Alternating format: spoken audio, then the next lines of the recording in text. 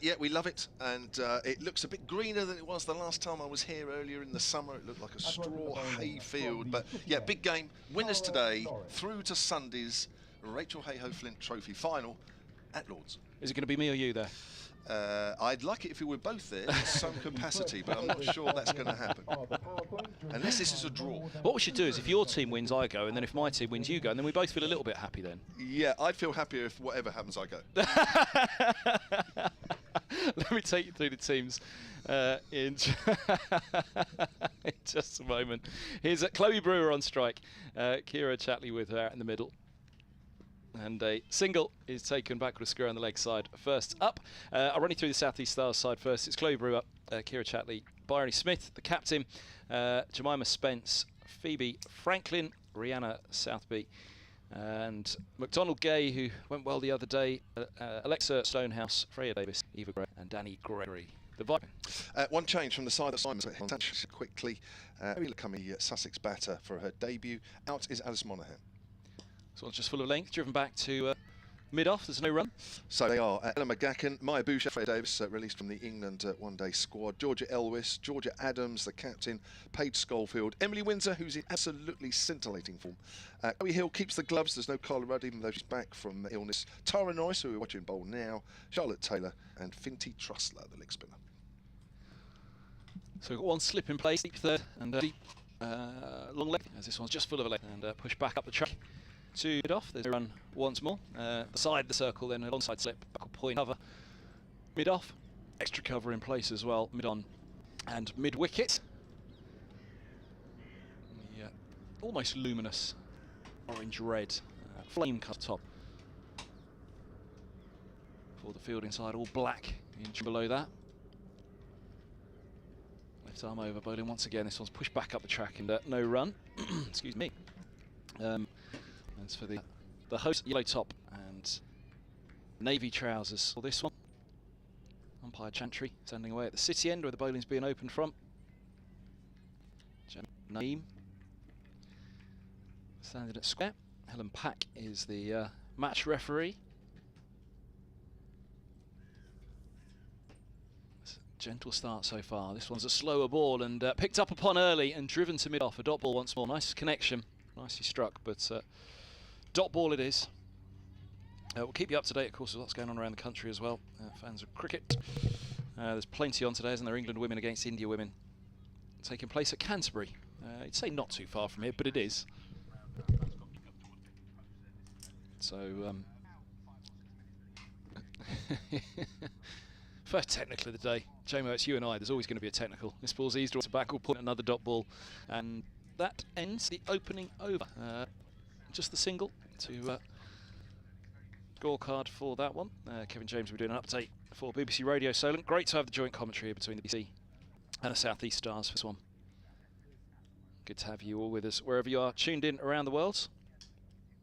You want to get in contact at Kevin Ham BBC.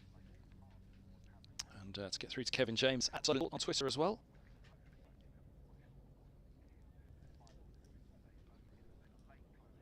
And to bowl the first over from the Beckenham end, Charlotte Taylor. Charlotte Taylor from the Beckenham end is going to be on with us. I'm pleased for his update. I'm going to be quiet just in case.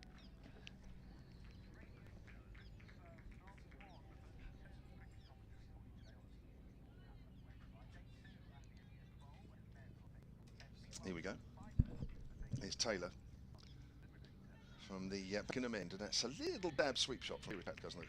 Yeah, two games. We're in second over here at Beckenham. Eliminator between the and at South East Stars. We're into the second over. The Stars winning the toss, left into bat. They are one without loss. One change five aside. In Mary Taylor for a debut. Out is Alice Monaghan, and of course at the Aegeus Bowl, Kent have added 2 to their overnight total. They're 22 for 3 in their second innings. They lead Hampshire by 130.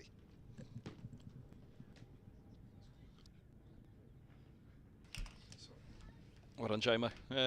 He was on tender hooks there with that one. But ever the professional, he's done it seamlessly. Here's Taylor again. So one for no wicket. Right arm over, bowls from the Beckenham end. It's left alone out stump. Through it goes. Sorry, that loss. Through it goes. Oh no, a microphone change as well as for Jamo. Was it a double whammy, that one for you? Was the mic broken also? Yeah, it was going funny. No. Yeah. Made more This one's full outside off stump and gone! Stumped, the big appeal behind the stumps going up. And, well, bails removed. Was that just part of the process, though, from the keeper? Was there also a little edge involved in that one? I think there may have been, because did the appeal go to... Either she was so far out of the ground, because the appeal didn't particularly seem to go to square leg. But stumped indeed is the confirmation. The wicket-keeper absolutely tore off Hill. But stumped. Taylor has the first wicket. And the South East Stars are 2 for 1.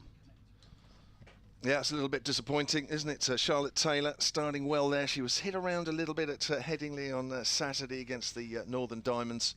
But a good early wicket for her will settle her down a little bit.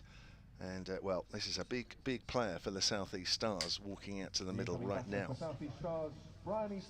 And they're right on cue, Jamo, was the PA. So Smith comes out at 3, and what did you say? Massive wicket.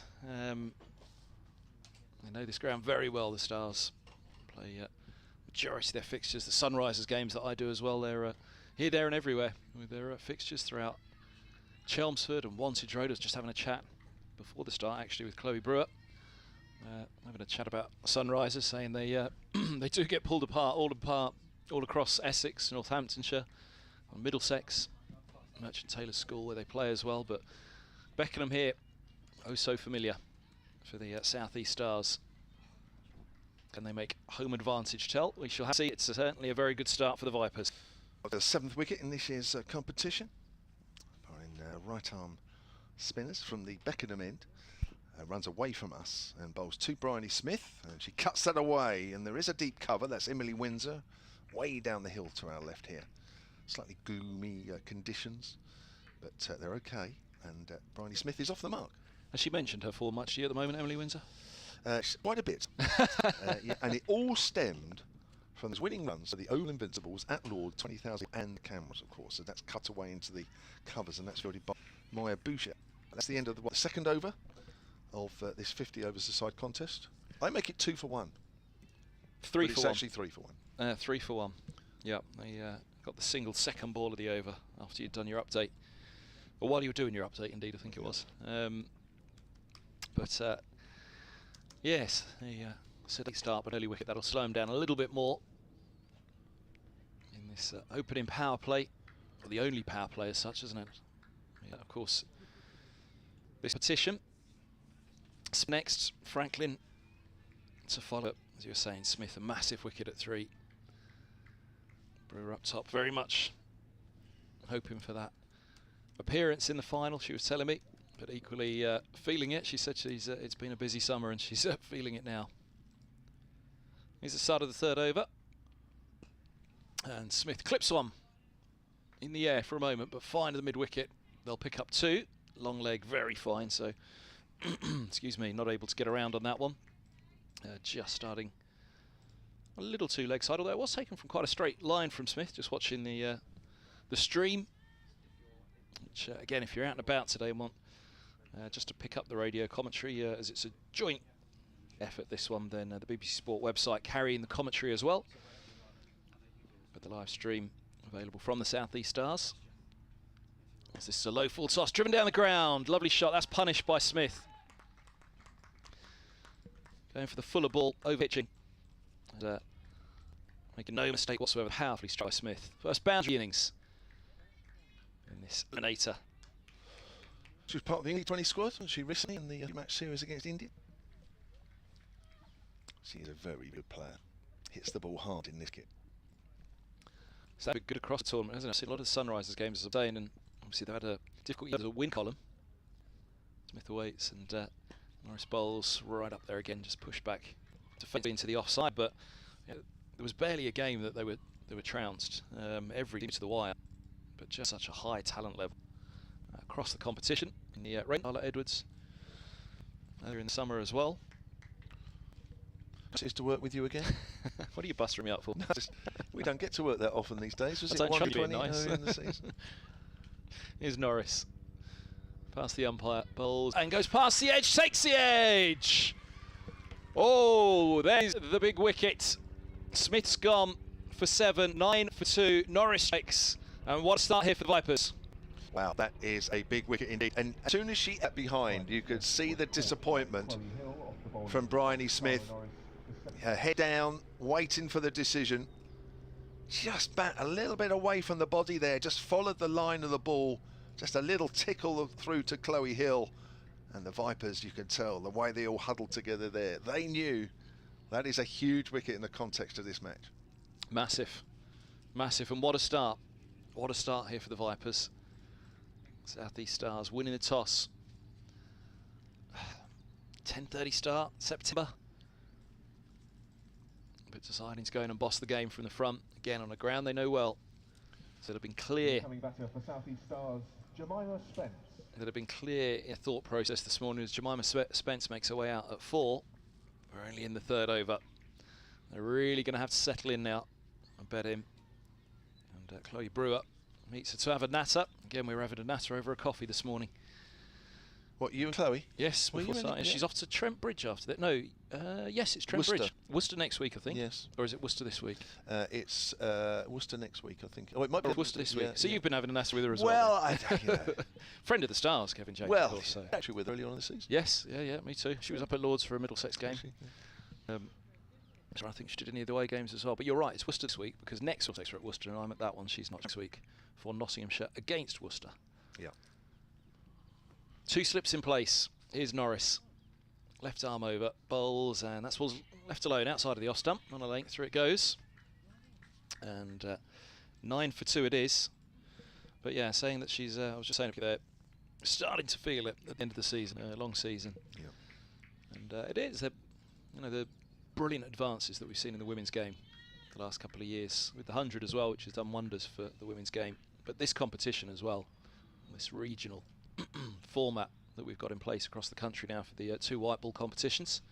So Norris is in, bowls, and full delivery push back into the offside. There's no run. But it does mean it's a very busy summer at times. If you're in the 100, that's the other part of it. 'Cause if you're not playing in the 100, then there's actually quite a break. And you're scrambling for club games, having a chat with a few of the women who weren't picked up for the 100, or indeed didn't play in the 100, even if they were picked up. There was a fair old bit of a break. Happened for the men as well, though, didn't it? End of the 3rd over, 9 for 2. So 1 for Taylor, 1 for Norris. A very big one, Smith. And a great start here for the Vipers. Yeah, it certainly is. Yeah, good decision. Well, I suppose it was a good decision not to win the toss in a way, isn't it? It might be one of those tosses that it was good not to win. What a start from Chloe. He kept the gloves, even though Carla Ruddy's back from her illness. Could have been selected today, but Chloe Hill has kept gloves and she's holding both wickets as there's a drive as Charlotte Taylor starts a new over. As our friend Chloe Brewer on strike, driving that up to mid-off. And there is no run. So Taylor's got the slip in. Comes in again and bowls, and Brewer's on the back foot and cuts that, not with much power, straight to my Boucher in the covers. Kevin Hand missed that comment that I said earlier. Our mutual friend Chloe Brewer. She's a very lucky lady, so both commentators, let's be honest. She's gone for the little sweep. It's hit the bottom of the bat. She's got into the sweep too early. It's got rolled back to the bowler. That's what she was doing. She busted out the commentators before the start of play. She doesn't like us at all. She's just currying favour. Well, she's hoping that even if she plays a bad shot, we'll say, well, actually, she's a bit unlucky. But at the moment, she needs to be out there for her side. As Taylor bowls and Brewer works that just a wide of mid-on. Ella McGachan fields. And Brewer moves on to 3. And the South East Stars on to 10 for 2 here. We've got full cloud cover, although it's quite high. The light's okay. It's no big to this game. A late September feel. So 10 for 2, and it's to face. Oh, it's a pit up, and it's bounced, and it's come off high off the bat, and it's just popped out into the cover. A little push at that one. Jemima Spence playing just her 3rd Rachael Flint Trophy game for the South East Stars. All 3 games this summer. Promoted from the academy. As that's flighted again. That's a nice drive past extra cover, and that's going to be runs out to Windsor, who's patrolling the boundary. Out way to our left in the deep. Ball comes in, 1 bounce to Chloe Brewer, and that's the end of the 4th over here in Beckenham, with the Stars 11 for 2. Have you got your wickets alert set up? Are you waiting to hear on updates from Hampshire, Kent? Is it going to ping in your pocket every time Kent lose a wicket this morning? No, I'm not quite like that. To be honest, I had my wicket fill for the season yesterday. 23 in a day. Yeah, I was shell-shocked just like everybody else on the ground. Of course, I think about 87 minutes the Hampshire first innings, less than a T20 innings. About 16.5 overs, I think, 17. It was only 101 Yeah. deliveries. Yeah. Which apparently, in the 100 the other day, 1 balls. Yeah, they bowled a ball too many. There was an error. They bowled a 6-ball over. Did they? Oh, what? Norris is in. Left arm over. 2 slips in place, and this ball's eased away into the offside, and there's no run. Yeah, that had completely got past me. I was informed of that by somebody on the ground this morning who was telling me about it. That bit of confusion. 101 balls were bowled in a 100 game. They bowled over. Outrageous. I know. Did you ever bowl a 7-ball over, Jamie? Well, with all no balls and I'd imagine you immediately put in for overtime, didn't you? quite a few of them. Here's Norris. Past the umpire, bowls, and this ball's this way back. Let's go on the leg side for a single. Let's move to turf. We'll have a few Kent fans tuned in today. On the southeast, a few Hampshire fans as well, Vipers perspective, so we'll keep an eye on that fixture. 40 for 3, Kent, lead of 148. Kent were involved in that, I think it was 20, I don't know, it was 27 wickets maybe in a day at Lords. Okay. Many moons back that was. As Norris is in, bowls, and Brewer in behind, defends into the offside, and there's no run. It was the day after the first floodlit game at Canterbury. And Middlesex the visitors, so a T20 game at Canterbury, 7 o'clock start, first floodlit game staged on the ground, and there was anticipation, great excitement. Next day, Middlesex are at Lords, game starts that morning, so from Canterbury straight back to Lords the next morning, so the fixture, and of course the opponents were Kent. 27 wickets fell the next day. As Norris is in, bowls right behind this one. Brewer defends once more. It will be a sedate, we've been saying now in this power play. Lost of the 2 early wickets. Somebody will correct, so it wasn't as many as 27, but certainly with as many as it got me on TMS with Christopher Martin Jenkins. Do really? Because great fan of the counties, wasn't he? He was a great champion indeed of the counties, TMJ, and he wanted to know what was hanging at HQ. That was his comment. So over they crossed, and I put it on the answer. I said there's a bit of seam, bit of swing, but a clock start in a T20 last night as his. Nice bowls, and this dabs away into the onside. And he's on to come of the over. Come from me, and then I'll make way for Phil. Cameron's coming on to rub me. 5, and yeah, we've got 1 ball left of the 5th, so just 1 off this over so far, but again, we very much expect it's the long game being played now by the South East Stars. I've got to get a foundation and a good footing in this innings. You mentioned the toss there as well before I disappear. It is an interesting one. They've obviously considered the overheads at the moment. As Norris bowls, last ball of the 5th. What a catch! What a catch! And the 3rd wicket falls in the 5th over. Puja takes it. And, well, Brewer departs for 3 from 12. 5 overs gone. And 12 for 3. What an incredible start here for the Vipers. That is a catch. I think Mai Bouchier, one of the better fielders around. I don't think there would have been too many that would have not only taken that, but made it look so easy. Diving to her right in the middle of the hands. Never looked like coming out. And our friend Chloe Brewer, who talked to very nicely before the start of the game, will just say that she's been particularly unlucky. She will. They'd only just brought in the 2nd slip, hadn't they? Well, to be fair, that was almost Bird's catch, wasn't it? She's got a big smile on her face. We look away to our right, Brewer, which is a good cue to have. Past your teammate coming out to bat, it's no good. Feathers slamming the bat against the pad as you pass, as Franklin comes in. And yeah, it's a big moment. It's also a big moment because I've got to get out of the way, isn't it? So stop talking, Kev. It's 5 overs done. That was the end of the 5th. But see you all in a little while. A few words from Kevin James. It'll be Cameron's me. Well, we're all disappointed to see you go, but the good news is he'll be back very shortly, and he won't go far either. He'll probably be going about as far as the tea tent. He'll be there. I will go and get one a little bit later. So the Stars most definitely in trouble. Cameron Ponsonby, how are you? Good to see you. I'm very well, thank you. How are you? Wow, give us a view of those first 5. Well, I'd rather be a Southern Viper than that's my kind of immediate conclusion. I thought it was interesting that the Stars chose to bat, as you were saying, the conditions. It does feel like a bowl first day, but they've only won batting first this year. They haven't chased at all. So I saw when they won the toss, there was some kind of mock celebrations out in the middle that they'd got what they wanted, but it hasn't lasted very long. Yeah, that's interesting actually, because actually batting second against the Vipers earlier on this season, they lost. And quite comprehensively. Right, it's Charlotte Taylor then, the new batter as she bowls, and that goes out on the offside. Is Phoebe Phoebe Franklin's at the non-strikers end, so we've got Jemima Spence, of course, batting at the moment. So the Vipers all over the South East Stars currently in this eliminator as Taylor bowls. Spence cuts it away, but who else is in the covers but Maya Boucher? Once more, she's everywhere. I think they've got a fantastic field set here for Charlotte Taylor. There's no real risk-free runs.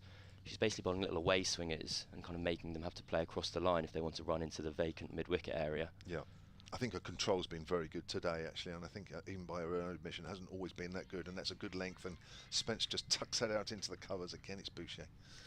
Yeah, control's been very good, and it's putting the Stars under pressure, if not they're already under pressure. So Taylor comes in again, runs away from us, bowls, and Spence again pushes it forward and goes back to the bowler. Almost the way it's bouncing as well, it's coming off, you know, sort of holding in the track, and there's no power, and it's hitting the top of Spence's bat as well. I think they're really missing Bryony Smith here in this power play as someone who can take on the ball and go over the top, because at the moment there's nowhere to score a risk-free run. I agree, yeah.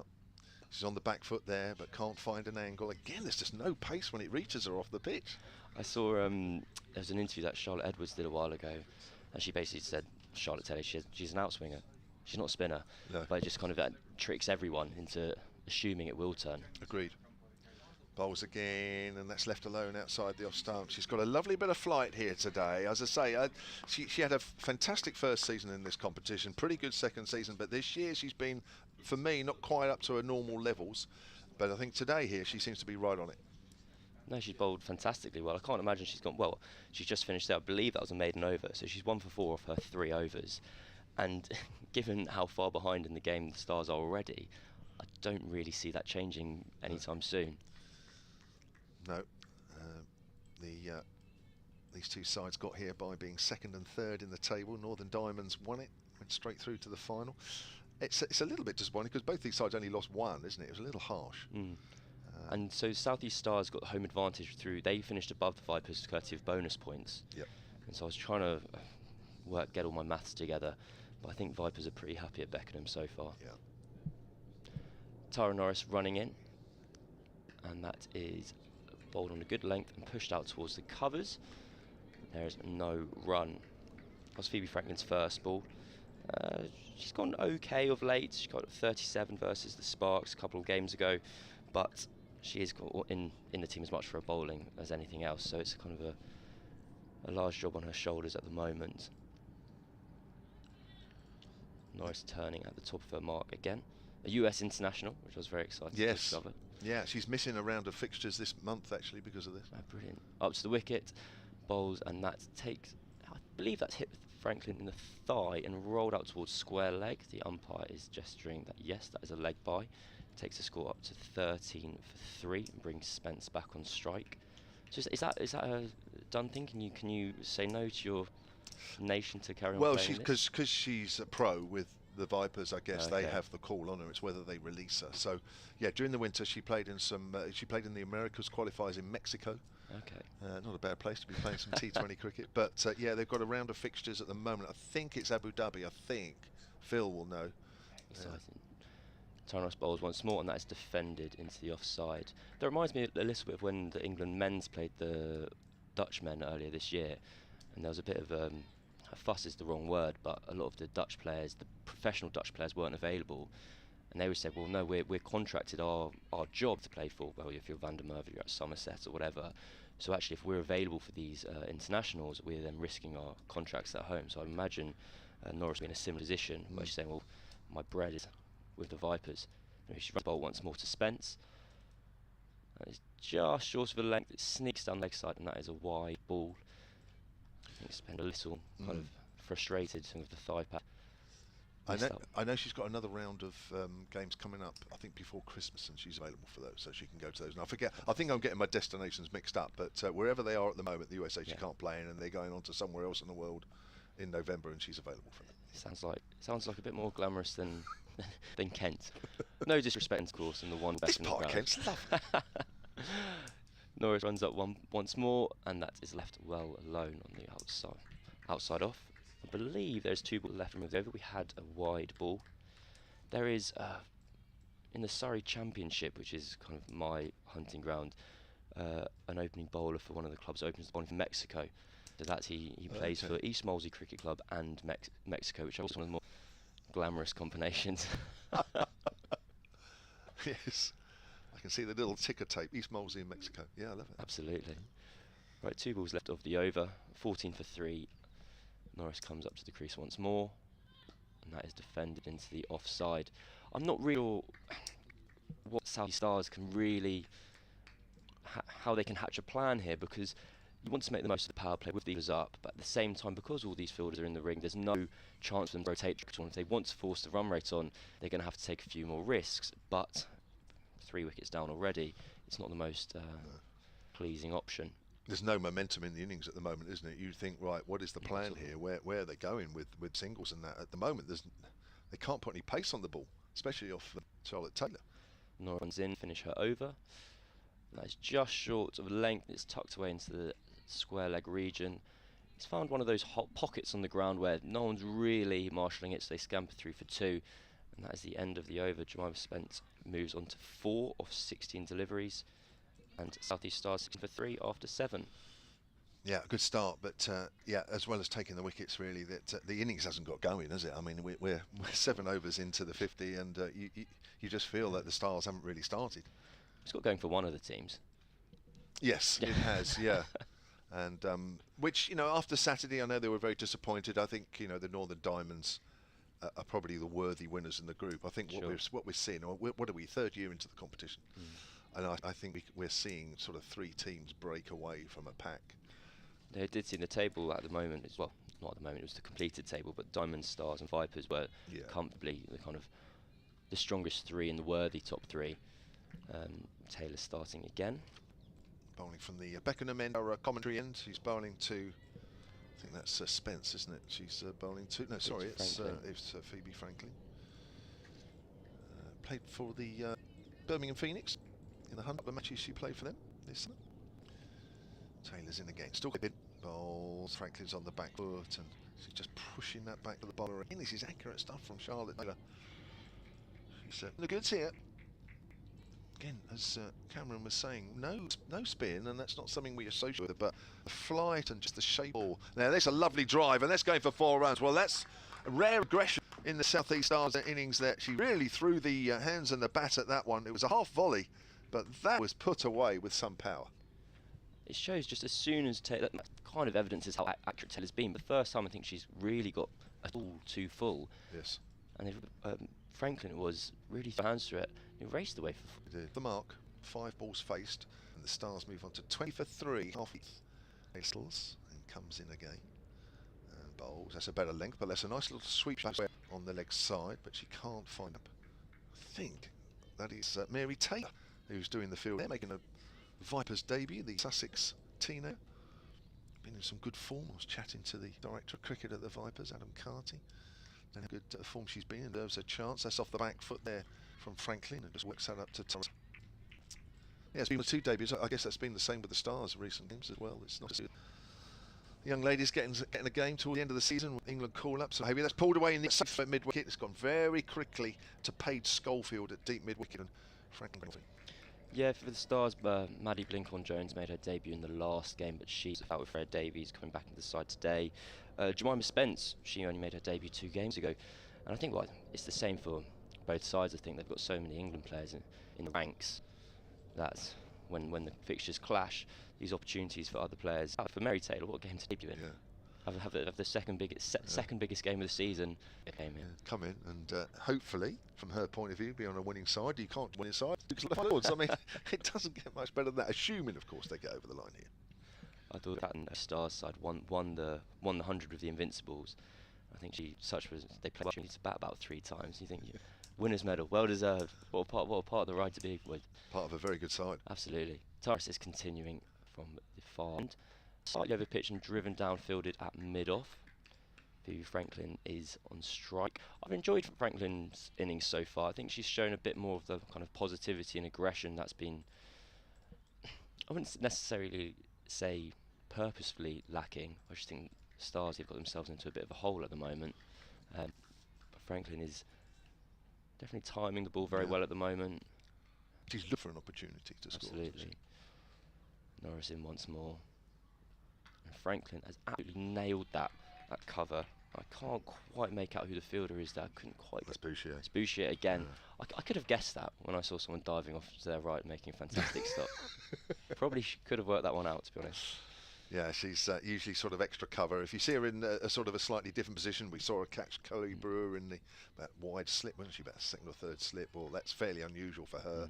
Even in the extra cover is usually her position. And then boundary patrolling with Emily Windsor is tends sort of a pattern. Well, Norris runs in again. And that's just drifting down the leg side. It clips Franklin's pad and they skip a leg by.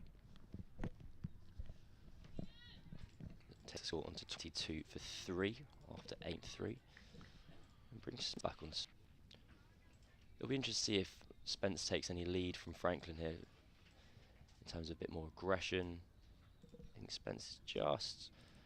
Well, she's on 4 of 16. She knows there's plenty of time in the innings, but I always think that no matter how long you've got, as a batter, you always get a bit frisky and nervous. Yeah. She tucks that one up to the leg side, but they've missed a square leg, so that was no run. I think that was this brought 2 runs in the last over. I think Norris is just getting a bit straighter here, and they have that square leg in where it was a vacant area, I believe. Yeah, it was, yeah. Flinty Trussler's doing that job now. Playing only her second game. Of course. For the Vipers. So it's 22 for 3. It's a 5-4 field, 3 in the ring, third, a slip. Norris runs in. Oh, and the slip and wicketkeeper liked that for a second as an LBW appeal. Tara Norris didn't even look back to the umpire, so I think we can safely assume that was not out. I believe it was pitching outside the leg stump.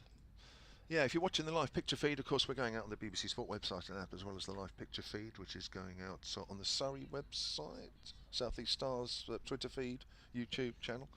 And you'll just see from time to time Tara Norris is getting the ball just to straighten. That did straighten. I think you're right there, Cameron, but probably just going down. But good shape on the ball. Norris to finish her over.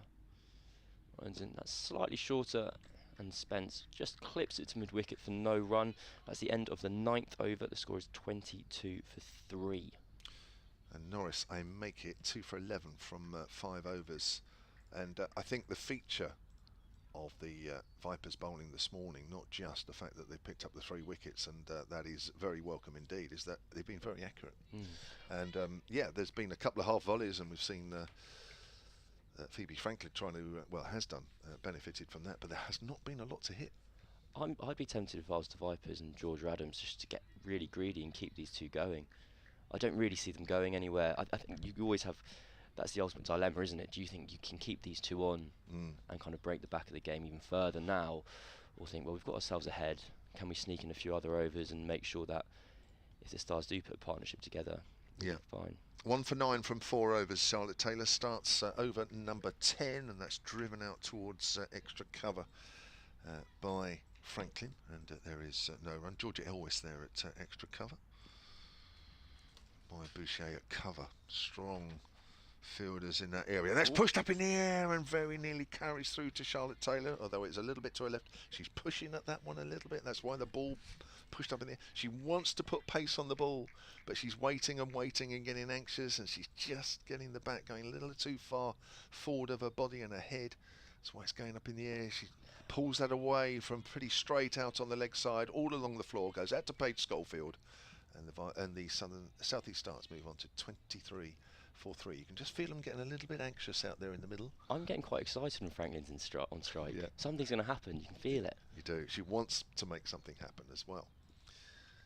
It's Spence on strike now. She's faced 19 deliveries. There's the 20th, and very nearly edges that one as she's trying to cut through to the offside. And Chloe Hill, who's getting very excited, having been involved in 2 of the 3 wickets, takes the bails off.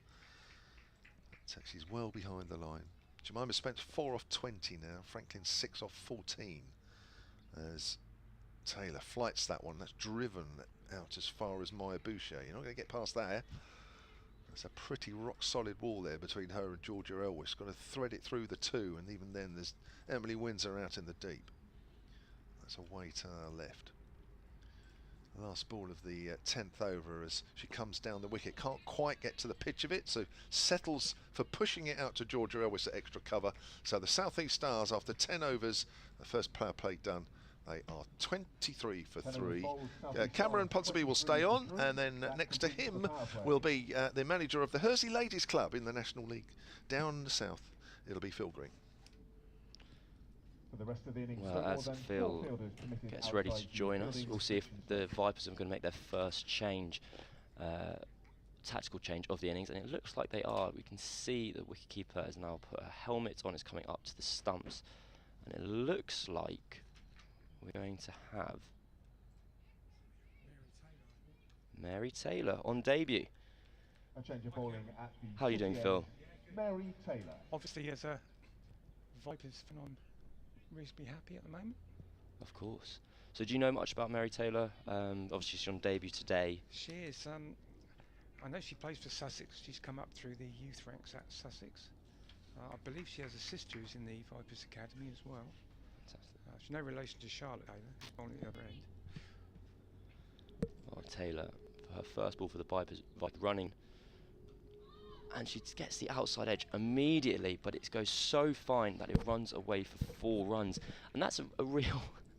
I don't know what you take from that as a first delivery, because you think, well, it's gone well. I've induced the edge, but I've also gone for 4 first ball, which was not the nerve settler you'll necessarily want. It's one of those as a seamer as well, and I'm a big fan of the keepers standing up to a seamer, but it's one of those that, had she been back, was probably a keeper's catch, do you think? Could well have been. Or a slip catch, and of course there's no slip now, as there has been earlier.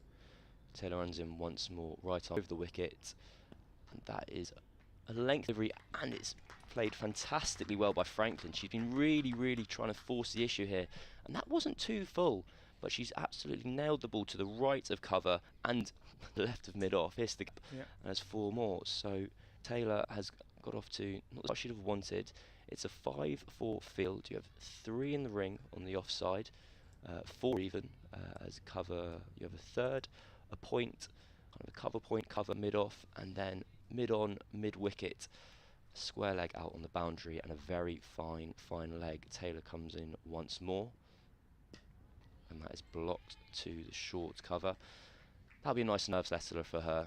Got a dot ball on the board, found her length. Yeah, I mean, it's very, as you said earlier, Cav, it's a bit disheartening the first ball when you've done everything just about right, really. Found the outside edge, and you're one ball down for 4 against your name. But that's the way it goes. Taylor runs in again, and that was slightly short, but blocked back to mid-on by Phoebe Franklin.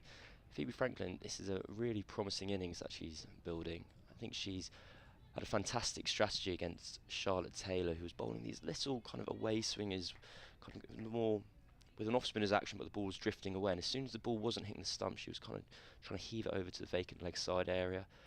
Mary Taylor this time runs in, and that is defended straight back to her. So that's 10.5 overs gone, 31 for 3. I think as well, it's good to see that Phoebe Franklin's taken that positive approach, because it's very easy when you're 3 down early just to dig in and absolutely a few overs that tick by, but she's keeping the run rate at a reasonable level. Taylor to finish her over, and that was short, and Phoebe Franklin's just missed out there. She was trying to guide it to just hit that gap behind backward point and find 4 more, but she misses it. It is the end of the over. It is 31 for 3 after 11, and will be interesting, Phil, to see who the Vipers bring on at this end. I think it looks like it's going to be the skipper, Georgia Adams, who's emerged as a bowler in the last year or 2. She really didn't bowl much at all when this tournament first started, but she did tell an interesting story when she was on mic in the field at a 100 game, where she actually feels she bowls through as a typo, because Charlotte Edwards sent a list out pre-season of who was in each net, and she had her in a bowling net by mistake. And Georgia rang Lottie and said, "Is that right?" She said, "Well, it's not, no, but now that I've sorted it, you'll have to stay in it." And from then she's become a pretty much full-time bowler, to be honest. Well, she bowled fantastically well for Brave during the 100. Yeah. And she's now bowling from the Beckenham end, bowling to Jemima Spence.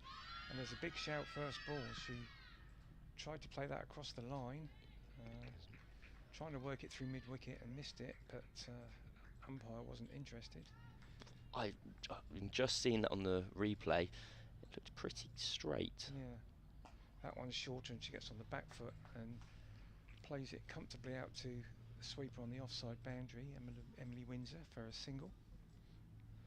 So she's bowling to a very different field to what Charlotte Taylor was. She's going bowling to a 4-5 offside field. Yeah. Going to be bowling incredibly straight with protection out on the leg side. She can have a bit more protection, of course, now that we're past the 10 over mark. So Adams in again. Length ball, and this time it's played by Phoebe Franklin out into one of those fielders on the offside. You won't be surprised to hear it was Bouchier, I think, or maybe not.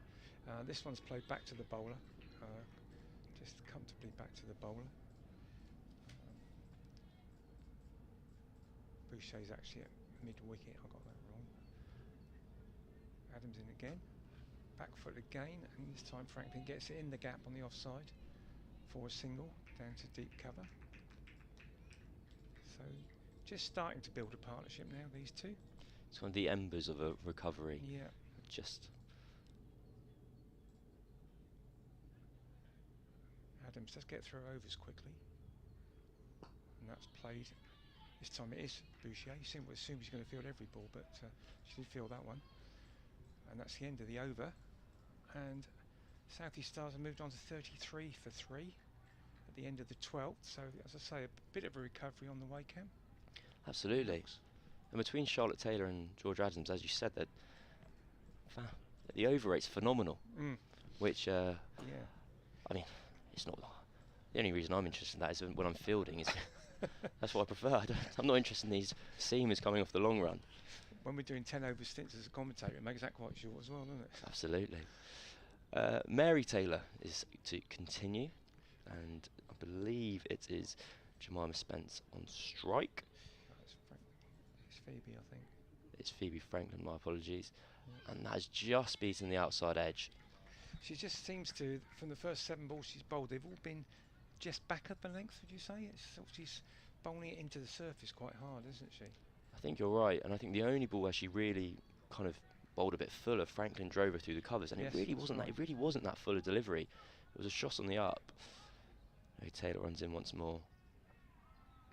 Oh, bowled! That ball looks like it has nipped in, and it is bowled leg stump. And Franklin's promising innings has come to an end. The Stars are 33 for 4. I think that has nipped in off the seam, and that is a fantastic replay on the stream. You see the smile of Mary Taylor beaming as she's running down towards the wicketkeeper in celebration. Might have been a little inside edge as well, I think, possibly. Very possibly, yeah. Just in terms of where it seemed the line of the delivery and how dramatic a change there's been. It might have been taken a little inside edge. Very spectacular view from a bowler's point of view of the stump. So the stumps are not knocked out of the ground, but it's laid right back, which from a bowling point of view must be a really pleasing sight. Absolutely. Wow, a real range of emotions for Mary Taylor on debut. Her first 2 deliveries went for 4, and then 6 balls later, she's got her first wicket. Yeah. And make a debut in a big game like this. I mean, the prize for them at the Lords on Sunday, so they don't come much bigger. It must be quite a daunting debut to make, but certainly a good start. Absolutely, and it really knocks back the Stars there. Rihanna Southby is the new batter, but Phoebe Franklin seemed to be the player to get up a little bit, and Jemima Spence will continue with her role of, well, I don't know how much you can really change, because at the moment the South East Stars are just going to need a fantastic innings from somebody. But they've got a bad time just at the minute, haven't they? They've got 2 quite inexperienced players now, I think. I mean, Phoebe Franklin is a bit more experienced, been around the circuit for quite a while. Jemima Spence is pretty young, and Rihanna Southby, I think, is a wicket. She's playing a specialist batter at the moment. Yes, that's She's correct. certainly been a keeper most of her career, but again, fairly young. Not many. Haven't got many games between them at this level, these two. Yeah, I think it's going to be, well, it's an uphill battle for the Stars at the moment. And in the reverse fixture, when they played in the group stage, the Vipers put on over 300 against them. So the idea of can you chip together 150, 160, even that will be very unlikely to be enough. Taylor into Southby for the first ball, and that is cut away to backward point where it is fielded. Yeah, that game, the first game was at Heyhoe, and we were on the commentary that day, and actually the Vipers have made a pretty poor start, but Elvis and Windsor put on, well, Elvis got 100 and Windsor got 90 and they put on the bulk of those runs, to be honest, but they were in some trouble at the start, but ended up getting 300 at Heyhoe. Taylor runs in once more to Southby, and that ended very cool cover. Field throws into the keeper. Yeah, sometimes, Cam, you can have a really positive defensive shot, can't you? And that was one. Absolutely. You know, that was played with a lot of confidence and sort of forced up to. Coaches will be glowing. Yeah. Positivity in defence. Taylor getting the ball just to move into the right-hander. Comes in once more. And Southby takes one out to the cover sweeper, where they've just dropped that fielder back. Very, very controlled and measured start. I feel much safer with Southby at the crease now. Well, she certainly started with that, just that air of confidence, I think. Absolutely. To say. We've probably put the commentator's curse on there. She'll go across the line. But no, she's looking good. I mean, 3 or 4 balls she's faced. Taylor into space, and she clips that away into a vacant square leg region, and they trot through for 1 run as the end of the 12th over. 13th over even, and the score is 35 for 4. And I believe George Adams is set to continue. Jemima's only scored at the moment. Memory that square leg area, which seems to be a preferred area for her. Absolutely, and I think I don't know if it's a symptom of whether they're purposely trying to bowl straight to her as a plan, or been a few I think it's kind of ricocheted off her thigh pad as well. But she definitely seems to be kind of using the pace and rolling her wrists on the ball to. They certainly do have plans nowadays, don't they? For every batter, they would have analysed it, and even though they haven't played much, they would probably know all about them. So we got Georgia Adams again from the Beckenham end. Just a couple of pace with a slightly round off spin that she bowls. That's played out on the leg side. Boucher fields it running to square leg. They thought about a single. Certainly at this stage of the game, they don't want any risky runs really. Just coming down a little bit this time, Southby, but sorry, it's Spence. Yeah, can't force it past mid wicket. Right, starting to fill up now. People coming in every time I look. There's many here, but as I'm seeing mid wicket run, starting to fill up a little bit. Absolutely. People drifting in. It's quite near dark, course, so they'll be catching up. Adams in again. Down the wicket again. Spence nice play from. She's just found the gap between the 2 fields and then come back for a second. Throw go to the buzz end. But Southby's safely home. I think that's a good option against the spin there. She's bowling very straight down to the offside of you. You're not going to miss it and be stumped. That one's off the back foot. She's gone back, but not managed to get it past square cover. I think it's Finty Trussler. Again, Adams rattling through and in ready to bowl again. That's Fuller driven to mid wicket. Boucher again the fielder, and that's the end of another over. I think it all puts pressure on you bowling the overs this quickly, doesn't it? As to the batting side, you sort of look up and another 3 or 4 overs have ticked over, and you can tell that they want to do that. They're sprinting between overs as well to in position for the next. It's obviously a tactic to get through overs as quickly as possible. I think both are happy with that over. Adams, the over went for 2, maybe 3 runs. So she'll be very pleased with that, but from Spence's opinion, she seemed a lot more positive at the crease. She was running at the ball, got her 2 in the leg side, and then the next delivery, Adams dropped short, which you hope would be a symptom of having just shown a bit of aggression. Yeah. So I thought Spence played that over very well. And Taylor to continue. 37 for 4 now, 14, sorry, I forgot to say at the end of the over. And she comes, and it looks like it's nipped in, big appeal, and given LBW. Goodness me, 37 for 5, and Taylor's debut is quickly becoming from the good to the great. And Southeast Stars at 37 for 5. I'm just going to have a quick look at that on the stream to see. But it looked pretty straight from our current vantage point, and Taylor is really targeting the stump, so it does correlate. She looked as if, from the reaction, I mean, you know, batters are very rarely happy when they're given that LBW, as if she sort of held up as he edge on it, but it didn't look like it on the stream really. I think Southby DRS here. 3 reds would be Shouldn't be leaving it. coming up. Yeah. Goodness me, 37.5, and we did put the commentator's curse on her. We did, yep, saying how good Because- she was looking, absolutely. Well, as far as From a Viper's point of view, I'll probably be saying about the next battle at some stage. The incoming batter Yeah, for South East Stars, Rihanna McDonald-Gay. those of us that watched Hampshire in the men's championship yesterday at the Ageas Bowl will be used to seeing this sort of fall of wickets. absolutely, it was absolute carnage in the county championship yesterday. 23 clattered at the Ageas Bowl yesterday, and I think there was 26 at Chelmsford or something in the day. So, yeah, I guess playing late into the season, you only bowler friendly conditions, Jim. Sure. And as you said earlier on, Cam, it's a bad day, but that's obviously their game plan. For sure. But so far, it's not really working.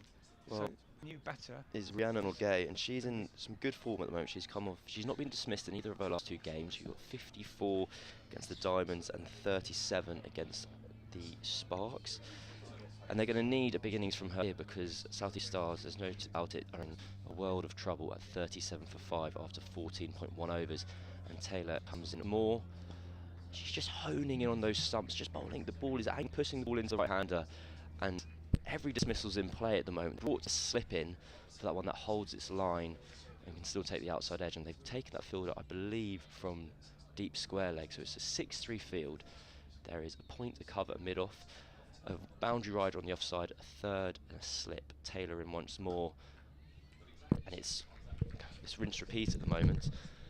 She is running in, bowling in swinger at the stumps and asking questions of the Stars as to what they're really going to do about it.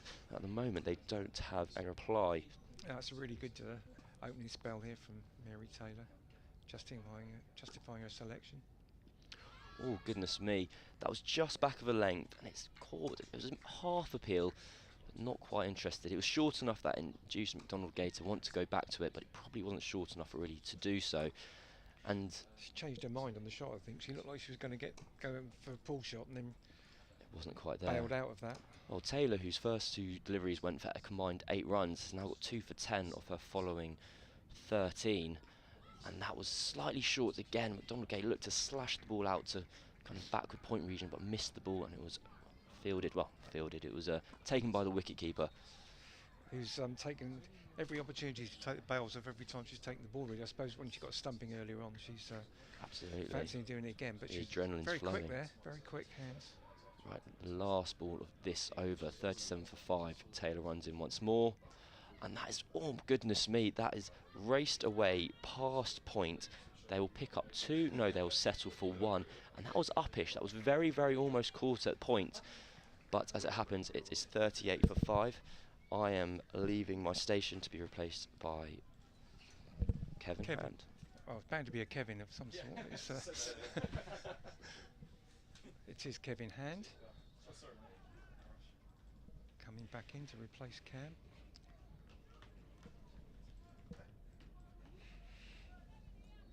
So did you manage to find the beer tent, Kevin?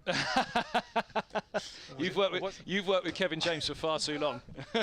So it's taken 1 sentence for me to realise that. Coffee stand? It was the coffee stand, Yeah, and I didn't bring you back one this time. So is that why I got that response? I wouldn't have wanted a beer either. So yeah, Vibes are still on top since your last spell. Well, and this is a tough turnaround from here for the South East Stars, isn't it? It is, but there's plenty of time. Georgia Adams again from the Beckenham end to Jemima Spence, sorry, and that's on the offside as she plays it out into the covers. So we've got just 4 on the offside to Jordan, so she has to bowl fairly straight with this field. 2 fields outside and 3 saving 1. Adams in again, this time to McDonald-Gay, and same result, just push mid-wicket. Sorry, that was Jemima Spence. I got the wrong way round. But they both played a shot, the last 2 balls out to the sweeper and the offside for 1. So, okay, back wide down the leg side and will be called wide, and will probably run away. It has. That is wide. That's 5 wides. Saying about having to bowl straight, sort of leg stump line, but she got it slightly wrong then, and it's too good for the keeper, or too wide for the keeper. So that's a welcome runs for the Stars, and the extra ball, of course.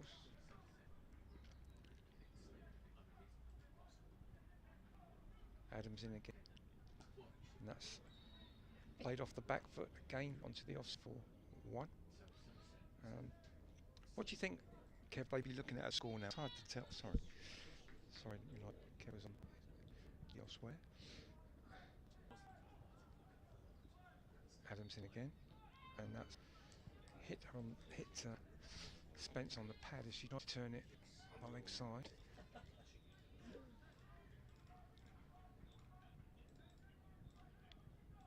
And again, Adams gets through it very quickly, as we were saying. She's met that on the full toss and got a bit of hand into it and managed to get it out to mid-wicket to the boundary for a single.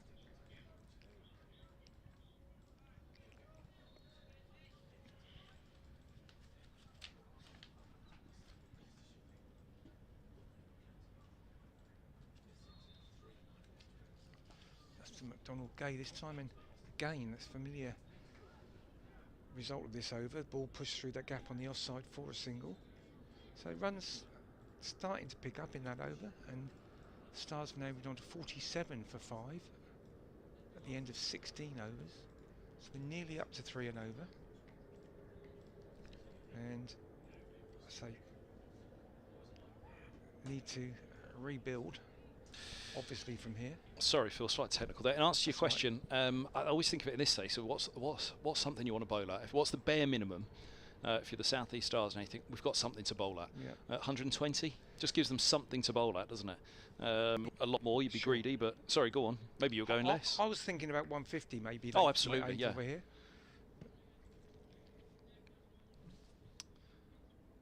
Oh, that goes past the edge and it goes through the gloves as well. That's a lovely delivery, and beaten all ends up by that one. It was, well, it's just non-stop out there at the moment, isn't it, for the South East Stars? But that's why I say, look, you put 2 wickets on the board now and they're in deep trouble, aren't they? Yeah. So 120 just means you've got something to play with for the South East Stars when you come out to bowl, and you hope that you can bowl as well and find a similar assistance. There's certainly some help out there. This one's a very solid length again, and eased away into the offside. McDonald Gay and Spence, they're just going to have to really settle in now for a long, long time. Spence 10 from 35, McDonald Gay 4 from 9. I mean, they can bat for the an ideal entirety. situation for 20 overs, can't they, and tick it along. Certainly can. This one is just full of length again, goes past the outside edge. That's what I'm saying about setting the target, really. In their mind, if their game plan now is we can get to 150, then they've got plenty of time to do it. If they're still thinking we need 200 plus, then it's a bit of a different situation. They're young players. You'd hope they would get some guidance on. Taylor bowls. This one's worked away backward, a square on the leg side, and single taken. 50 coming up in the 17th over, as you probably heard on the PA there. 50 for 5. Yeah, I mean, you scored 50 with 5 wickets. You've got 5 wickets left. If you were to offer them another 70 runs here, would they take it? Maybe not, but at least it gives you something, as I say. Yeah, it gives you something. Certainly having 3 figures on the board. Taylor bowls. Oh, that's edged. Goes in between the keeper and slip. Big chance missed by the Vipers there. Well, will they come to regret that one? They're very much on top at the moment. South East Stars need all the help they can get. I was saying to Cam just now, Kevin, that it's one of those situations where you got the keeper stood up to a seamer, which I am a fan of generally, but I think that's the second time that it would have been probably a straightforward catch to the keeper stood back. But I guess the bowler wants her stood up.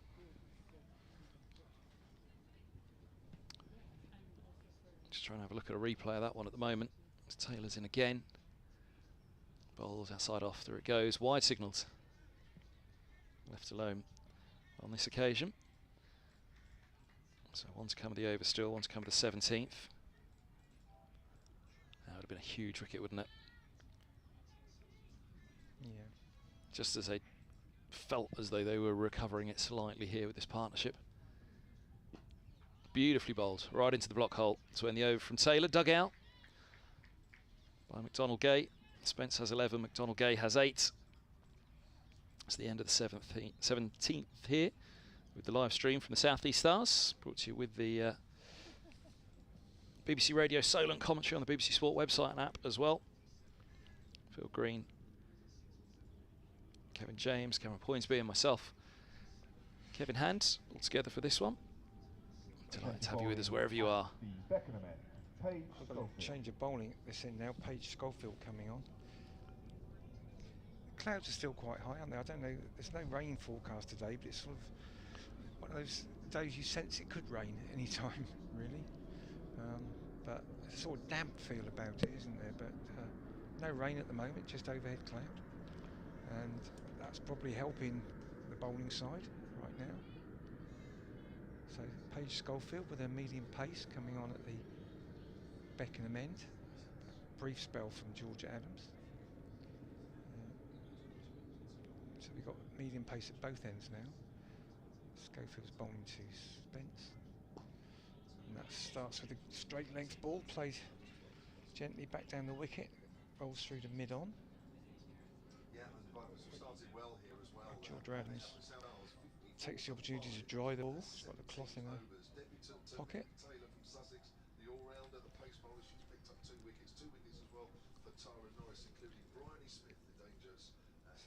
Schofield in again.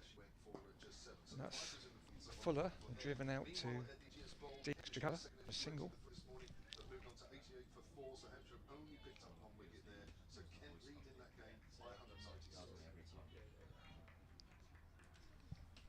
Just hearing from Kev James there that Kent are 88 for 4 now in the championship game. Yeah, I was just checking on that.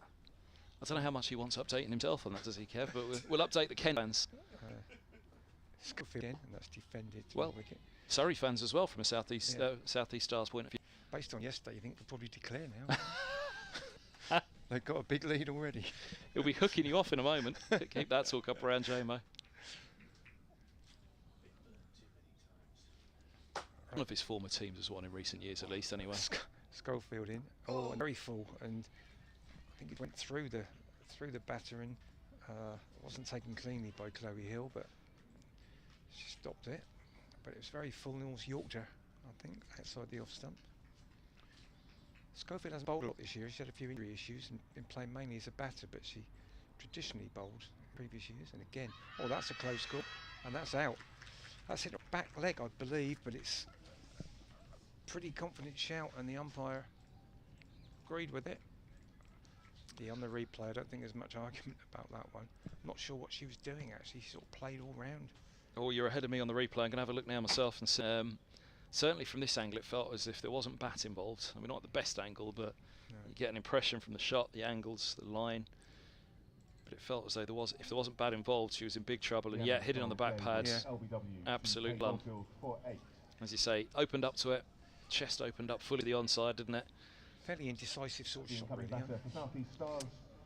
Yeah, exactly that. She'll be disappointed. McDonald gay with that one. LBW to Schofield for 8. 56 for 6. 1 ball to come at the 18th. It's trouble here. Incoming batter now is Freya Davis, who has been released from England duty for today's game, as has Maya Boucher in the Vipers side. Freya Davis primarily a bowler, but she's going to be very much needed with the bat right now. Her parents are sat right in front of us. I'll be watching keenly. Are you revising your 150 down to 140? I'm probably going 120 down to 110 now. I still think they'd like 150. I think they'd like 250, but yeah, but yeah, 150. Like I say, I always think, what's the minimum that they'd accept right now? If you would say to them 56 for 6, look, you've got 110 to bowl at. Maybe not. Still, I think they'd probably take the 120, but maybe not 110. 120 just gives you a little bit to play with. Again, you find yourself 10 for 2 in the chase, and 110 runs, 8 wickets is still a long way. Pressure of a big game situation as well. Exactly that. Schofield in now to the new batter, Davis, who just gets a little outside edge, I think, and that's flown away for 4. Yeah, and very fine once again, and at the risk of repeating myself, I think it's another one. If the keeper had been stood back, was probably a catch. Yeah, maybe. Let's have a look. That's the actually, third time that might have happened, I think, today. Let's have a look. Oh, there we go. Just for you, Phil. Selection of hot and cold snacks and drinks. Have a look at the replay, and Well, a slip in place for sure would have taken it, and keeper stood back possibly. Yeah. Yeah, they've gone very fine. So anyway, as I have said, as a former keeper, I'm always pleased to see the keeper stood up, but the bowler might be a bit frustrated sometimes. And that stumping early on, which you called from the back, we were discussing it off air, weren't we? Well, just having a look at the worm there on the stream at the moment, you can just see that uptake for that partnership to that wicket, and that's where they'll be disappointed. They've got lots of time on their hands here, but not many wickets left, the South East Stars, and it was just rebuilding that partnership. And a bit of a soft dismissal. Now at the City end, it's Trussworth on for the change of bowling, replacing Taylor. Bit surprised at that because he seemed to be on top there, but let's have a look at the figures. Taylor 2 for 17 from 4, yeah. Yeah, but eight of those were edged through where first slip would be. Yeah. Anyway, rotating the bowlers, getting Finty Trussler into the attack now. Second game for the Vipers. Trussler it is. And in she comes now. Right arm over the wrist spinner. Lots of flight on that one. Too much. It's a full toss first up. Eased away into the offside. Fielded at cover. Now onto those bowling figures. Norris 5 overs, 1 maiden, 2 for 11. Taylor 5 overs, 1 maiden, 1 for 10. Taylor, he's just been replaced. 17 from 4, none for 14 from 3 Adams, and 1 for 5 from 1 Schofield. That last over into the attack, so both ends in consecutive overs. As that's a beautifully fired ball, and very much off the outside of the bat. That one's pushed away towards point. Dot ball once more. It's an interesting bowler, Finty Trussler, because he's not the orthodox leg spinner. It sort of comes out at the front of the hand more than back of the hand. Reverse sweep and away, fine. Don't think it's going to go. A bit of moisture around this September morning, as you expect now. The grass that little bit lusher. So taken 2. Nice shot from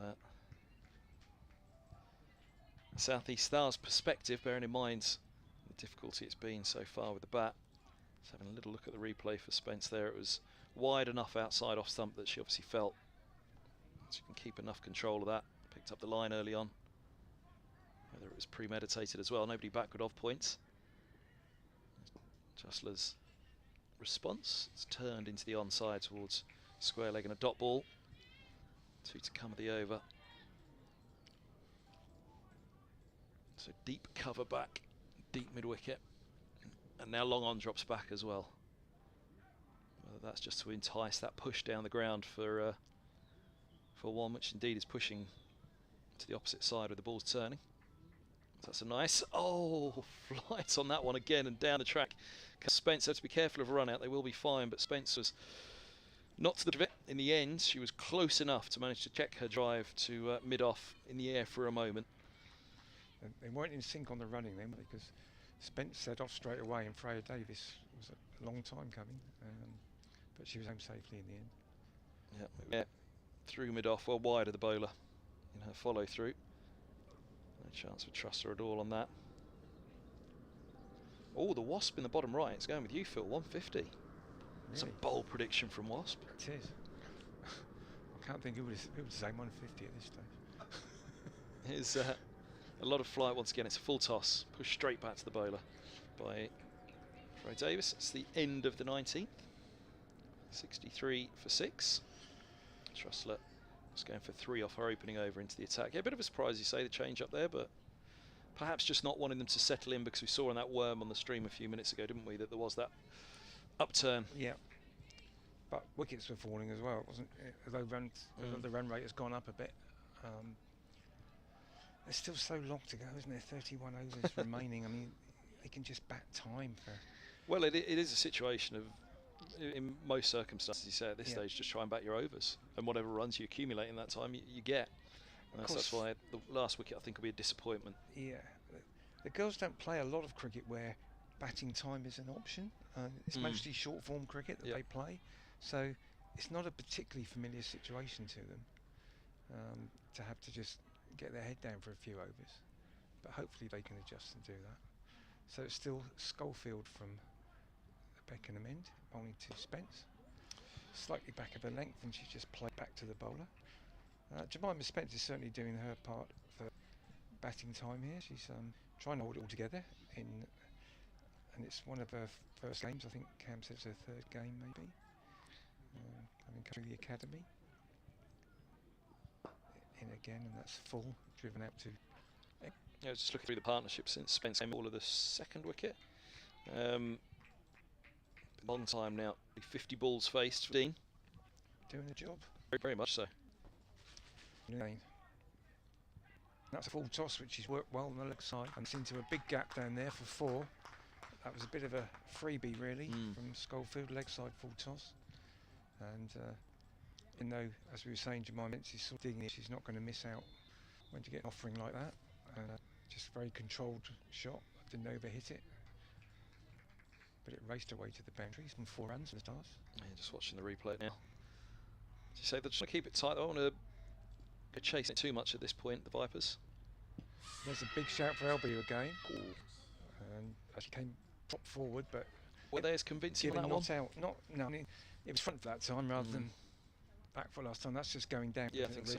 I haven't seen it yet. You're ahead of me on the replays, but that was my thought. It felt as much knew it in the appeal that judged the lines of it sat for him here, and it felt like probably getting away with that one. So, players in play though. Yeah, Paige Golfing. Bit back of a length this time by Spence, which is again, in some ways, that's a nice thing to see that they've still got the leave in their game. I say batting time, then you've got to leave ball as well, and yeah, that was a good. Well, any leave the ball was a good leave, isn't it? But that was a good one.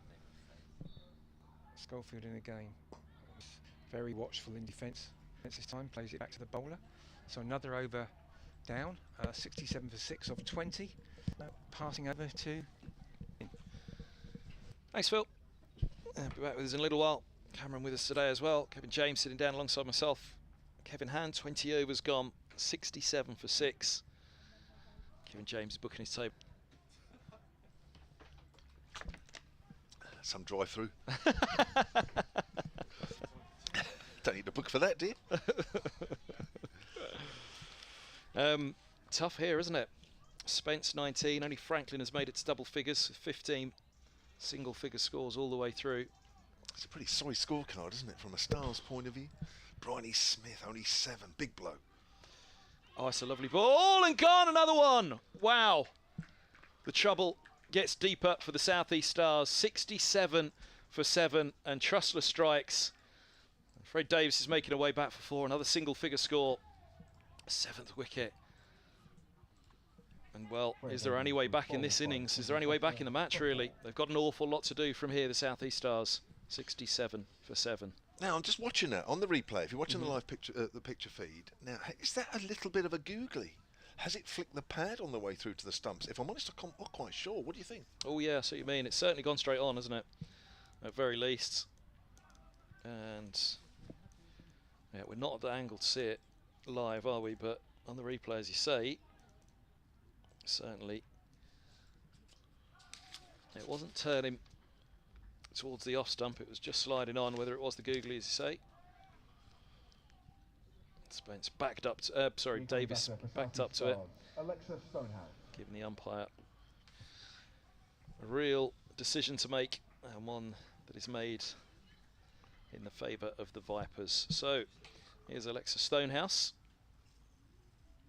and they are deep into this. Here's Alexa Stonehouse, and they are deep into this innings now. The Vipers, having lost the toss, I think when we were last on together, Kev, the last point we were getting to was the toss, and it was a bold decision in September to bat first. Yep. But the Vipers, the South East Stars, back in their host knowledge. It's an overcast day.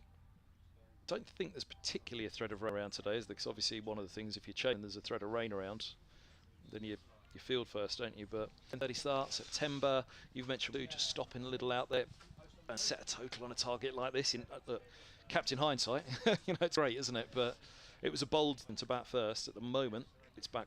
Well, the innings just never got going. Early wickets up top. It's not fine. Trussler again, just short of a length down the leg side. It's a wide. Signal by Jack Chantry.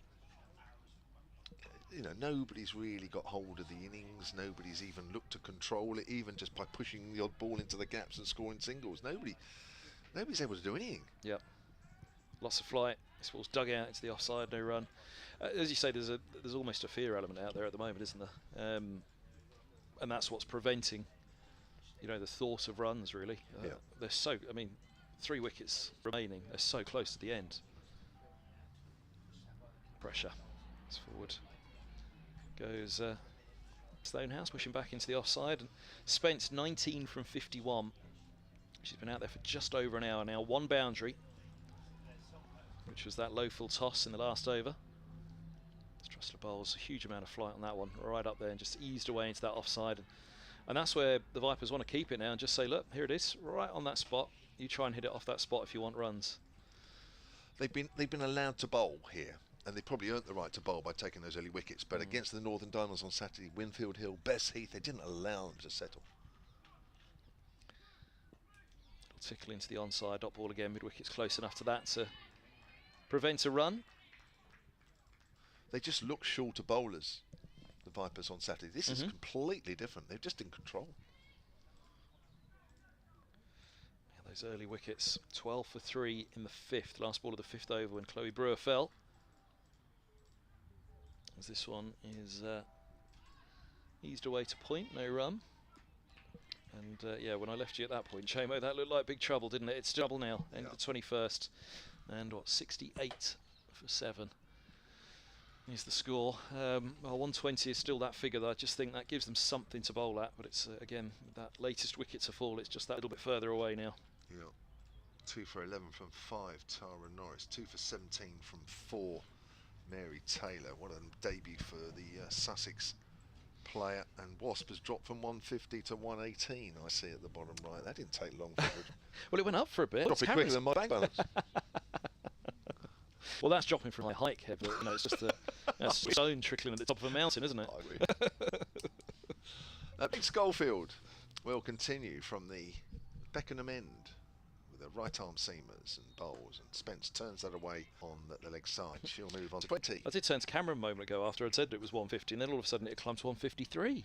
A couple of deliveries later, I thought that's optimistic. It's going up. It's up and down like a yo-yo, isn't it, really? Yeah, but yeah, the wicket now bringing him back down. What did you say? 115? 118. It's showing 119 now with that. Well, that's what my answer was to Phil. I thought around 120 from the position they were at, a wicket back. So it only takes a wicket to slow you down to get something brilliant now. Yeah, it certainly is. Yeah, going to take some good bowling and a bit of luck as well. The Stonehouse pushes forward, and that's a thick inside edge. I thought there might have been a single there, but I think the presence of Boucher anywhere near that ball puts a bit of doubt into the batter's mind as to whether run a single or not.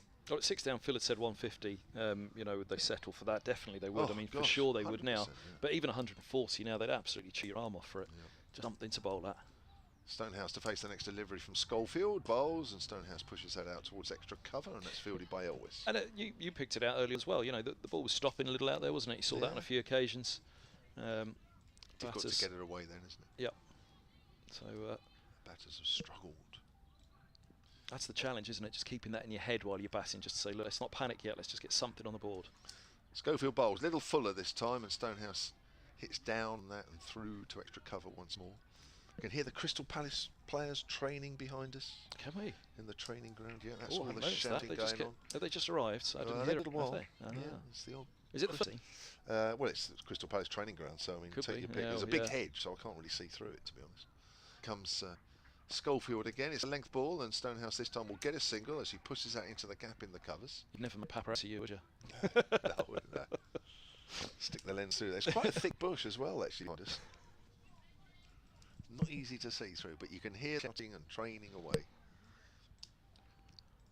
And Schofield starts again and comes in and bowls to Spence, who's in behind that one. It's another good length ball from Schofield, and that completes 22 overs, 70 for 7 here. The Stars. Spence, a top scorer so far. She's still out there. She's 20 not out, but the big wicket earlier on, Bryce Smith, out for 7. That was the big.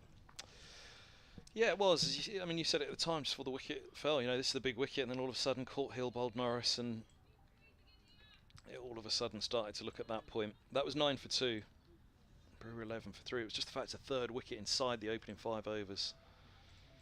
Got through to the 13th before the fall of Franklin. 33 for 4, 37 for 5, Southby. McDonald Gay was 56 for 6, and Davies just falling a moment ago. This ball's just full of a length and edged Down towards the deep third, they'll have a single. Point retreats to collect. Mary Taylor again. I was listening earlier when I was off commentary, and they're all shouting out, "Come on, Mary T!" It's all Mary T. All out there. Well bowled, Mary T. Sounds like a cocktail, doesn't it, Mary T? This ball's pushed away into the offside. Put an extra cover. There's a run. One of those ones that you drink in the morning, Kev. Yeah. Pick me up.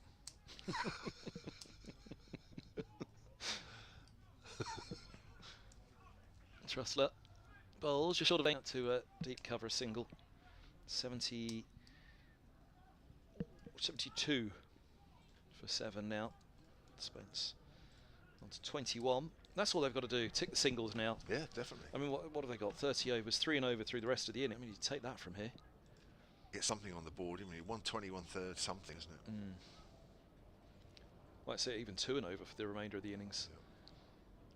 As forward goes Stonehouse, defending this one into the offside.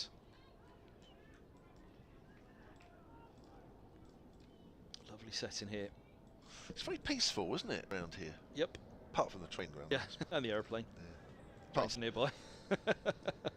This ball's tinkled away into the onside. Took a wrong turn on the way here today. Ended up in the train station car park around the corner. Did you? Don't know how I did that. Cameron went to the wrong cricket ground. Oh, I've done that before. Don't worry. Don't worry. I've done that. I did that for the last South East Stars game, or the first South East Stars game here of the season. Or was it last year? You know, you can have these games merge now, don't they? And the seasons merge.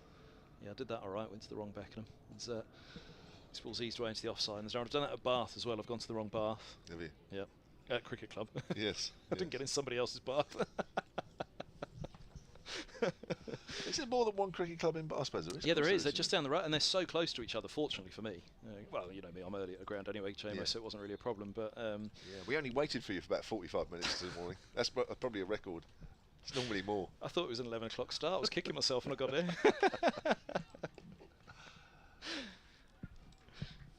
72 for 7. Yeah, uphill struggle here for the South East Stars in this eliminator. The winner meets Northern Diamonds in Sunday's final at Lord's. A ground that Kevin knows well, doesn't mind if he's not there. Oh, no, you never know. I might turn up to pester you, J-Mo, if you're there. Here comes Pace Schofield then, runs away from us, and that's turned away by Spence to mid-wicket. It's that person, Bouchier, again, doing the fielding. Got to head off to Worcestershire on Sunday night for the final round of Championship games next week. You're at home to... No. Are you away? Away at Edgbaston. Oh, yes, yeah. Edgbaston. They're fighting for their lives. Warwickshire at the bottom of Division 1, aren't they? They are, yeah. Bit of a fight with them and Kent. Oh, that's almost yorked Spence there. She does well getting the bat down on that. Quick, that one, wasn't it? Yeah. She does vary her pace quite well. Georgia Elwes is the same, but you won't see Georgia Elwes bowling today. She's got a bit of a back injury. Very similar bowlers, Paige Schofield and Georgia Elwes, medium pace, a few little cutters, a few changes of pace, but Elwes does have this bit of a back problem, and she can bat, but she cannot bowl at the moment. Which again is a bit of a blow for the Vipers. They certainly needed that on Saturday. That's turned away by Spence down towards fine leg where Windsor Fields, and the total moves on to 73 for 7. They're just nudging, aren't they, slowly, and that's what they've got to do. Just, I mean, like I say, even something that just starts with 3 figures, it's psychologically something on the board, isn't it? You find yourself 5 for 2, 10 for 2 in the chase. There's been very few boundaries. Phoebe Franklin hit 3 in her 15 as that's pushed away on the offside. They'll found a gap, and that'll be another single. And apart from those 3, Bryony Smith managed to squeeze one in her 7. 5, 6, 7, 8 boundaries. No, hang on. Yeah, 3, 4, 5, 6, 7 boundaries. Well, it feels like pace off today, doesn't it? Yeah, definitely. Keep it on the spot, pace off. Yep. Force the batters to find the gaps. Yeah, we normally see this wicket go through a bit, don't we, really? As that's worked by Spence down to 3rd, where Charlotte Taylor does the fielding in the distance in front of those temporary stands. Just looking at the stream compared to our angle here, we're flatter down, so it doesn't give the full view, does it? The stream, it looks relatively light colour. From here, it looks a little bit more damp, though, doesn't it? You can feel that around the outfield. It's the time of year for it, isn't it? Especially in the outground. Yeah. It's normally a big scoring ground here, isn't it? Yep. Quite well known for it as Schofield bowls, and that's a nice drive into the covers by Stonehouse. She'll pick up a single, moves on to 4, 76 for 7 at the end of that over. It's not the smallest of playing areas either, is it? You think of somewhere like Radlett, where Middlesex play regularly, and we've done a few commentaries together. That's a very quick scoring ground, because as well the square's up on a mound, and then the ball races away. I've done a few Sunrisers games there and the London Cup as well. Yep. So Middlesex and Surrey. Once it's off the square, it's pretty much away because the square sits perfectly on a mound, so it falls away everywhere around the ground, but also it's quite a tight ground, especially when it's dry there. As soon as it beats the infield, the ball's gone. But it's not that small a boundary here. The offside, as we look out now, for Trussler Bowling, you know, it's a big boundary, isn't it? Boundary square, aren't they? It's double the length of the circle at least. In fact, more so. There we go. There's that lovely line of length. Just leave it there on the spot. There's the situation now for the Vipers. Stonehouse on 4. Spence 23. Stonehouse just checking the fields. Deep cover, deep mid wicket back. Just fractionally short of a length, but then again, not much you can do with that. Very good spot. Trussler's leaving it on first 2 balls of her 4th over. Not much you can do without taking a risk, and that's basically the balance now, isn't it? Risk for the runs for South East Stars. Full ball pushed away into the offside, and there's no run at the halfway stage of the innings. At the end of this over, there needs to be 0 risk is the problem. Yeah. And that's but again, that's why scoring at 2 and over, just to give yourself something to bowl at. I don't think they should panic. 2 and over through to the end of the innings and a charge at the end. Pace right off on that. You could see that took an eternity off the pitch to reach the bat, that one, didn't it?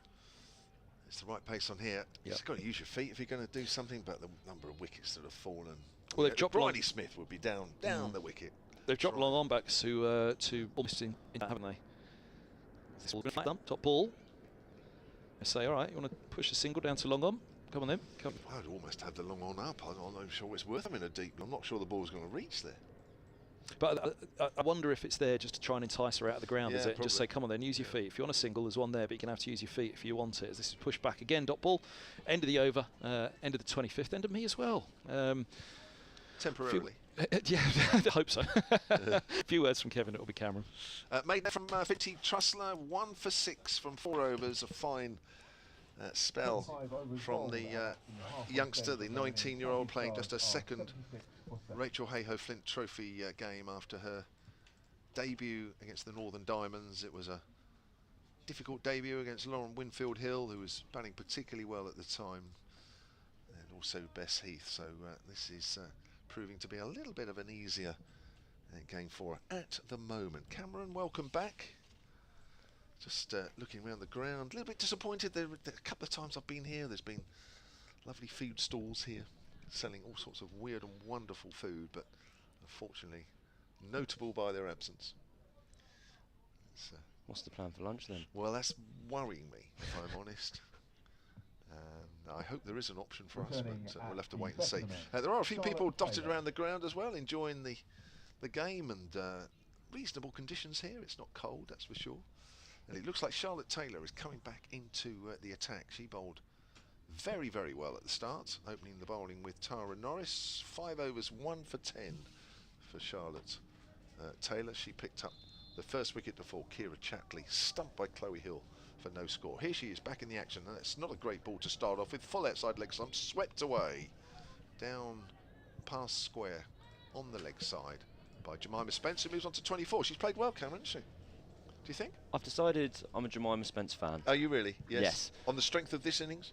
Well, it looks like she's played 2 very similar innings in her first 2 games. I just think Stonehouse just works that away behind square on the offside. It'll be fielded by Ella McGacken. Single to the total, 78 for 7. But is he a Kevin James fan? That's what we all want to know. that's still, the jury's out so far. Yeah, don't put him under pressure like that. That's all. And I know he won't say no, even though he wants to say no. Not in front of me anyway. Here comes Taylor, bowls, and that's driven into a toe by Stonehouse. No run there. Yeah, I think Vipers in general have bowled to very simple plans. They've basically kind of put the emphasis on the Stars batters and said, look, we're going to bowl straight. There's not much pace on the ball. Are you going to hit us over the top? No.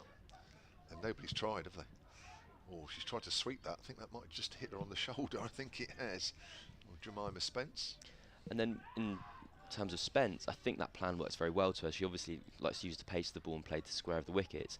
So she's having her boundary options kind of cut out, but she's playing very well and very sensibly for the occasion. Yeah. So on the back foot there, looked like she was coming forward initially, decided against it, pushes it out to extra cover. But yeah, she's holding things together. She might only have 24, but it's the top score. It's 63 balls that she's faced, but she's still out there. As low full toss there, she drives it straight up to deep mid-off, and that is the end of the over. She's part of the Kent contingent in this side, isn't she, Jemima? Absolutely. I think that was a perfect example there, that last ball. She's had to advance down the wicket. She played probably quite a high-risk shot for the circumstances and had no reward at all. And I think that's kind of the Southern Vipers' plan at the moment, to effectively just put all the emphasis on South East Stars and say, we're just going to be here and ask you to do all the legwork. But I think Trussell is still to continue at the far end. And I've noticed that ball that she got Freya Davies, which she just seems to kind of roll her wrists on the ball and almost bowl one out of the front of the hand, that just comes out as an off break. And she's bowling to Stonehouse at the moment. She's up to the wicket. And that, I'd love to see that again, because I think that's absolutely ripped from a very good length. It was just full enough to induce the shot from Stonehouse, and then it's absolutely ragged past the outside edge, which kind of brings in the front of the hand delivery even more into play. The ball's going both ways. She's up again. I think that was the one that just comes out the front of the hand. That's almost an off break, an out and out off break. Just seen on the replay that first delivery, which ripped past the outside edge, and Trussell was beaming afterwards. Very pleased with her own work. It's very unorthodox, isn't it? But it's great to watch. Trussell bowls once more. And that just takes the inside edge and trickles out to square leg. They've absolutely got, I was going to say, the wraps on South East Stars at the moment, but I'm not sure that actually makes sense. But we'll go with it. They're not really going anywhere in a hurry at the moment, South East Stars. But as we've been mentioning, 2 or 3 and over gets them to something. Bowls once more. That is shorter down the leg side and a wide ball. Of all the balls I've seen, I think that was the worst one I've seen from Trussell so far. Yes. But no worries at all. She runs up once more, drops it on a length, and that is well played by Stonehouse. Just throws her hands through the ball and takes one out to the cover sweeper. The score is 80 for 7 after 26.4.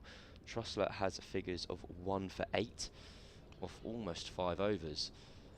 The spin, I'd love to see, actually, I'll do some quick maths and see what the combined spin figures are for the day. Just dropped short. Bit of bounce to Spence, who rocks back and defends the ball into the ground. Because as we've been saying, when there's been pace off, it's looked really, really hard to score. It has, isn't it? But I think they're just getting a little anxious, the batters, aren't they? Rather than even let the ball come a little bit closer and work into the gap. It's almost like they're pushing at it a bit. To finish the over. And that rips past the outside edge. Spence just pushed forward as if she was going to come down the track, and then rocked back as the ball drops short, and they pick up 2 byes, I believe. Will that be signalled as a bye?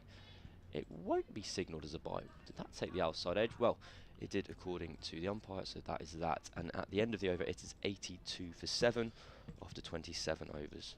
Yeah, it's quite interesting out there. I mean, what little bit of spin is there for Trussell? There's not a lot, but maybe just enough that's causing the batters 1 or 2 indecisions out there. But for me, when the ball pitches and it's really is coming off at a seemingly less pace, they just look as though they're just panicking a fraction. They're pushing at it rather than letting the ball come even further closer, realising where the gaps are and then just nudging it into that. It's almost like they want the ball to come to them quicker than it is, and if it's not, they're just pushing at it a fraction, and that means that they can't find the gaps that they want. It's just a little bit of, for me, it's being anxious out there. I think there's also, in terms of the outfield being a bit slow, we've seen a couple of reverse sweeps where you can't even use the pace of the outfield, so when they do use the pace of the ball isn't reaching the boundary. True.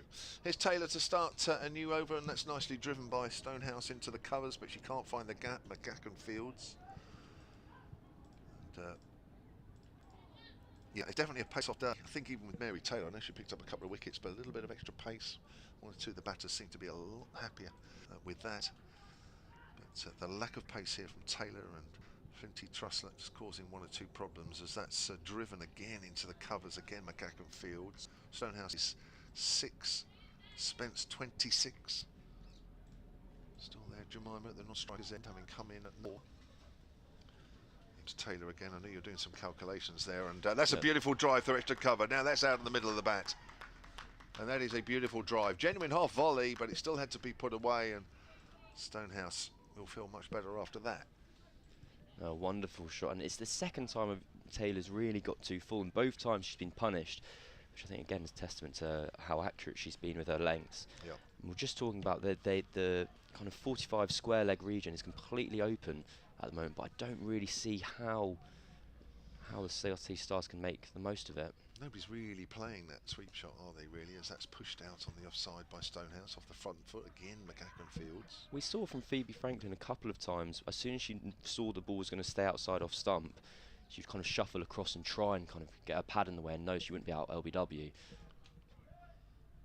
comes Taylor again. Stonehouse just waits for that, pushes it out square. No run again.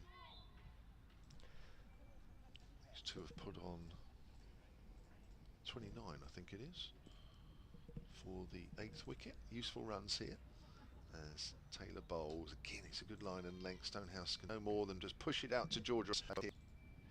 No, a recovery of sorts is, well, famous last words, of course, but at the moment there's just at a place where we've seen away from 3 figures and then you get yourself up to 120.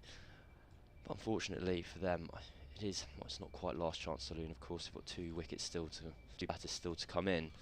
But you have a feeling that these two will have to do the majority, if not all, of the legwork. Trussler is going to continue, or no, it looks like we have Norris back on. Fantastic, as confirmed by very helpfully. So back to the team, which I think it's one of those options. The risk reward here is we've back to our kind of premier seamer. Can we knock over the tail versus a bit more pace on the ball, which has seen a few more runs be scored today, mainly just to the right of the wicketkeeper.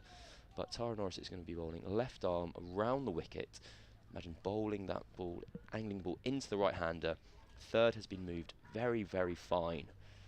So it's a 5-4 field, cover sweeper out, point cover mid-off, mid-on, mid-wicket. Norris approaches the wicket, bowls. That's just tucked away into the mid-wicket by Spence. I think this angle, Spence will like this angle. I think there's a bit more risk for her, and that she's going to be playing across her front pad and across the line. If she is able just to work that ball in square leg region, there will be runs for her to pick up. I don't know how much movement the ball's still going to be having.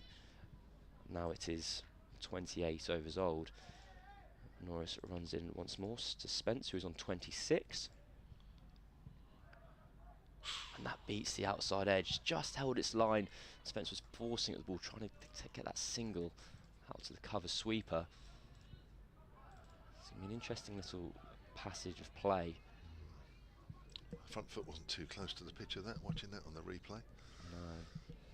Trying to work out what Spence's game plan is going to be here. Where your run's being scored. Are you going to get tucked up too much? I don't know if you really can run the ball down to third, because probably ball a bit too straight, angling in at the stumps.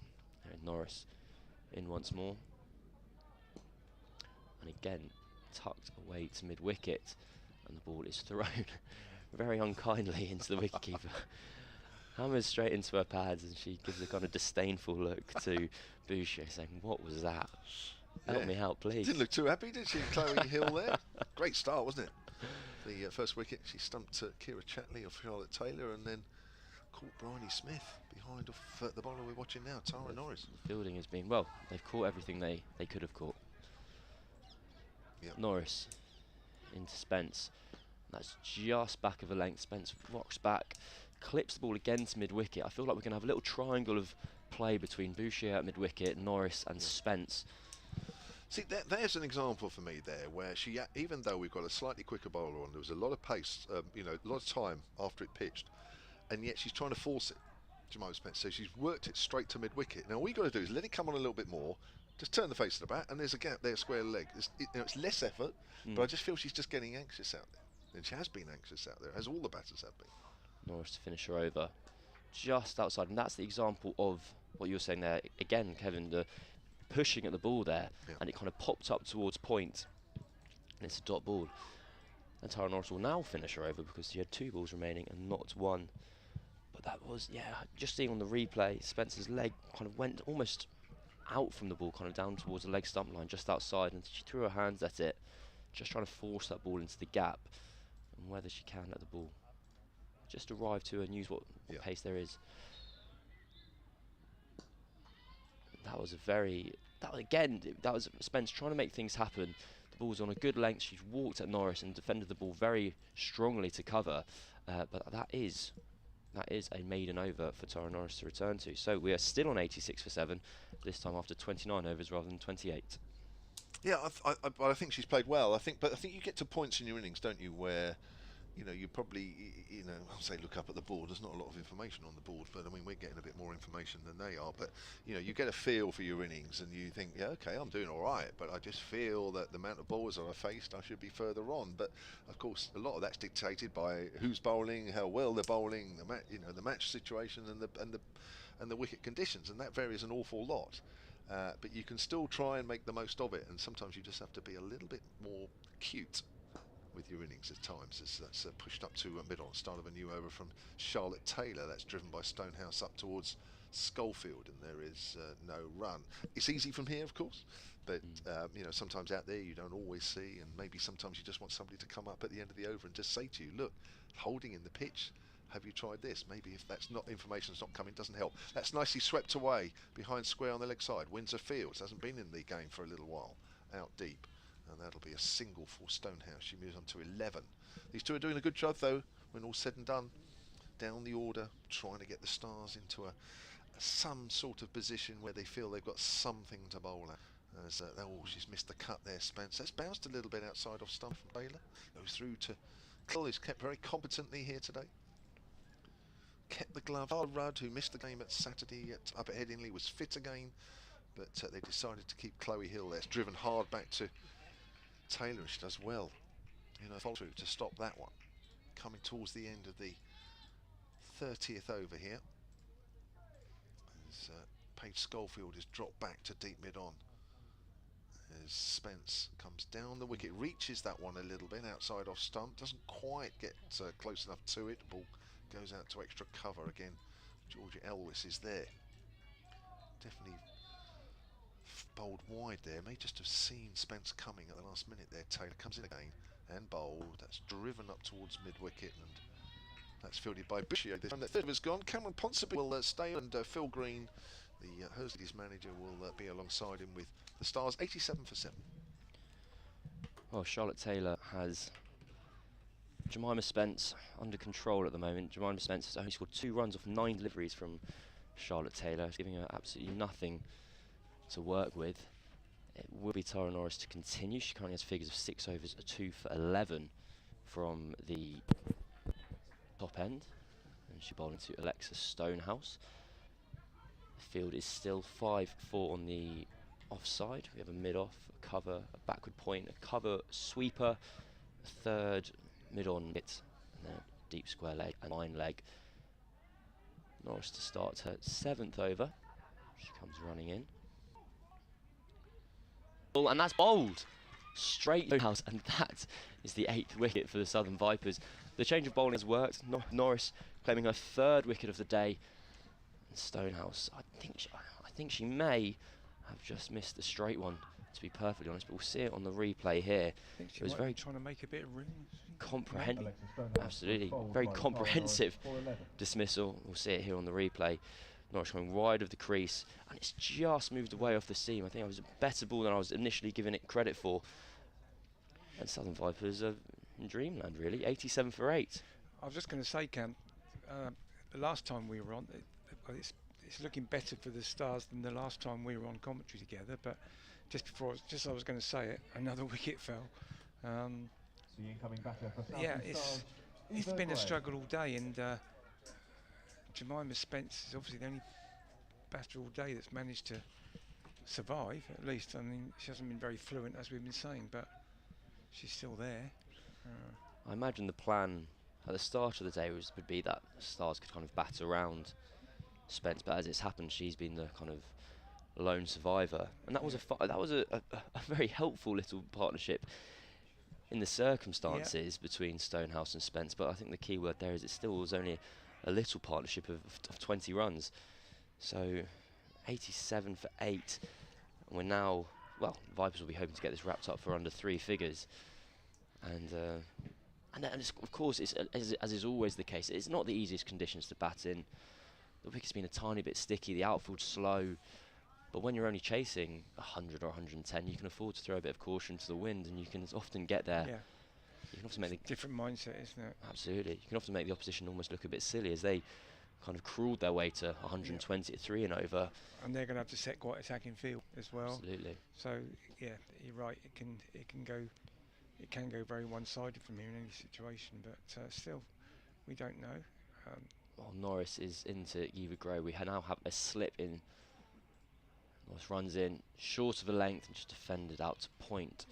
So that fielder at slip has been taken out from deep square leg. So we're now on to a 6-3 field. But as ever, there's just no. It's not clear where the runs are going to come from, and that's why the run rate's below 3 and over. They've bowled to very set, very sensible plans, and South East Stars, unfortunately, haven't had an answer. And Norris turns at the top of her mark, tosses the ball between her hands a couple of times before running in. Another full delivery, this time angling down the leg side, and Gray just clips the ball out to kind of a deep backwards square leg, who previously where there was a fine leg and a deep square leg, there's kind of, they've cheated a little bit and stuck one in between two. Will the slip stay in for Spence? It does look like she's going to, so Vipers have decided that now's the moment that they want to end proceedings. Having said that, Adams now trots out. She's dropped her towel at first slip, which is very exciting, and Hill has realised. That's the sign of submission in some sports, isn't it? Throwing the towel. I don't think they'll be conceding this one just yet. Adams has moved to square leg, and Norris comes into Spence, who bowls back of a length. It sneaks down the leg side and beats Hill, and is intercepted just beyond the boundary's edge. It is a wide ball, and they scamper through for 2, so that'll be 3 runs. Take the score on to 91 for 8. I mean, it's a symptom of the plan they're trying to bowl to. They're trying to bowl very straight at the batters, so occasionally if you miss down the leg side, that's not too much of a problem. It's a small margin of error down there, isn't it? So the running was much more positive that time. I thought sometimes their running has lacked a bit of positivity, but that was a very determined 2. She set off and was always going to come back. Good running. Norris in once more. That's been edged, just beaten the wicketkeeper to her right-hand side. And again, this time the wicketkeeper has been stood back, but still just beaten her, and it's raced away for 4. I think we've only had 7 or 8 boundaries today, and I'd say 3 of them from memory. Or more, I think. Or more have been. There was 2 off Mary Taylor, and there was certainly 1 off Paige Schofield at that end that went through there. So yeah, I think the majority of boundaries. I think we saw the wagon wheel. The majority of boundaries have been in the 3rd man area. Well, Sod's Law. Third area, as we have to call it now. Sod's Law. Well, George Adams will be thinking Sod's Law in that. Yeah. She's just removed herself from slip, That's right, and should have had a very comfortable catch there. But that edge takes Spence on to 30. It's 95 for 8. Norris is in once more, and that is defended back to the bowler. It was fairly low. I think it probably would have carried to slip, but it was quite low, wasn't it? Probably would have landed on that towel if nobody had We could have had 5 runs. It was about that would have been very exciting. Yeah. Goodness me. It's a symptom of how kind of slow the scoring has been. We've had a wide and run 2, and then 4 runs there. So 7, all of a sudden the score kind of trots along. We're now at 95. And we still have 2 balls left of this over. Actually, I think it's just 1 left. And Norris comes in to complete her 7th over, and that is defended comfortably back to the bowler. That means it's 95 for 8 at the end of the 31st, and Eva Gray will be on strike. Yeah, they're scoring without taking a risk, really. They're scoring at 3 and over, which isn't a lot, obviously, in one-day terms. But 3 and over from here, they get up to 150 odd, and I think, as we were saying earlier, they would snap your hand off for that now. But of course, the big problem is not the run rate; it's the wickets column. With 8 down, you have got 1 frontline batter in still. In Jemima Spence, who I'm reliably informed is known in the team as Jimmy Spence. Jimmy Spence, very good. But that's how she's known. But she needs to. Well, I don't know if we got to the stage yet where she needs to be keeping the strike. I don't know much about Eva Gray's batting, but she'd certainly want to face the majority of balls from now on, I would have thought. Absolutely. And we are, well, it's an unenviable situation the Stars are in at the moment. So Charlotte Taylor still from Beckenham end, and that's down the leg side. Rare loose ball from Charlotte Taylor today, that's a wide. She's bowled very economically today. She'll have to bowl that one again. She's in again. Oh, that's even wider actually. Might be another commentator's curse coming on, so how accurate she's bowling. That was very wide, a leg stump, so another wide. But no, she generally has been very good today. And that's more like it, just outside the off stump, beats the bat. And Chloe Hill, as she's done a lot today, removes the bails, but at least she picks them up again. Doesn't make the umpire walk all the way in from square leg. Taylor in again, and that's left alone outside the off stump by Gray.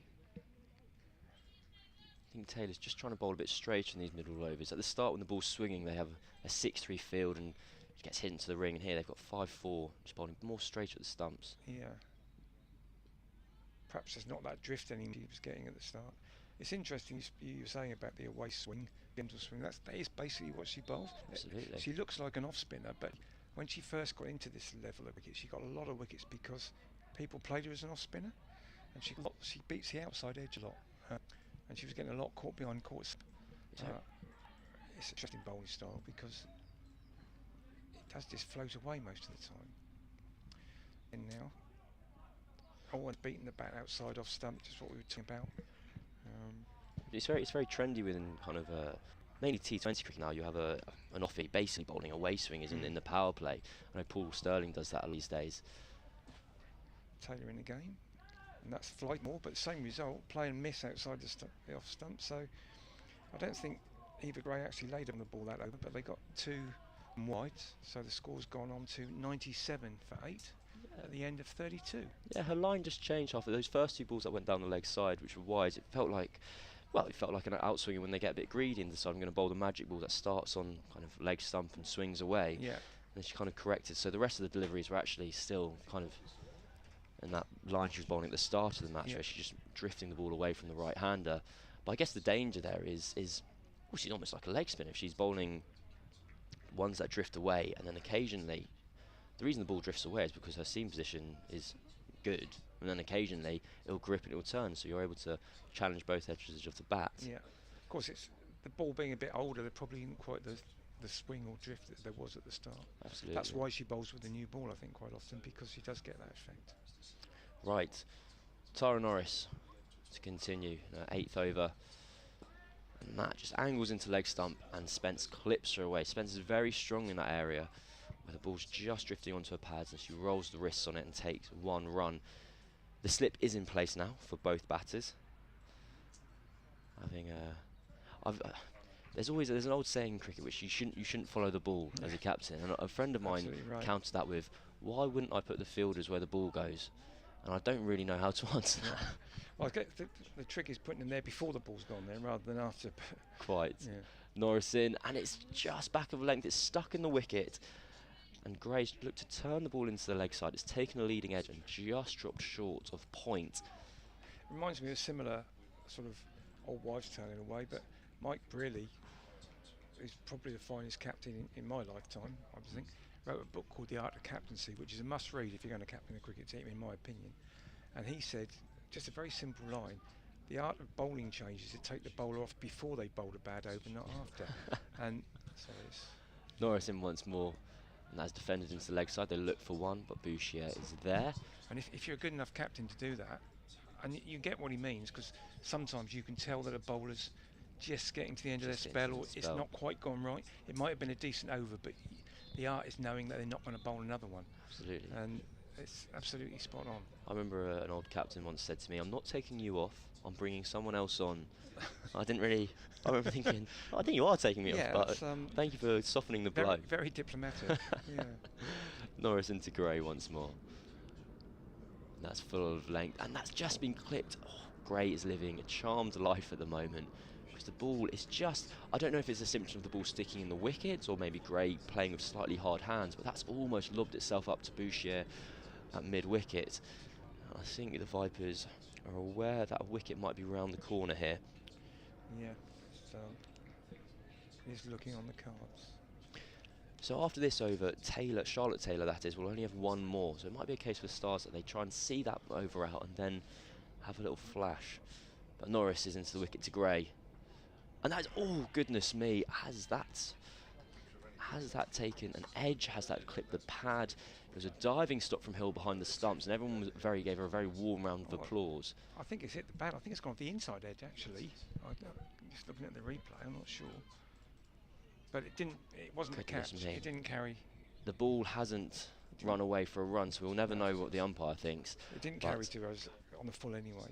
So there we go. It's not a question of a drop catch. Not in once more.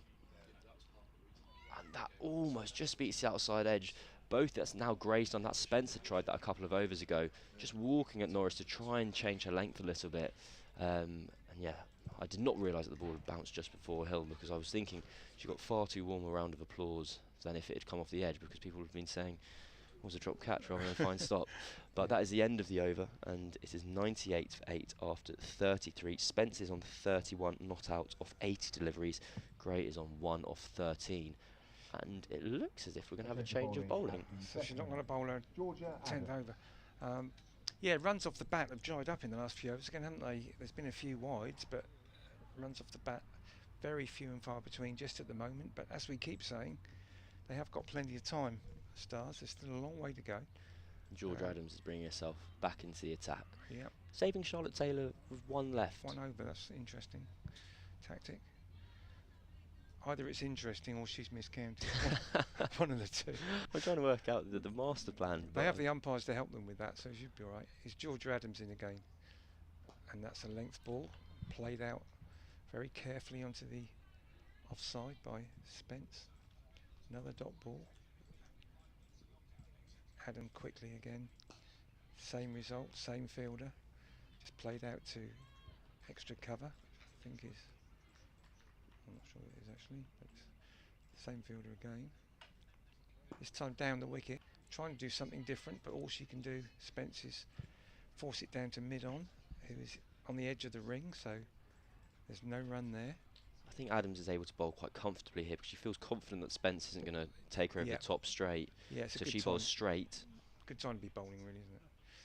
That one's a bit short, and she's gone for the reverse sweep, and very premeditated, but she's made good contact. It's going to come back for a tight second. I think that might be it.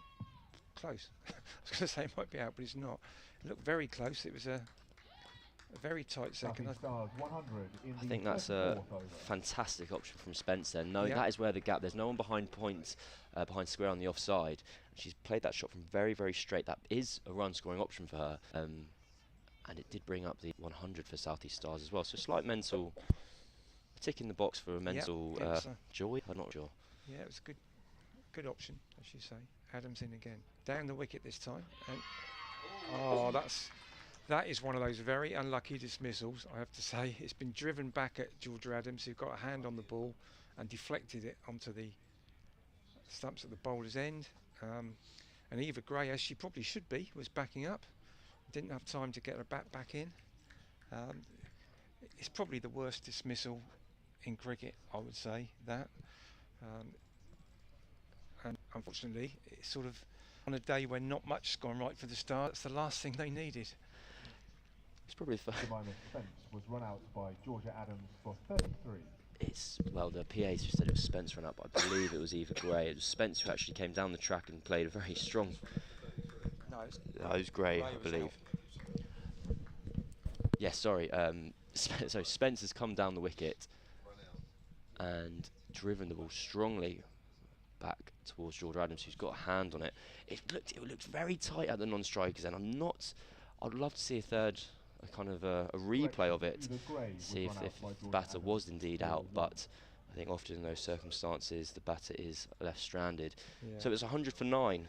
And it wasn't one of those things. Sometimes you see it now, where the bowlers actually try and flick the ball on, but I don't think that was the case there. I think it was The final batter generally for just South East Stars, trying to Sammy stop it, and Gregory. it deflected on. So, I mean, if she did flick it on, it was a great bit of fielding, but I don't think we could give Georgia Adams the credit for that. I think it was quite a net. strong deflection. It wasn't a clip of the fingers. No, it was quite wide. You're right. Yeah. So, yeah, very unlucky. The dangers of hitting straight, I suppose, get your partner out. So Spencer known all along. She knew that was too risky to go and hit the ball back straight. So Danielle Gregory, the leg spinner, is the last batter to the crease for the Stars. Spence still on strike. Adams in and bowls, and that's down the leg side, and it's gone, I think, off the pad, possibly. Yes, leg by, down the leg side, but it does mean that Spence keeps the bowling, which I guess is a good result for the Stars. And the score now is 100 for 9. At the end of 34, in fact it's 101 for 9 at the end of 34. So they've got 16 overs still to go if they can use them, but that's looking a bit unlikely, Cam, right in the minute. I think it'll be quite miraculous if they do manage to bat the remaining overs now. But as you say, Spencer's on strike, and it'll be Tara Norris bowling. Norris has bowled fantastically well, 3 for 20 off her 8 overs. But you might hope, if you're a South East Stars fan, that with that extra pace on the ball, you might get a nick on here or there, and it might fly away for 5 wides or down towards third. Yeah, that's the best hope right now, although Spence has batted a long time and she's played some good shots, not always very positive, but she's back. Norris in and bowls to Spence, who clubs all the way down to fine leg. They do take nil, and that will mean that Gregory is on strike. Has she got faith in her partner? I think that's one of those, that fielding position they have there is normally within the gap between the fine leg and deep square leg. So I think when it came off the bat, she probably thought she was going to be able to get 2. Possibly, yeah. Also, she may be thinking about Reading in the back of her mind. No average breed, not of course within a kind of top level cricket. That never comes into thinking. That's only clubbies like me who ever think about that. I think there's plenty of professional cricketers who think like that, Cam, the stories you hear. Norris into Gregory. Up to the wicket. Bowls full of length, and Gregory just defends from the crease. Gregory's one of those very distinctive cricketers because of her hair.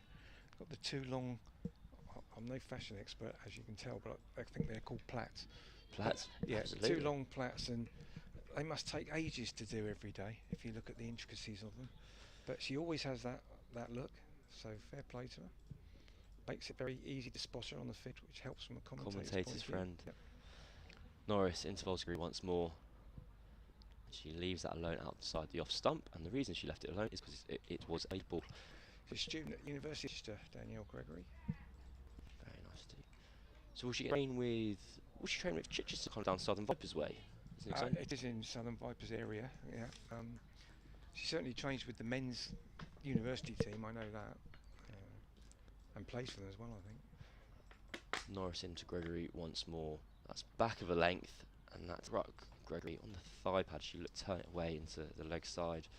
So I do know from speaking to a couple of the players, I know a lot of the players are at university. They're at university. That's in a separate region to what their home team is. Often they'll be able to train with the local That's side. how it should be. I mean, that should be the way that the system works. But I think one of the things it has created is more go to the university in their home region now, so that they can stay with the setup they're at. Well, that makes sense. Yeah. Norris, but 4th ball of the over, and that is angled down the leg side, and Gregory stabs her bat, and it scampers through for 1. I think there was an element of whether they wanted to take the run. I think they want her off strike, definitely nothing against They've her. only But got she's the leading batter. Yeah. So they've only got 2 balls left of the over. Spence would love to sneak a single to get herself back on strike. There's still that option on the leg side, which is a good area for her. There's that big gap out there, as you've pointed out, Cam. So, yeah. I will. I bid money on Spence advancing down the wicket to one of these balls, and Norris comes in, and Spence tucks it away into the leg side. So I've lost my money. That's been an area for her all the time, right from the start of her innings, hasn't it? So they've brought the slip in. I would be inclined to plug that gap when on strike. It's a bit of an easy single for her, that, isn't it?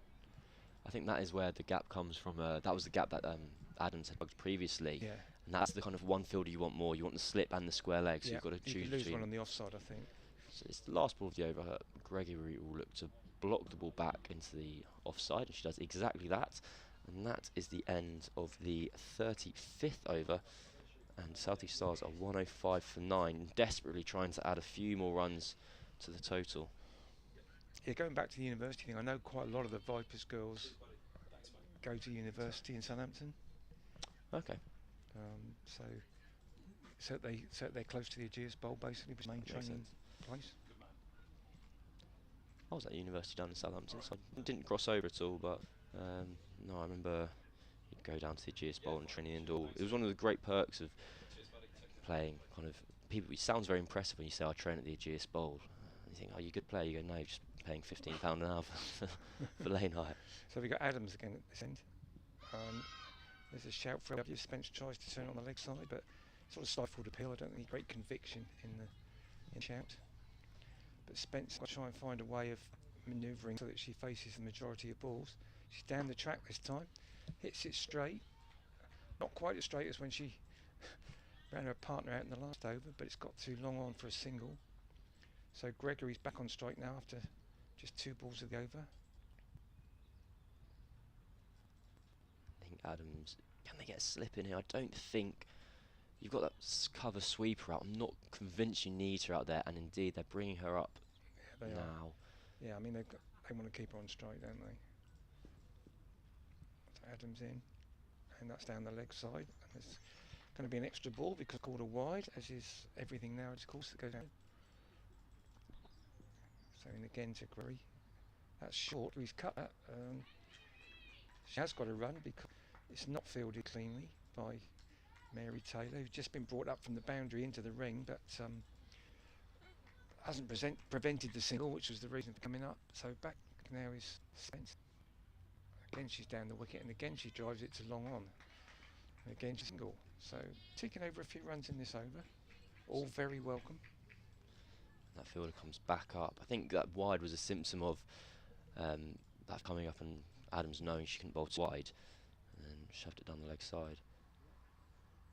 In again, and that's shorter, and gets past the outside edge of Gregory's bat. She played a fairly tentative defensive shot at it, but didn't find the edge, so it goes through to Chloe Hill. And again, Adams in very quickly again. And that's the wide, and that's beaten the keeper, and that's going to go away for 5 wides. Very welcome to Stars. That's the second set of 5 wides off Georgia Adams today, I think. Just lost her line a bit there, and 2 wide for Chloe Hill as well, so 5 more runs. Adams in again, and this time Gregory's played a nice looking shot out on the offside. She's got it through to the sweeper for 1. There's a possibility, no, it looked like it might be a possibility of an overthrow, but it was tidied up. So Gregory's kept the bowling, obviously has a lot more confidence in her now. And I think, well, if we get to the next over, I think that might be the last one of Adams. I think we might see either Taylor come back on, or maybe, well, can I have either Taylor, whichever you please. Yes, there's a choice of Taylors. Because I think their Georgia Adams' plan just kind of dry up runs from one end, not quite worked there. And we think they might think we turn to one of our Premier bowlers again to the last wicket. So Norris. This is Norris's last over. Yep. And Gregory is on. She is on 3 of 7, and Norris is up to the wicket and bowls, and that is stabbed into the ground, kind of just short of your length, but it was That's a very good description, Cam. I like that. Stabbed. Yeah. Oh, thank you very much. That summed up that shot very well, I thought. So now creeping up to the score that Kev suggested was worth looking at, 120. So he could be spot on, as you'd expect. There man is, of his experience. I think you're completely correct in that. There's a game plan to victory there. You kind of think, if you've got something on the board and you snaffle a couple early wickets, and chasing's horrible, nerves are always there, pressure of a final on the line. Norris into Gregory, and that's a lovely shot. It's a great She's shot. just leant on it, and it's flown off into the offside. They will have to run them all. Will they get 3? They will decide against 3, and it'll just be 2. There's no fielder out on the boundary, and Gregory is playing a very helpful. She's only got 5, but it feels like somehow feels like a lot more. In context, that's a good knock, isn't it? Absolutely. And that certainly wasn't a stab. That one. That was a a good shot from the offside. The partnership's worth 17, and they'll hope to just keep on chipping away here. There's Norris in once more, and that is defended into the offside. I think the sun's trying to break through as well, so is it? It looks a bit brighter out there. Stars will be saying sod's law that. Yeah, it would be, wouldn't it? We sun comes out. Skies, yeah. Sun comes out. But it was their choice, of course. That is a very good point. Gregory, I don't know if I'm imagining it now, but I feel like she's got a bit more of a swagger at the crease, having just kind of lent someone through the covers, showing the rest of her teammates, going, what was the problem, guys? It was fine. Norris into Gregory. Oh, She's absolutely smoked it again. This one wasn't a lean. This one, she threw her hands at it, and they scamper through for 2 more. The respect Gregory got was after the first cover drive, was they put a cover sweeper out straight away, made a fine stop on the boundary, diving to her right to keep it to 2. The score is now up to 119 for 9. I'm getting myself into that territory where I'm excited about a low-scoring classic, where the likelihood is it's chased 3 down in about 27 overs. Could be, but as you say, low-scoring games are often the most entertaining ones. Norris to finish her over, and that is blocked into the ground once more. There's so many games where it's a batter's game, isn't it? It's nice to see the bowlers hold this way sometimes. To indulge myself, the final game of my club season, we defended 75 to win. Really? And it was a game we'll talk about for quite a long time. It was very exciting. On a bowler's wicket or just bad batting? Well, it's been so hot this summer. We played in the first kind of wet one, and everyone lost their minds and forgot how to forgot how to play. Yeah. Norris to finish her over into Gregory, who knocks the ball into the offside, out to that cover sweeper, and takes the 1. So that's 5 runs off. Gregory hogs the strike. Absolutely no thought to kind of keeping Spence on strike. I don't know if I'm coming off. I'm quite happy to stay on, but 2 maidens. 3 for 29. Okay. What a treat, Phil. Oh, sorry, I was wrong. Kevin is replacing me, and Phil is staying on. Kev Han coming back in now. Yeah. So, Kev Han settling back seat to my right, and Paige Schofield settling back into the bowling crease at this end. Paige Schofield. So, bit surprising they've held 1 over back for Charlotte Taylor. Yeah. We can't quite work out why they've done that, but anyway, they have. Mixing it up. And the sun is breaking through now, I can confirm. And it's Schofield bowling to Danielle Gregory, who's they're giving a lot of faith to because she's faced most of the bowling last 3 or 4 overs. This one's short, and she's worked that down to 3rd man comfortably from goal. Yeah, sun coming out's a little annoying for the South East Stars, isn't it? Spent their whole innings under the cloud cover, and if the Vipers come out to chase now under the sunshine, it just goes back to that decision at the toss, which again, you know, it's easy in hindsight, isn't it? It is. And their game plan is normally to bat first, as we established, so you sort of go with that, don't you? Schofield in again now to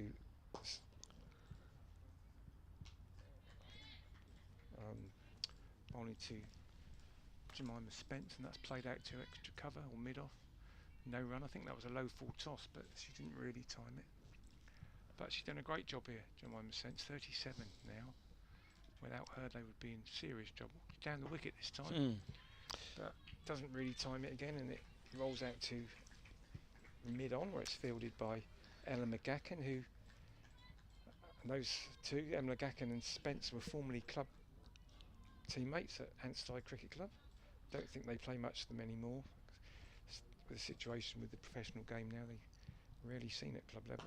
That's played out to mid-off, the same sort of thing again, just hit fairly firmly, but not enough to get a run. They're nudging their way towards your 140, 150. Well, they've gone past your 120. I know. I should be sacked, shouldn't I? I wouldn't say they've raced past it, but they've got past it. They've done well to get this far. They have, very well. 5 down, it was big trouble. Schofield in again, and this time on the defensive. Spence just plays it back to the bowler. And so much of it, of course, thanks to Spence, as you've been saying. What's she faced now? On for 100 deliveries faced. Yeah. Last was on the mic, I was talking about, you know, getting that 50 up in terms of balls faced, and that's important in a match like this. Very much so. Just time spent in the middle, even if the runs aren't coming. Schofield in again, and that's again defended back. Yeah, I doubt whether she would have faced 100 balls very often in innings in her career. Maybe not. I mean, the other thing is as well, sun comes out, obviously. Look, there was a little bit of movement this morning, wasn't there, through the air, but not a lot. So you wouldn't say our sun's out, you know, it'll be easier to bat. The pitch isn't going to change that much this afternoon.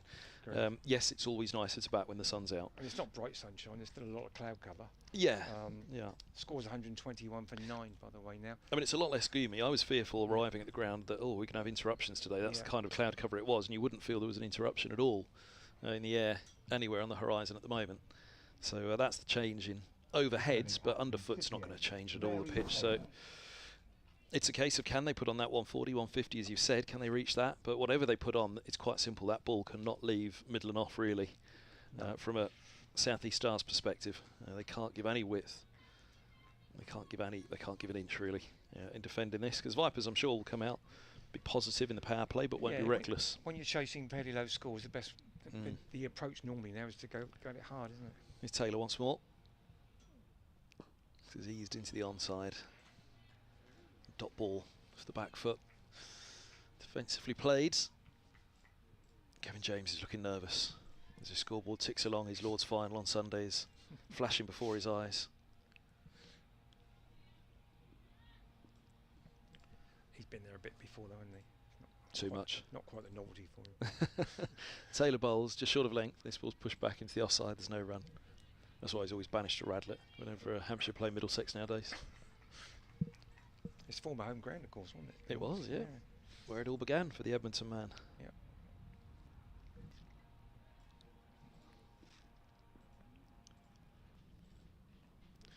Taylor bowls. This is eased away into the offside, just in between point and extra cover. Deep cover setback, so a comfortable single taken.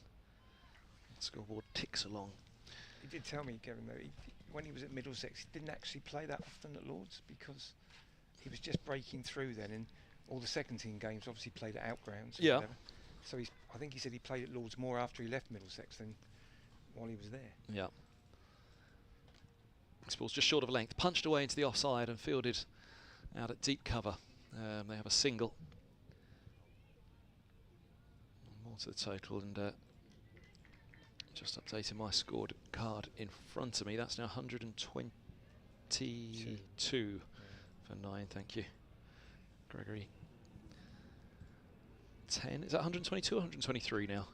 Oh yes, it's 1, 2, 3. 22.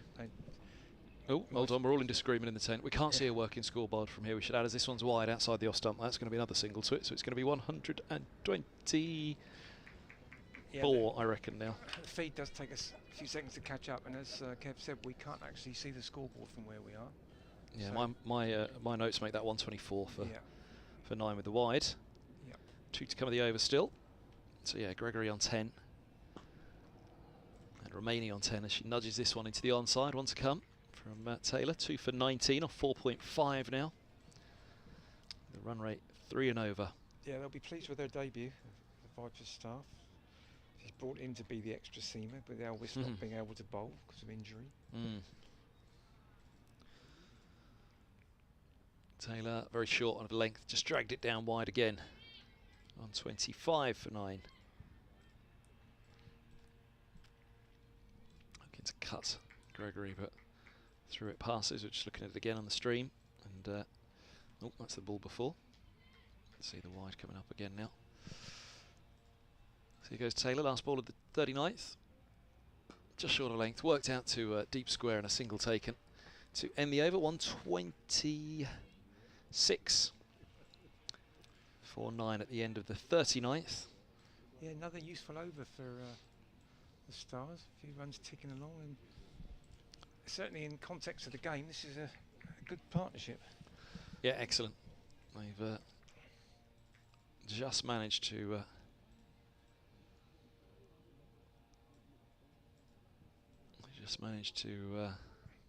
steady things again. This last pair, haven't they? Just give themselves something to bowl at. That's the only way you can describe it, really. And if you stay, it's stating the obvious, really, but if you stay in and back the overs, then wides will come, the odd wide here, the odd extra there, and the score will mount just by staying in. You know, we talk about that at club level all the time, just back your 50 overs and runs will just come whether you're earning them or not, really.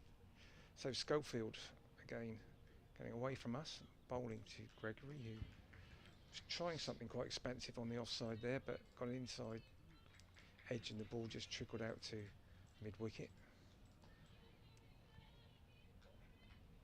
Schofield hasn't bowled a lot this year because of injury, but she's come back the last few weeks and bowling again, which is good to see.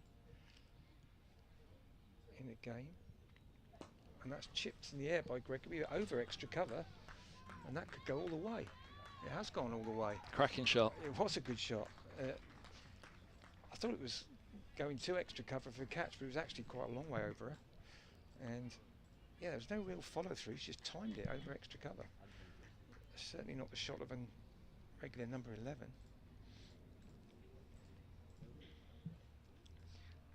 So more useful runs, up to 130 now. Schofield in again, and that's just played to extra cover. She normally bowls a lot of variety balls, Paige Schofield, a lot of change-ups. I haven't noticed any slower balls as such today, but maybe as it's in the bowler's favour, they thought they didn't need to change up too much. You normally see a lot of back of the hand type slower balls from her. Having said that, I think that was one. Anyway, it's gone past the outside edge of Gregory's bat, and Chloe Hill again removes the bails, but very swiftly puts them back on to save the umpire a job.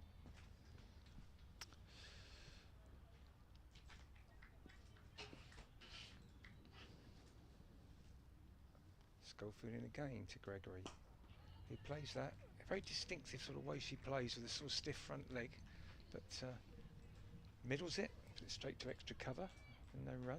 Well, when you reach a certain age, of course, you've only ever got the choice of having a stiff front leg, haven't you? I'm not there yet. I don't know. Neither am I. Honest. Schofield in again. That is definitely a slower ball. Back, and it's driven to mid-off, but well fielded by Georgiana, moving to her right to prevent any run. So just the 4 runs off that over, but it was a good 4, hit over extra cover.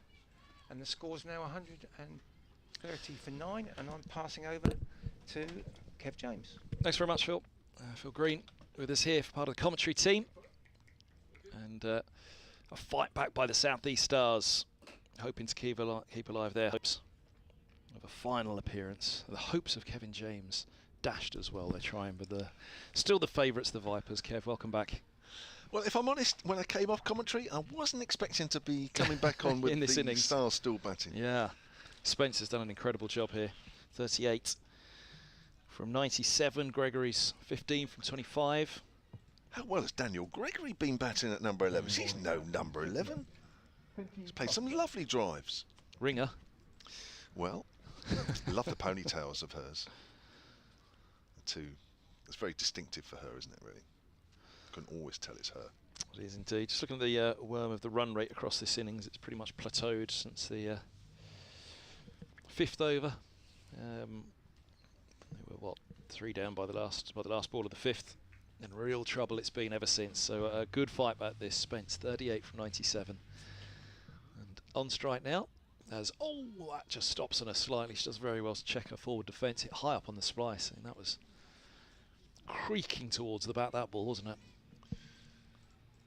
You know what, the last 4 wickets have put on about 93, something like that. Yep. Down the track comes Spence and lifts that up over the bowler's head. I mean, off coming around, a little wave at it, but never really in play. Long on, completing the fielding. They have a single more.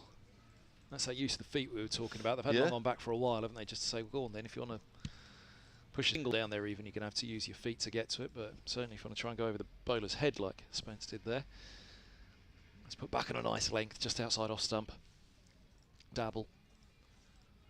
Bit of dot ball through to the keeper. Gregory remains on 15, 31 for 9. It's tense here at the moment because the end could be any delivery. 1 wicket standing in there, maybe it is! He goes up at square leg for a stump out. Lovely ball, turns past the edge of the bat. And Bale's whipped off by Hill, but not out on this occasion. It was a stumping right back at the top, wasn't there? Yeah, I think that's very flurry close. Of wickets. Yeah, close there. I think Chloe Hill feeling Gregory was just with her body weight coming a little too far forward. Did well. Just again bowls and killing this ball at the top of it. Gregory pushes back up the track. as you say, you didn't think you'd be back on commentary for things. Equally, they've got a chance of batting out these overs here, and that would be a fabulous achievement. If they did that, then they'd really feel they've got something to bowl at here at least, which they already have really in 131. It's something. Definitely. Especially from the situation they were at the top. As, this is right up there onto the toes, drifting down the leg side is the decision of umpire Chantry, who lifts his leg and pats away on his knee, and a single trickles away towards that short third. So, or a leg by trickles away. Ended the 41st on 32 for 9 it is. So just the 2 off that, Truster over. And yeah, 140, 150. I mean, anything from here. They're in bonus territory here, aren't they? Oh, definitely. I mean, you think where they were, 33 for 4, 37 for 5. Really struggling. That was after 15 overs. That's Jack Chantry, isn't it? The umpire at the far end, the former Worcestershire. I saw him and had a chat over a coffee this morning as well. Another friend of the Stars. You know everybody here, don't you? See you wandering around the ground earlier, talking to all the spectators, introducing yourself. Yeah, you got a curry favour. So you see that tent over there? I'm commentating. I'm with Kev James, I said. Who? Who? He's not welcome here. Charlotte Taylor then, to continue from the Beckenham end, our commentary end, and that's pushed out towards mid-wicket, and there is no run. Last over here for Charlotte Taylor. We're usually together on Kevin James territory, aren't we, in North London somewhere? Or in Southampton. It's just basically a Kevin James show wherever we go usually, isn't it? Well, I'd like to think so. As that's turned away the leg side for a single on the 45. Daniel Gregory picking up another important run, every important run here now for the South East Stars. For once, I've got one back, because the club championships that I played in were Surrey and Kent. So, but funnily enough, I never played here at Beckenham. Did you not? Never played here? Never played here. It was always, I remember when I played in Catford, everybody was always talking about Rob Key and Alex Tudor were the 2 big names at that point. Oh, right, yes. Show my age, aren't I? No, not at all. As Taylor bowls, comes down the wicket there, Spence drives past a diving McGacken at mid-off, and that's 4 runs. She is using her feet now. She's got the confidence from batting in the crease for quite a long time here, and that confidence is now freeing her up somewhat. Sun's come out and the Stars are making hay, aren't they? It's doing well. Yeah, and that was just mentioning to Phil there before we came back on. Again, we touched on it this morning, didn't we? It's a bold decision to bat first in September, 10:30. Sun coming out this afternoon for the Vipers chase would be awkward for the South East Stars. But again, at least they've got something on the board to play with here. They certainly have now. As Taylor comes in and she's come down the wicket again, not quite to the pitch of the ball, Spence, but she drives up to McGacken, who's being pushed back on the deep mid-off boundary now. I mean, they've seen how to bowl on this pitch, haven't they? They've got that, the South East Stars. Where to bowl is generally, in the Charlotte Edwards trophy, it is straighter line, isn't it? You do target the stumps at don't leave that off stump at all. No.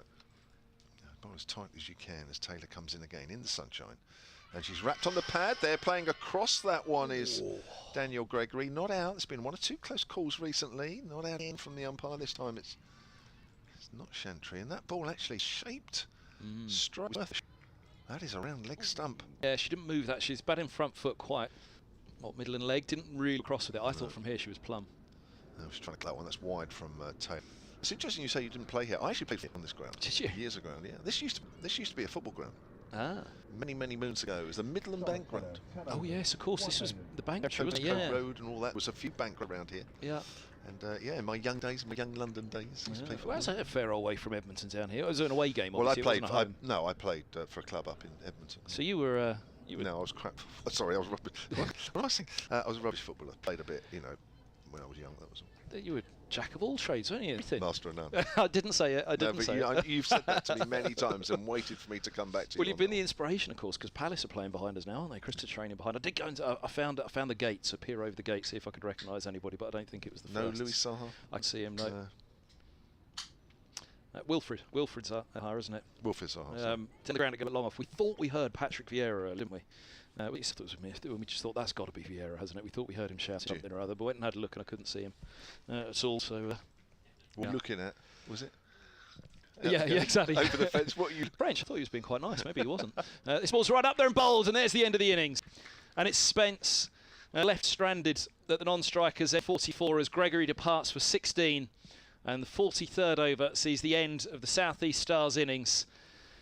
Well, it's a recovery for sure. I think they've more than got something to bowl at here. It could be a low-scoring thriller. It could be a low-scoring classic, couldn't it, this one? And the South East Stars will certainly hope it will be, because the Vipers have been pretty much all over them at this stage. But Daniel Gregory's done a great job for her. 16 off 34 in the end before she was bowled there. Trussler's second wicket, 2 for 12 in her 7th. But Spence ends up not out. 45 from 102 deliveries at the non-strikers end, shy of 50, and that's rough on her, isn't it? But at the moment she won't obviously be thinking about individual milestones. How much has the side got? And, well, whatever they've got thanks to her. Well, I think that's a fabulous innings. I really do. I mean, from a South East Stars point of view, I mean, what would have been a game plan, and what would have been ideal is that Bryony Smith would have got a big score like she normally does, and playing around her, Jemima Smith, I think that would have been the perfect fall. That would have put the Vipers under pressure, but unfortunately with Bryony Smith getting out early for 7, that was a big moment in the game for both sides. And Jemima Spence there, playing a third game for the senior South East Stars. And it just is her she just ticked along, and you can imagine if a Bryony Smith had got going in, that would have been absolutely ideal. Well, it would have been, and that's interesting now for the South East Stars, isn't it? When they come out to bowl, will the Vipers go at the top and say, look, power play 1, only 2? They just play the long game from the off, because if you bat out your overs, you win this match. It's that for the Vipers, as long as they're not should win this game. But you fancy, let's take a chunk out of it in the power. The top 10, we'll have to wait. Well, such damage was done by the 5th over for the South East Stars that well, the Vipers the grip on that innings all the way through, didn't they? They'll very much be favourites at the halfway sage. Which card do you have, and I'll do the other? One batting, one bowling. Well, you do the home side, yeah. So yeah, well, it was a grisly affair at the top, wasn't it?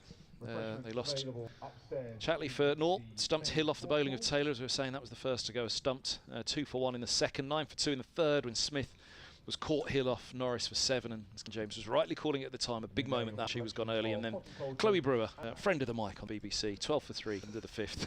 Stop it. Friend of the Stars, we both are, Kev. We'll have her autograph book out in a moment, won't we? So Spence then hit an unbeaten, brilliant from her, as we were saying. Franklin bowled Taylor for 15. Southby was LBW Taylor for 1. McDonald Gay, LBW Schofield, for 8. And Davis bowled Trussler for 4. And Stonehouse was able to hang around for a little while. 11 from 35 deliveries before she was Norris. Run out. Gray very unlucky, backing up at the non-striker's end. Just got a flick of the fingertips to Adams. And Gray was run out from 1 from 13. And this was all the support act at this point, wasn't it? And hang in there for Spence, which Gregory did. 16 from 34 for 2 minutes. The 1 boundary in there as well before she was bowled Trussler. And Spence left 45 not out. Extras 28. Quite comfortably the second highest scorer of that innings. 23 wides, 1 bye and 4 leg byes. 23 wides will be a frustration there to the Vipers, and if they lose this, Kevin James, I'll look back on that as you're about to take us through the bowling figures. Yeah, leading the bowling figures, 3 for 29 from Tara Norris, the left arm seamer, including that important wicket of Bryony Smith. Couple of wickets for Mary Taylor on her debut, the Sussex all-rounder, 5 overs, 2 for 22. And also 2 wickets for teenager Finty Trussler, who's only playing her second game in this competition. She picked 2 for 12 spinner off 6.2 overs. There was a wicket for Charlotte Taylor at 1 for 25 from her 10. George Adams left at wicketless of the Vipers bowling that didn't pick up a victim. Are we safe to say goodbye for a little while? Liz on Sports Extra as well. In the London, they pop across to us. They did. I think we've Kevin House. Don't hand back to me, because I'll be munching on food in a little while. But listeners are relieved to know we hand back to Kevin House. And for listeners on the stream, we can say we'll see you in a little while. Both the BBC Sport website stream and the South East Stars stream of this game. Kevin James, myself, Kevin Hand, Cameron and Phil will be back in a little while as well. But yes, play getting underway once again in the afternoon session of all of the championship games on day 2. So you can tune across your pick of games on the BBC Sport website to pick up those. But lunch being taken here with the South East Stars electing to bat all out for 139. We're back with the chase in a little while. 140 the target for the Vipers. They'll be favourites in the interval. But as we know, cricket never quite plays out as simply as that.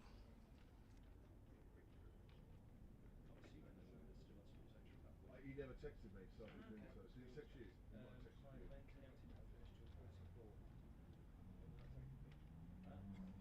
they 9 down, Ken? I haven't looked at the recent score. So maybe they didn't come to us. He said to me he was going to text me, come to me, so I won't worry.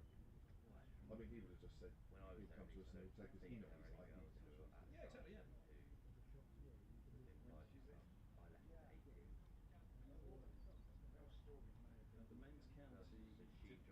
Maybe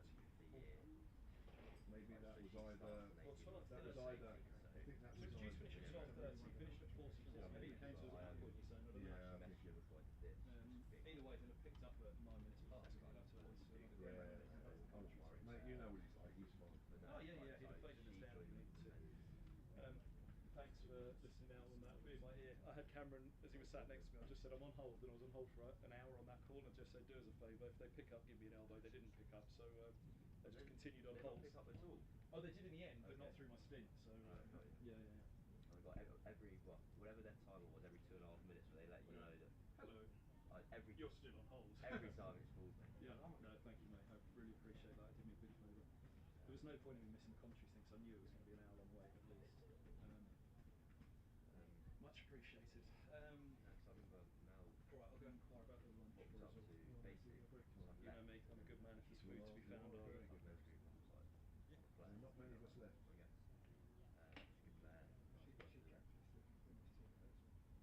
Got you. Yes. Makes the dots now because you got paid to get to show up and realise that amount of playing was expensive. So yeah, so I kind of know who she was just from my friends in ours. No, they didn't come. And then how she came. Right, let me go to the Oh, there's the other.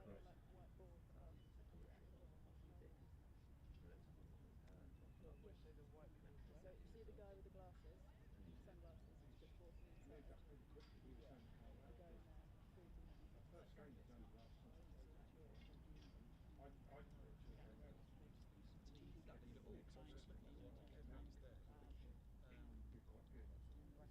The one that's in the black shop.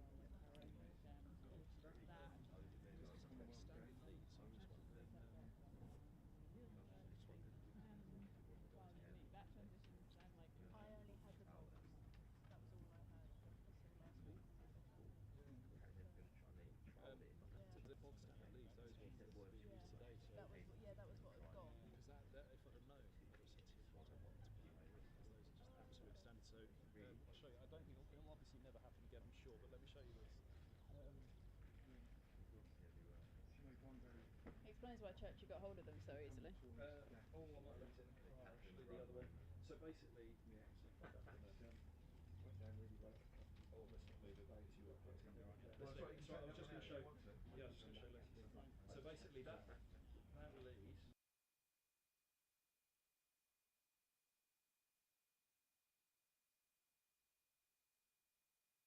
So we don't need it with the box, which is I mean, Always have one. leave it there, I mean, they're just the most standard leads you can get. Okay. What I was thinking was it was going to be one of these ones you needed, where you plug into the headset but you can get them out. Because on the smaller kits, which I've got, you can't plug in the big lead. You can only plug in the smaller one. Yeah.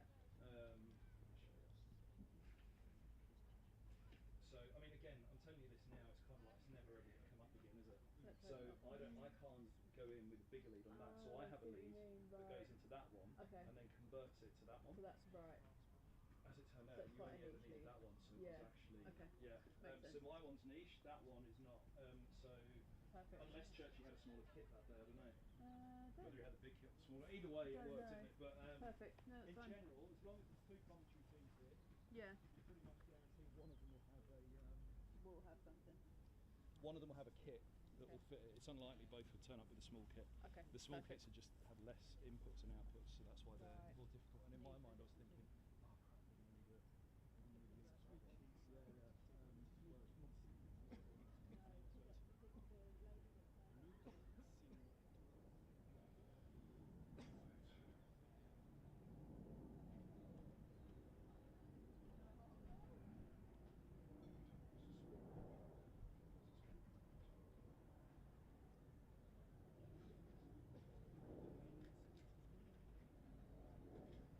oh crap, we're going to need a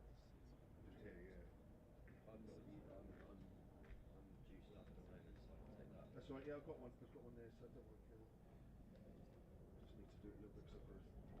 his gears. Oh, you helped me last time, didn't you? Yeah, I remember. How was it? How, did you hold the camera for me? Because I forgot my tripod, didn't I? Yeah, I remember my tripod this time. Well, in that case, you're probably better off with the tripod. Yeah, oh yeah, no, I 100% use it. It's just on that occasion I remember forgetting it. Yeah, I can't remember now. Yeah, thank you. Yeah, I think it's, if I'm honest, it's about the only time in about 2 years I've forgotten it. It was just that. I'll have to go through and find some more. To report back, to tell you the truth, the reason that I'm eating these not massively enticing sandwiches is because there's not often unless they take pity on you in the pavilion. Maybe the managers are doing the menu that has Afghan chicken wings for players or something. Yeah. Just trying to think. Mind you, if That would anybody, be I think if anybody's going to wangle some lunch, to be fair, I've got pretty good confidence in Kev, to be honest. How long have I got? I've got to do an update. Chicken's not looking good.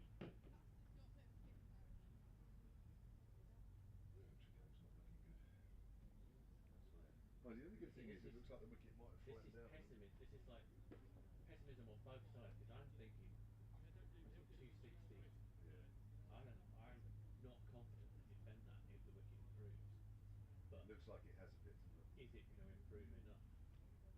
Didn't Kent have that ludicrous record at the start of the season where everyone scored 500 against you? Actually, Kev's very good, isn't it? Yes, that's why the standard joke was everyone assumed the zero if they missed off the score.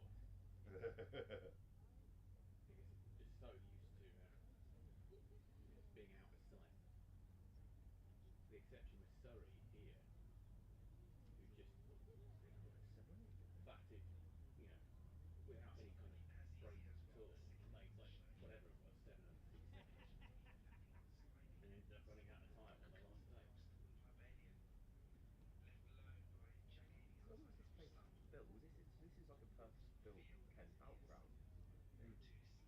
They must have bought it off the bank, I presume, somehow. I don't know that they own it. The bank still own it? I don't know who owns it. It used to be a Bank of England ground or something. It used to be Midland Bank ground, I think. But they want to get sport in the metropolitan part of the county. Where they used to play years ago. They used to play at Blackheath, Dartford, Gravesend, all this sort of North Kent area. And gradually they didn't play at all for quite a few years. They decided they wanted to have to drive and they wanted to get the local talent, so local Velcro and the best result. He's a bearer of bad news. No, well, yes and no. We need to wait until everybody's cleared out. That's all right. This is this guy Stanley, Kev. I'll tell you about this guy Stanley. No. Former Zimbabwe Oh, see, player, does sorry, commentary yeah. stuff.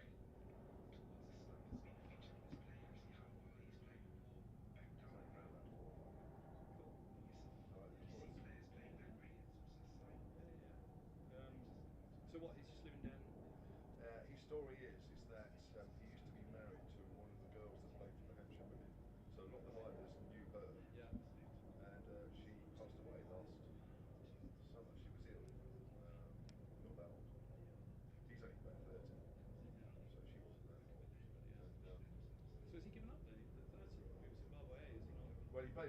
Well, I think what there was, they decided to come over here, so he kind of sort of gave up his career.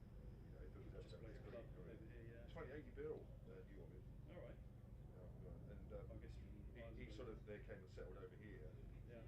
knowing that she wasn't great, but Yeah. she passed away. It was quite sad. They were black and white old lads in the game last year, and You had but then I just heard that he wanted to. Trying to get rid of this, haven't we? Just saying. You don't get lunch. Yeah, it's Normally here. They just said you don't get lunch, and I said, oh, we allowed the message. I said, The other problem is the nearest actual shop here is like 2 miles. yeah, I just said, yeah. I just said if there's anything left over for the girls, is that all right? And they said, yeah, girls going first, then the coaches, after the coach is done. So I said, look, it's not going to be a problem. Just all of them, just the two of us on. The two that aren't, just discreetly grab a plate. Yeah. Go and grab a plate, and then as we replace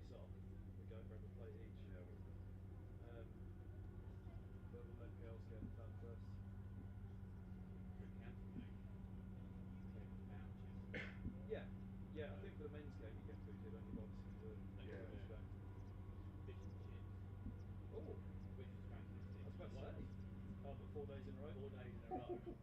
Yeah, we had to go over there, didn't we? To Yeah. one of the 4 days in a row. By the end of it, you're feeling like Oh, have you seen the Essex score? 39 for 5, needing 59 more to beat Lancashire. late for a hat trick. Woo! Fucking day balls. two. Great. Oh my lords. Cook, Lawrence and Critchley. What a hat-trick that is. Blimey, that's not a bad Who got a hat-trick. hat trick? Walderson, Cook, Lawrence and Critchley. Good figures. 3 overs, 3 maidens, 3 for nothing. Blimey. I tell you what, you struggle to get a better hat-trick than that in county cricket. I mean, obviously Kev got 4 against the Indians, but in actual county big county. As you mentioned. Who were the 4? Oh! I don't talk to you. But if you were to say it, Travis, Tendulkar, Ganguly, No, Ganguly would have been 5 in 5. He was dropped. oh, he's dropped, isn't he? Who dropped him? Would have been 5 in 5. Oh, I genuinely thought you were guy naming called the best Paul Whittaker. players. No. Who dropped him? A guy called Paul Whittaker played on the team. You had him banished after that. He never played again. It was a difficult chance. It would have been a worldie. Eric Kenter in 155 for 6. 2 6 and 3 ahead. Middlesex had a good morning. Leicestershire 70 for 5. Who's doing your game? Are you at Guy Swindon. Yeah. I worked with him at Radley. He was good. Yeah, he's good. He's been doing it for donkey's years for the ECB. Yeah, so he used to do all the England tests for the ECB as updates. So he just do rolling updates throughout an hour, booked in with local stations. Yeah. Does he fit in when you can't do it then? Yeah. That's handy, absolutely. Well, Sam Dalling as well. Sam was pushed forward by BBC Somerset because he knows the That's the Gloucestershire Stream. Somerset Stream. Yeah. I'm thinking of somebody else. Who am I thinking of a guy that does the Gloucestershire Stream. Oh, that's Dan. Dan Whiting, is it? Yeah, Sam does the Somerset Stream, and then he got pushed forward by BBC Somerset. Literally at the moment when I said to BBC London, and you're going to be doing the Middlesex Stream this year, you're right to start off the home games. And they're like, yeah, fine. So Sam had just all of a sudden actually called a few weeks earlier on the back of the BBC Somerset card. Because it was Nick Bull, wasn't it, BBC Somerset, who was the head honcho, wasn't he? So he kind of pushed Sam. And then guys from BBC London for longer than me, so and did the ECB stuff, so it was an easy pickup for those two. But yeah, I couldn't go to Leicestershire and win this week. Usually I obviously do all the away games.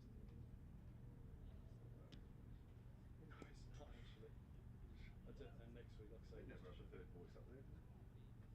Don't think they have this week. No, next week at Worcestershire. I'm just really hoping we don't win it in the third afternoon. You got Chloe. You got Chloe, didn't you? Your mate. No, she's at Worcestershire this week. She's at Nottinghamshire, Worcestershire next week. Notts. Notts. Brace Girdle. Brace Girdle and Brewer. She's got Brace Girdle. Brace Girdle and Brewer. There you go. That's a paint company, She's isn't got it? paint Brace Girdle. Yeah. God, blimey, she'll love that. Brace Girdle and Who was it? Notts. Bradders. Brace Girdle, Bradders and Brewers and Brewer. We'll get on to Twitter. Yeah, you got to plug that one. Yeah. Copy us in. Yes, definitely.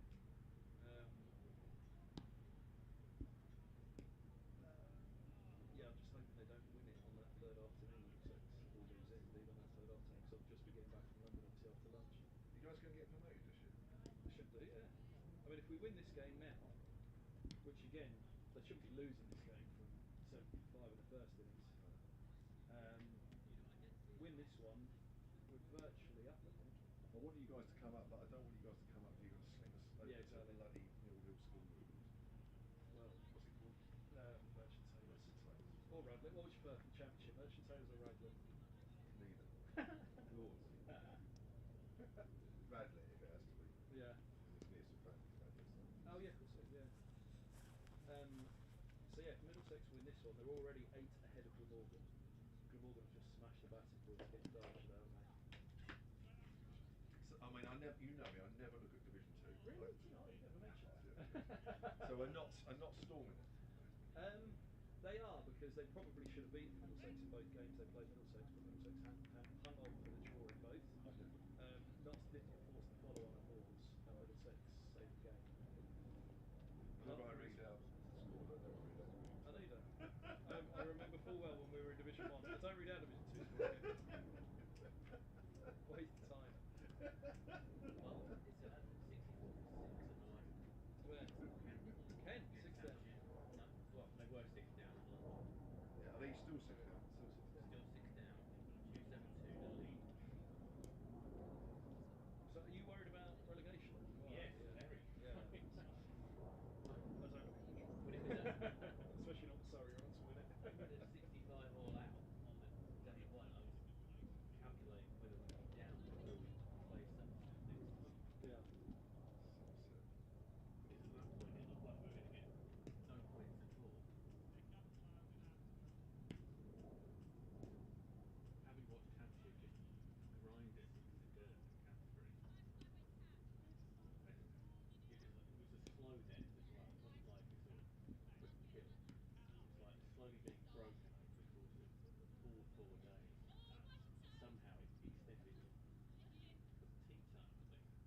I think it took 2 sessions to get something like 6 wickets, 7 wickets, and then Abbott got those 3 wickets in the first over after 2. So it's That's it.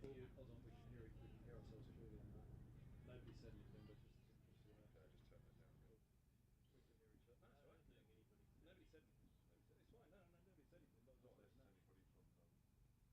It was only one. It was only one said, no, it's been very good. Sorry, the division one score was only sorry, especially Oh when mate, Surrey I'm get quite the happy to time. admit that, and I do admit it. Yeah, no, I know you did. No, it was quite good. I knew what we were saying was fine, but I just thought, you know what, I'll check No, just you're in right. case somebody does say anything. You're right. Would be the worst? Well, it would be nice to sort of turn up and think that you've got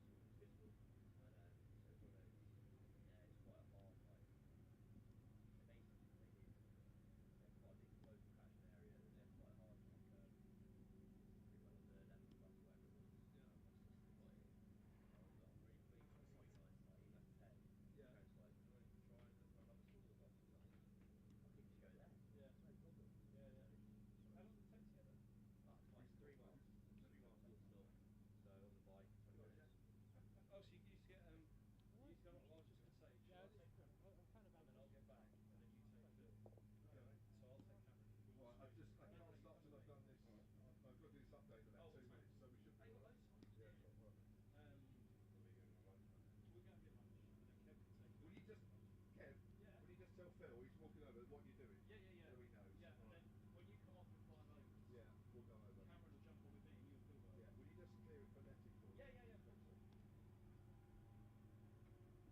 Thanks, mate. No, they've moved to Fowler Road now, where Barclays used to be. So where the Beachy pub is. Just along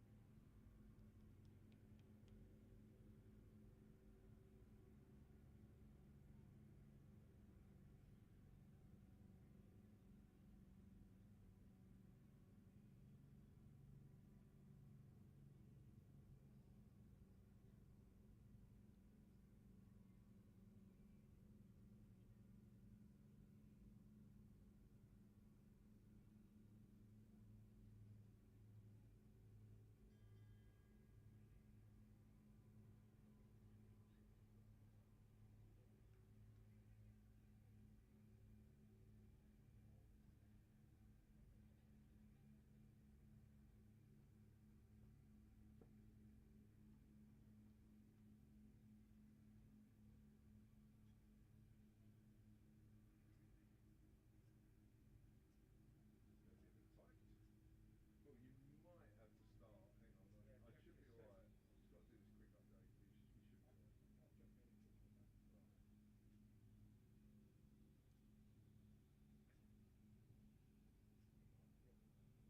Hey? No, we haven't. No, it's just the way it's worked. We're alright. I think I might be right. Come on.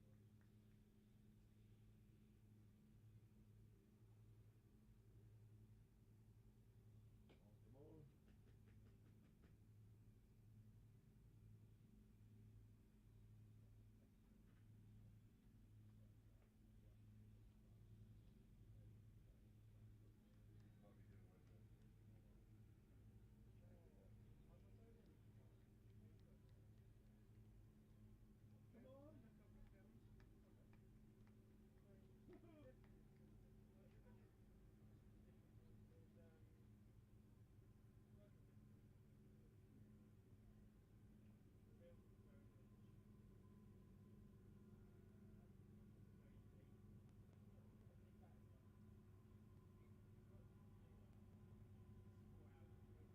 Please welcome back our umpires, Naeem and Jack Shantry.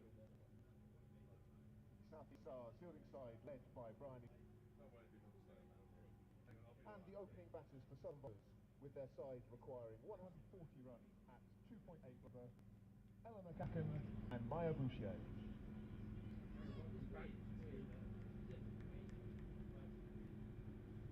That's right, we are still about to get under the Southern Line because earlier they bowled the South. Opening the bowling from the Beckenham, Freya Davies.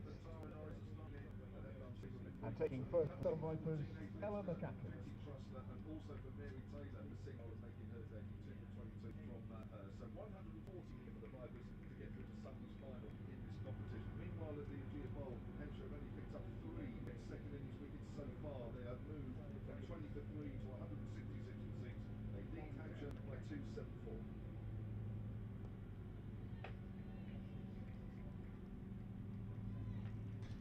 Welcome back to the county ground in Beckenham, where the Southern Vipers have just got their reply underway. We've had one ball. They are chasing a total 140 having bowled the South East Stars out for 139. Jemima Spence, batting at number 4, left high and dry on 45 not out. Second ball coming up from England bowler Freya Davis, right arm over, bowls, and that's Ella McGacken facing. She pushed out into the covers, and there's no run. Your commentary for this innings a little later, you'll hear from Kevin Hand and Cameron Ponsonby. But to take you through these first few overs, myself, Kevin James, and next to me is Phil Green. Hello, Kevin. Again. Yes, the first time we've worked together. We were kept apart for the first innings. I don't know why. There was probably something in that. And the sunshine's come out to greet us. It certainly has. It's been overcast, hasn't it, for a large part of the Stars' innings, and probably some of their batting have reflected that, as that's outside of the off stump and that's left alone. Freya Davis released by the England squad to play in this important eliminator match, and also for the Vipers, Maya Boucher also released, and she's at the non-strikers end.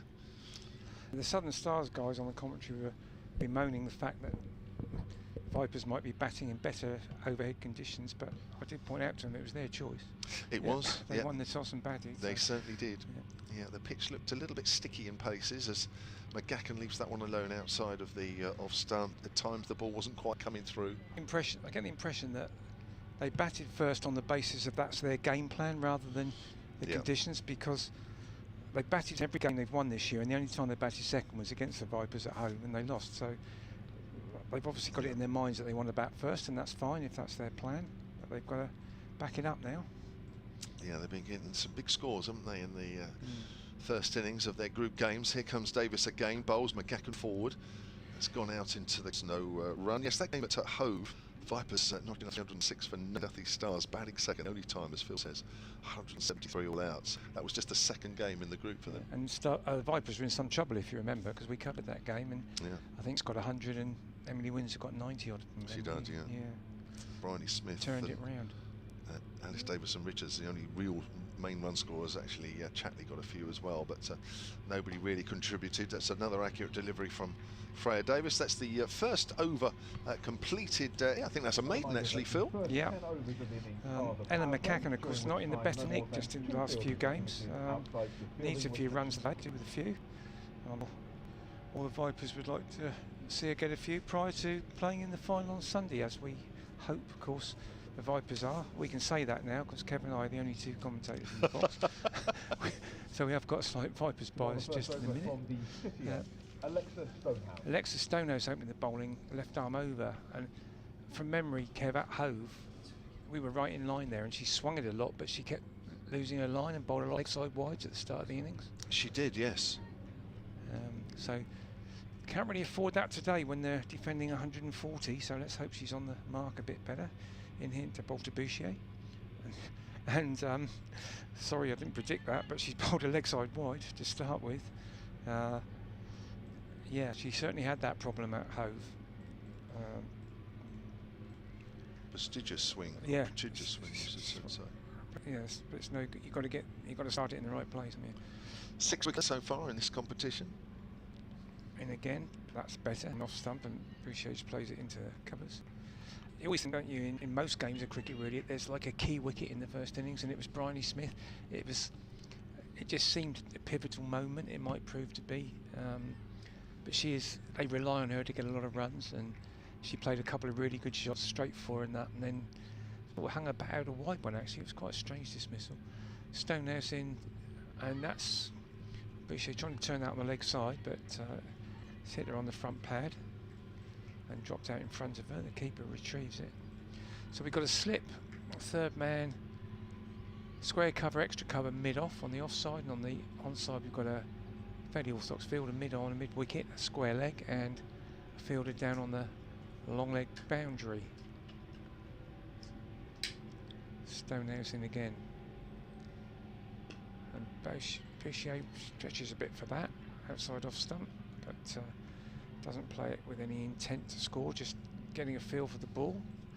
Goes off the middle of the bat, which is always nice to get early in your innings, and it goes up to mid-off. So no runs off the bat yet in this innings, just the wide. Stonehouse in again. And that's a very good shot from Boucher down the ground. That's going to be 4. That's just timed beautifully. There's no great effort in that, just perfect timing. And it's gone in front of the black sight screens at the far end of the ground. And she's underway with a boundary. Yeah, she hasn't really got going in this competition. I know this is only her 4th innings. She's missed a few. Yeah. But a top score of 20 in the first game against the Sparks up at the Foundation Ground in Birmingham. But I don't know, she doesn't count of Nick. I don't think she ever has. There's another really shot. Here's the field this time, but she's got it wide of mid-off for 1. So, push it up to 5, or up to 6. Got a top score in the one-day international against India, didn't she, at Derby, of 34 Yep. score. But as I say, I don't think she's ever looked out of form this season. Just hasn't really got the scores. No, you can find ways of getting out even if you're in good form, can't you? Yeah. And Ella McCacken is struggling a bit for form. I have to say she's had a few very early dismissals in the last few weeks, but we know what a good player she is, and I'm sure that will be turned around.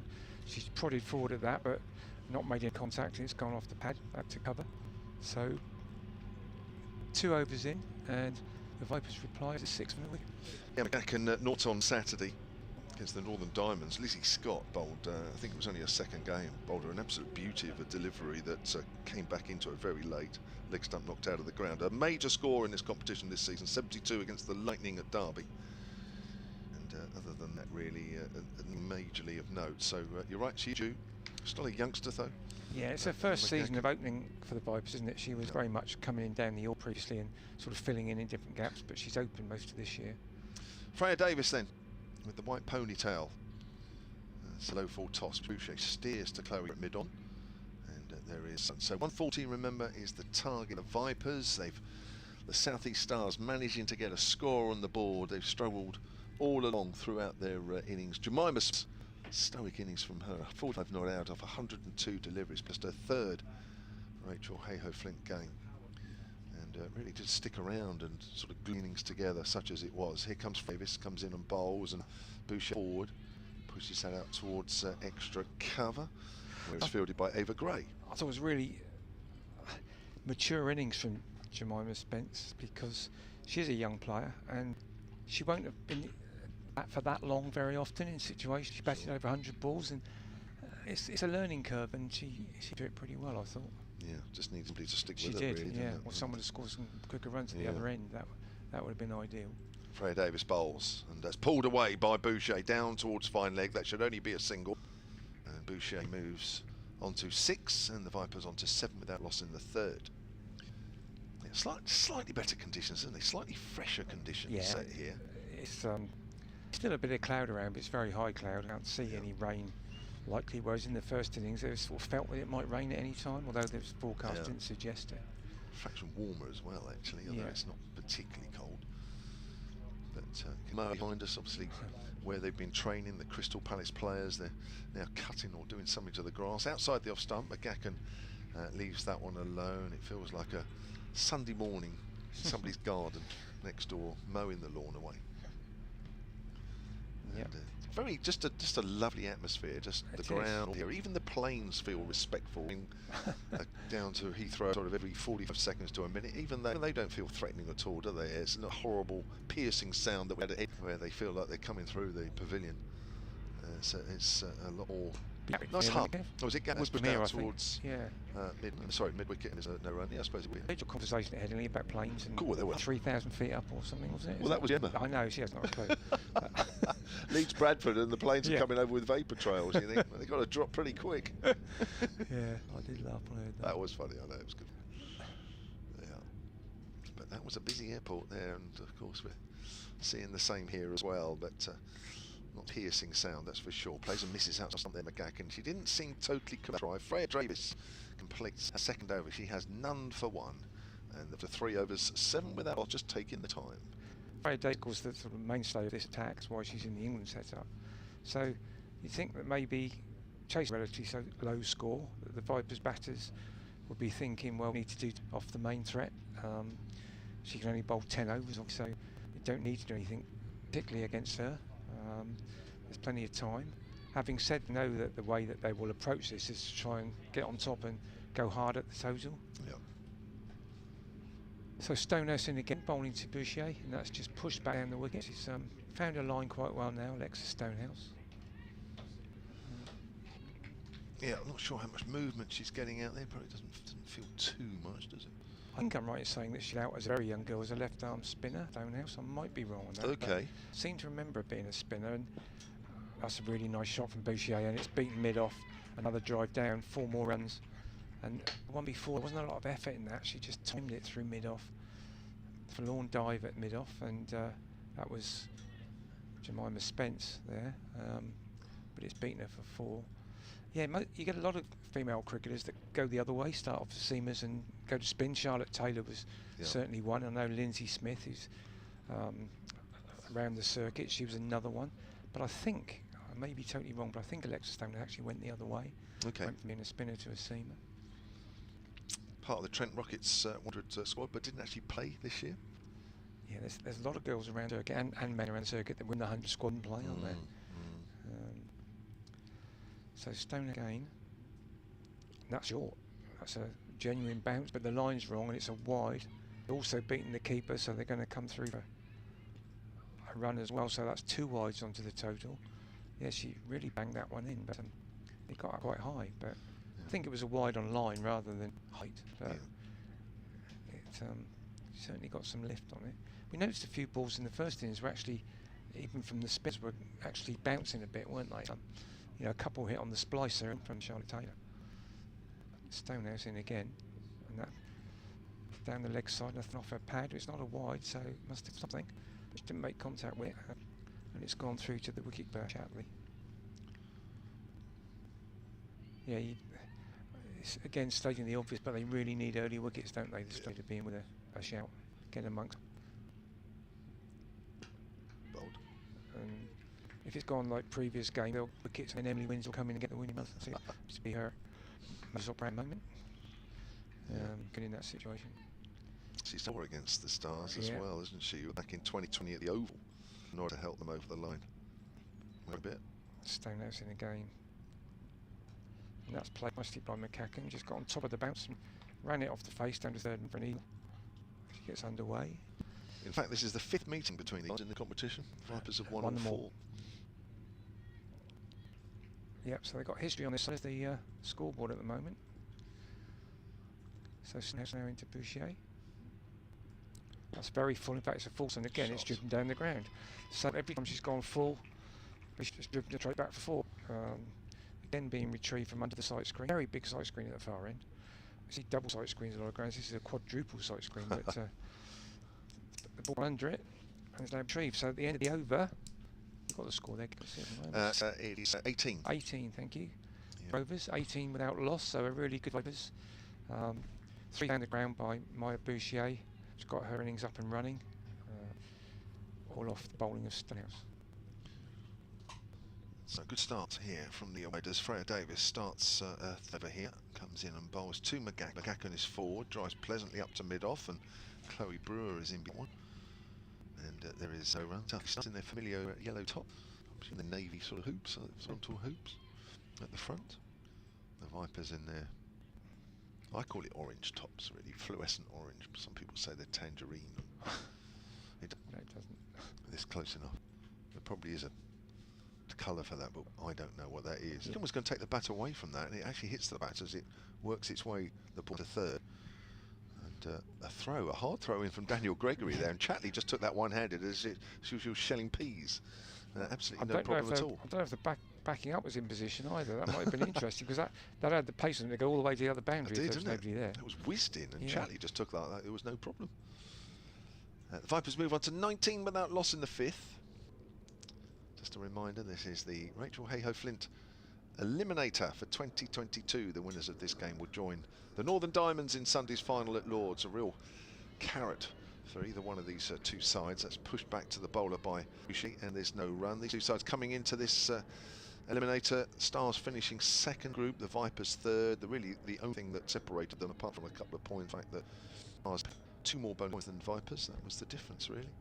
They got the home tie. Diamonds straight through, courtesy of winning against us at the weekend. At Headingley as Freya Davis bowls, and Boucher plays that back to her once more. You'd have to say as well that the Stars were a little bit favoured by the fact that the game that they missed in the round of games that were all cancelled was against Diamond, so they never actually played the team with a 100% record, which probably meant they didn't get into this game, but they probably would in the away side had they lost to Northern Diamond. It's a lot of ifs, but I think they would have each settled for 2 points, wouldn't they? The quirk of the fixtures as Boucher off the back foot steers that towards extra cover. Yeah, I suppose from a Vipers' point of view, they would have wanted both those sides to be playing like a Sunrisers and a Lightning, really, and pick up 2 points rather than playing each other. So that didn't really play into the Vipers' hands, and the Stars comfortably beaten Lightning 112 at Leicester last game.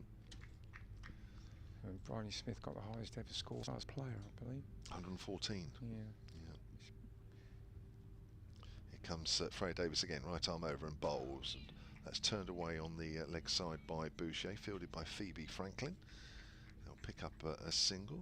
Franklin making 15 in the South East Stars innings. And that is the end of over number 5. And the Vipers, chasing 140 for victory, are 20 without loss. 2 runs off that one. Yeah, I think talking about Phoebe Franklin, I think she'll have a role to play with the ball. She normally bowls a quota of overs. Simple takes the pace off a bit. But you know, you think even though there's only 5 overs gone, they'd be thinking about bowling changes already, probably, Kev, because they just need to take wickets. They need to try something different, don't they? Yeah.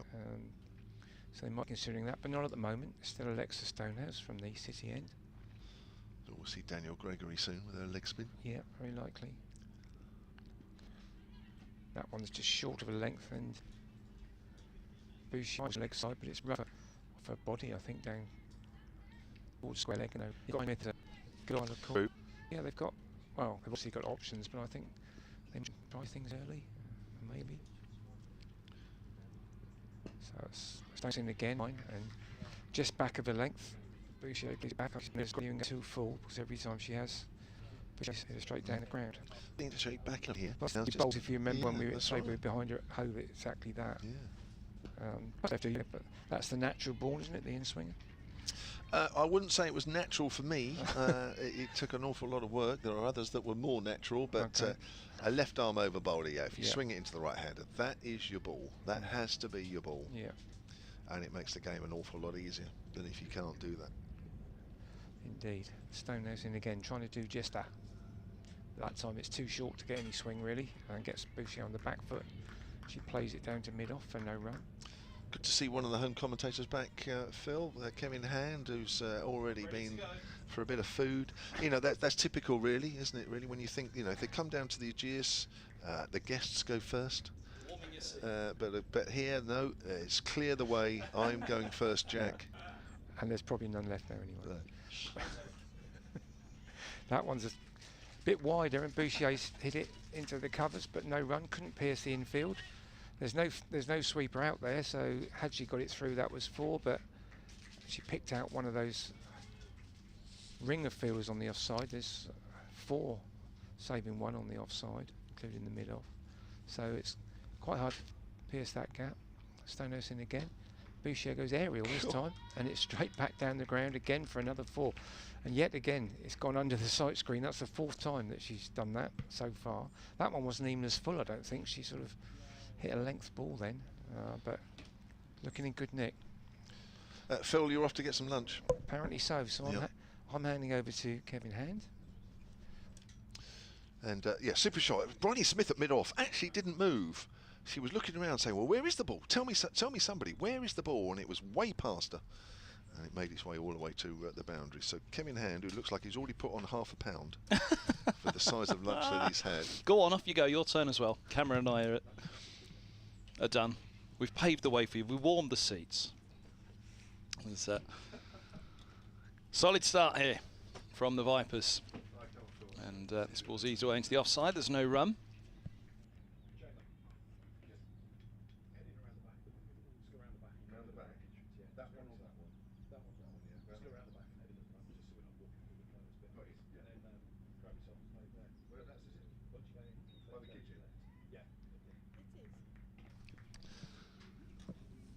Second ball. Slip goes down, and it's Length ball eased away into the offside, fielded at point, no run. So yeah, crack start here for the. He's not looked as happy all day, has he? Kevin James. That's a big old smile as he walked past us there. Yeah, very good start here. 6 over, 24 on the board. Corn 2, bounce up 19. Cameron's alongside me, and yeah, they'll be pleased with this so far. This one's just full of a length. Driven away into the offside, another dot ball. No. So 140 to target. It's all been very comfortable, so hasn't it? There's been a couple of balls that have beaten the outside edge.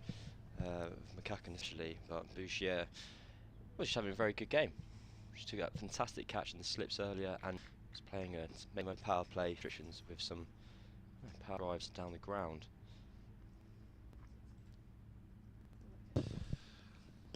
Driven up to mid-off, fourth dot ball. Southeast Stars can only do what they can do, and that's keep that ball in the off stump and force the mistake and cause us a foundation 2 from 18. So Bouchier looking the more positive of the two. Davis in her 4th over now. 2 balls to go of it, only conceded the 3 runs. Starts the run up from the edge of the circle, in she goes. And that's clipped away nicely to on. Chloe Brewer doing the field. No run. So 1 ball to go, the 7th.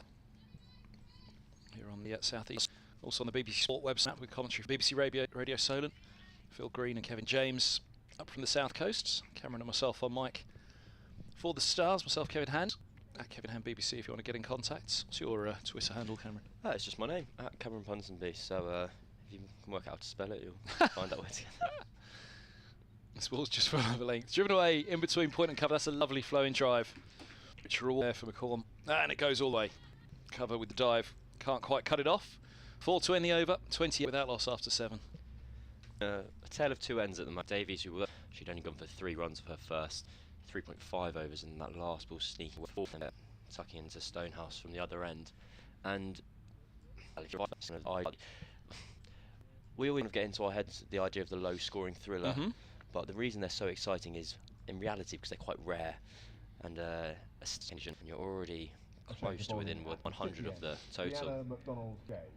We have a bowling change as well, so Stonehouse has only afforded the 3 overs, which went for 21 runs, and she's been taken off for McDonald Gay, who's been in fantastic form as a whole, really. She scored 54 and 37 in her previous 2 games before today, and she took 6 for 18 against the India development side for England development not too long ago.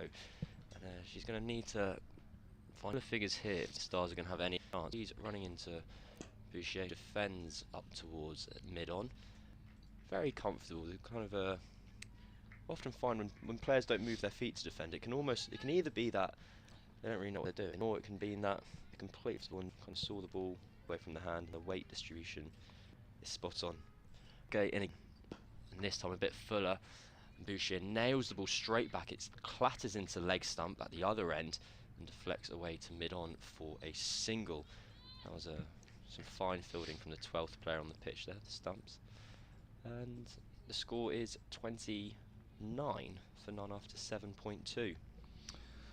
Yeah, it's the start the Southeast Stars would have feared.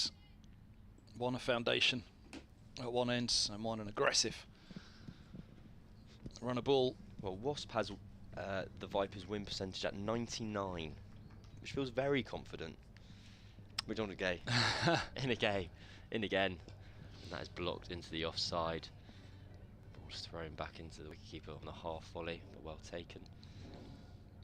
So what field do we have here? I think we're to a 5-4. We're trying to be tucked in the stumps nice and straight. We have a packed ring in the offside, no slips, but a 3rd in place, and a 45 short final leg. So I think the plan at the moment is just to hone in at the stumps. I think it's very difficult when you're defending these low totals. It can be tempting to go for a kind of overtly backing fields and try and nick everyone off, but on the other side of the coin, you've got to make sure you bowl as many balls as possible at your opposition to give yourself the best chance of taking your 10 wickets. Anyway, in comes McDonald Gay. 5th time, and again that ball is struck into the offside Well, that packed ring cleans up. Just the one run off this over so far. And as competent as an over as it has been, there hasn't been that much sign that a wicket will be arriving. I think they can only leave it on the spot and hope.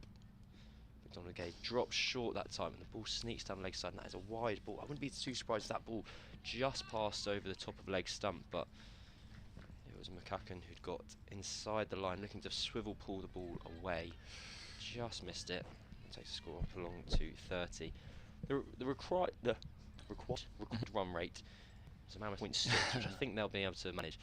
McDonald-Gay to finish the over outside off stump, and everyone round for the end of the over. 30 for none after 8. Yeah, it's one of those difficult scenarios. It explains, isn't it? And the only way that South East Stars can win this game is to take 10 wickets.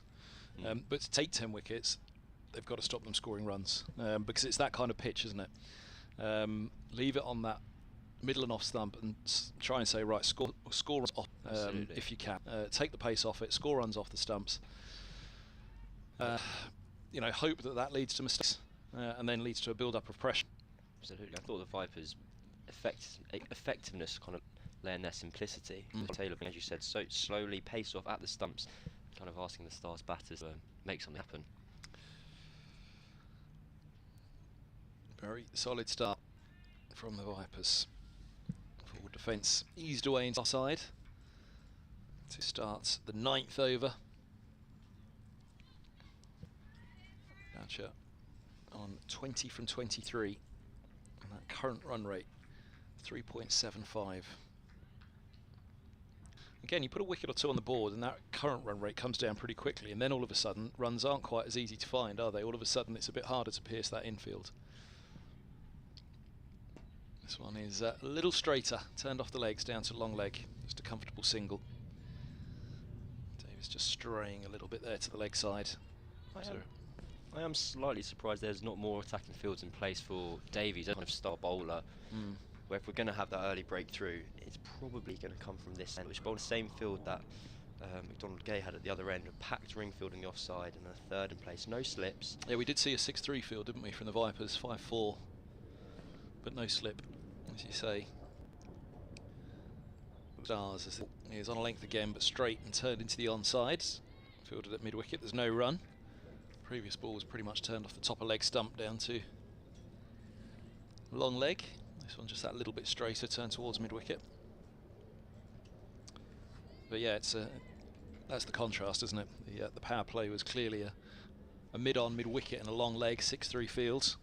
Square leg in for the Stars. Would have been slip for the Vipers earlier today in their 5-4 field now, as this is in, bowls and driven into the covers. Top ball. Corner remains on 6 from 26. 27 now indeed. It's not been easy to score, even for the Vipers here. I think Stonehouse bowled a few too many that kind of drifted forward in length, and they were able to throw their hands through that. But that at the other end, Davies has only gone for 8 runs off her 4.5 overs. McDonald-Gay went for 2, so it hasn't been the easiest. Bowls onto the hip, height a problem on that one. Appeal goes up, obviously. That's the appeal of a team who needs 10 wickets, defending 140. Even from, well, I suppose we're probably at the angle where we can judge height a little bit better. Sure. Just off to one side. We can't particularly judge the line, can we? Height we can get a fair idea of, and that one was high up above the knee roll, probably onto that hip guard. Have a quick look at the scores elsewhere. Women are 8-2 after 15 against England in the one days. Davis bowls, solid defence from Corn behind this one. There's the replay on the stream for us. Just drifting down was Davis' appraisal of it. Let's have a look at. Certainly look the issue side on, and yeah, both really. It probably was. Actually, it might have just clipped the top if it was in line, but it was drifting down. So end of the 9th, 31 without loss. Very close enough for 8 off 5. McCorn has 6. Boucher will have strike on 21. Those other scores elsewhere. England, by the way, at Canterbury won the toss and elected to field. McDonald-Gay continues just short of the length there, defended into the offside. I think we're in a That was a sigh of exasperation, Kevin. Oh, What's have you seen the happened? score from Chelmsford? I have not. Who do you think won? Oh my goodness me, that means that Essex must have been bowled out. Bowled out for 59. Mate. What a game of cricket we have. Lancashire won by 38. McDonald Gay into bowl once more, and it is kind of driven into the ground, and it kind of spills away to cover where it's fielded. It's a hell of a game at Chelmsford. The county championship lost its mind a little bit yesterday. Yeah. Lots of wickets in play. Well, it was on Chapel saying that the wicket was unacceptable. It was just right. Full of a length, McDonald Gay, and it's driven to mid-on, fielded. They're just putting the brakes on here a little bit, South East Stars, and I think you have to get the kind of the chasing nerves into an opposition. It's horrible. There's nothing worse than sitting on the side as your team kind of conducts a nervy chase. You feel horrible. But at the moment, I think they'll be quite comfortable where they're sitting in once more. This one, a kind of low of the bat through. Very cool for Bouchier, who strikes the ball again to mid-on. Yeah, it's the last over of the power play, isn't it? But again, that's not particularly Vipers' mind. They've got all the time and all the deliveries in the world to chase another, 109 more runs. And once more, clipped this time mid-wicket. Seems like a very obvious plan at the moment from the Stars to be targeting those stumps. And Bouchier is kind of, well, there's not too much risk in there, but it is. She's a way across the line, slightly, and kind of tuck the ball into the leg side. And the ball's most likely kind of honing on a middle leg stump line. McDonald Gay once more, it's slightly shorter. Bouchier walks at her and then defends the ball firmly up to mid-off. And that is a maiden over, is it not? 31 for none. It is. At the end of the 10th, and so that is the end of the power play. Be interesting if we see any spin come on now. The field can go out, and to whether they'll keep Davies on. I'd be tempted to keep Davies on. Just try and keep the squeeze. Yeah. Try and keep. You've got to. As you said, you have to take 10 wickets to kind of state the obvious, but it does look like a change may be happening. Or maybe power play, end of the power play signalled. Just to tell you the figures in that innings: Cook 14, Wesley 13, and Cook first of a hat-trick for Balderson, which was Lawrence and Critchley. Again, you'll struggle to take a better hat-trick than that in county cricket, won't you? It's a fair three, that. Balderson ended up with 5 for 14 from 7. I've talked all over the bowling change there. Who's the other side of the stanchion? Can you see who it is? It is Phoebe Franklin coming Franklin, thank you. Kent at 206 for 6. They lead Hampshire by 314. That feels like a lot in a game where a team's got bowled up for 50. Oh yes. There's Franklin in, right arm over. This ball's eased away into the offside. Quick single taken. And they are happily through.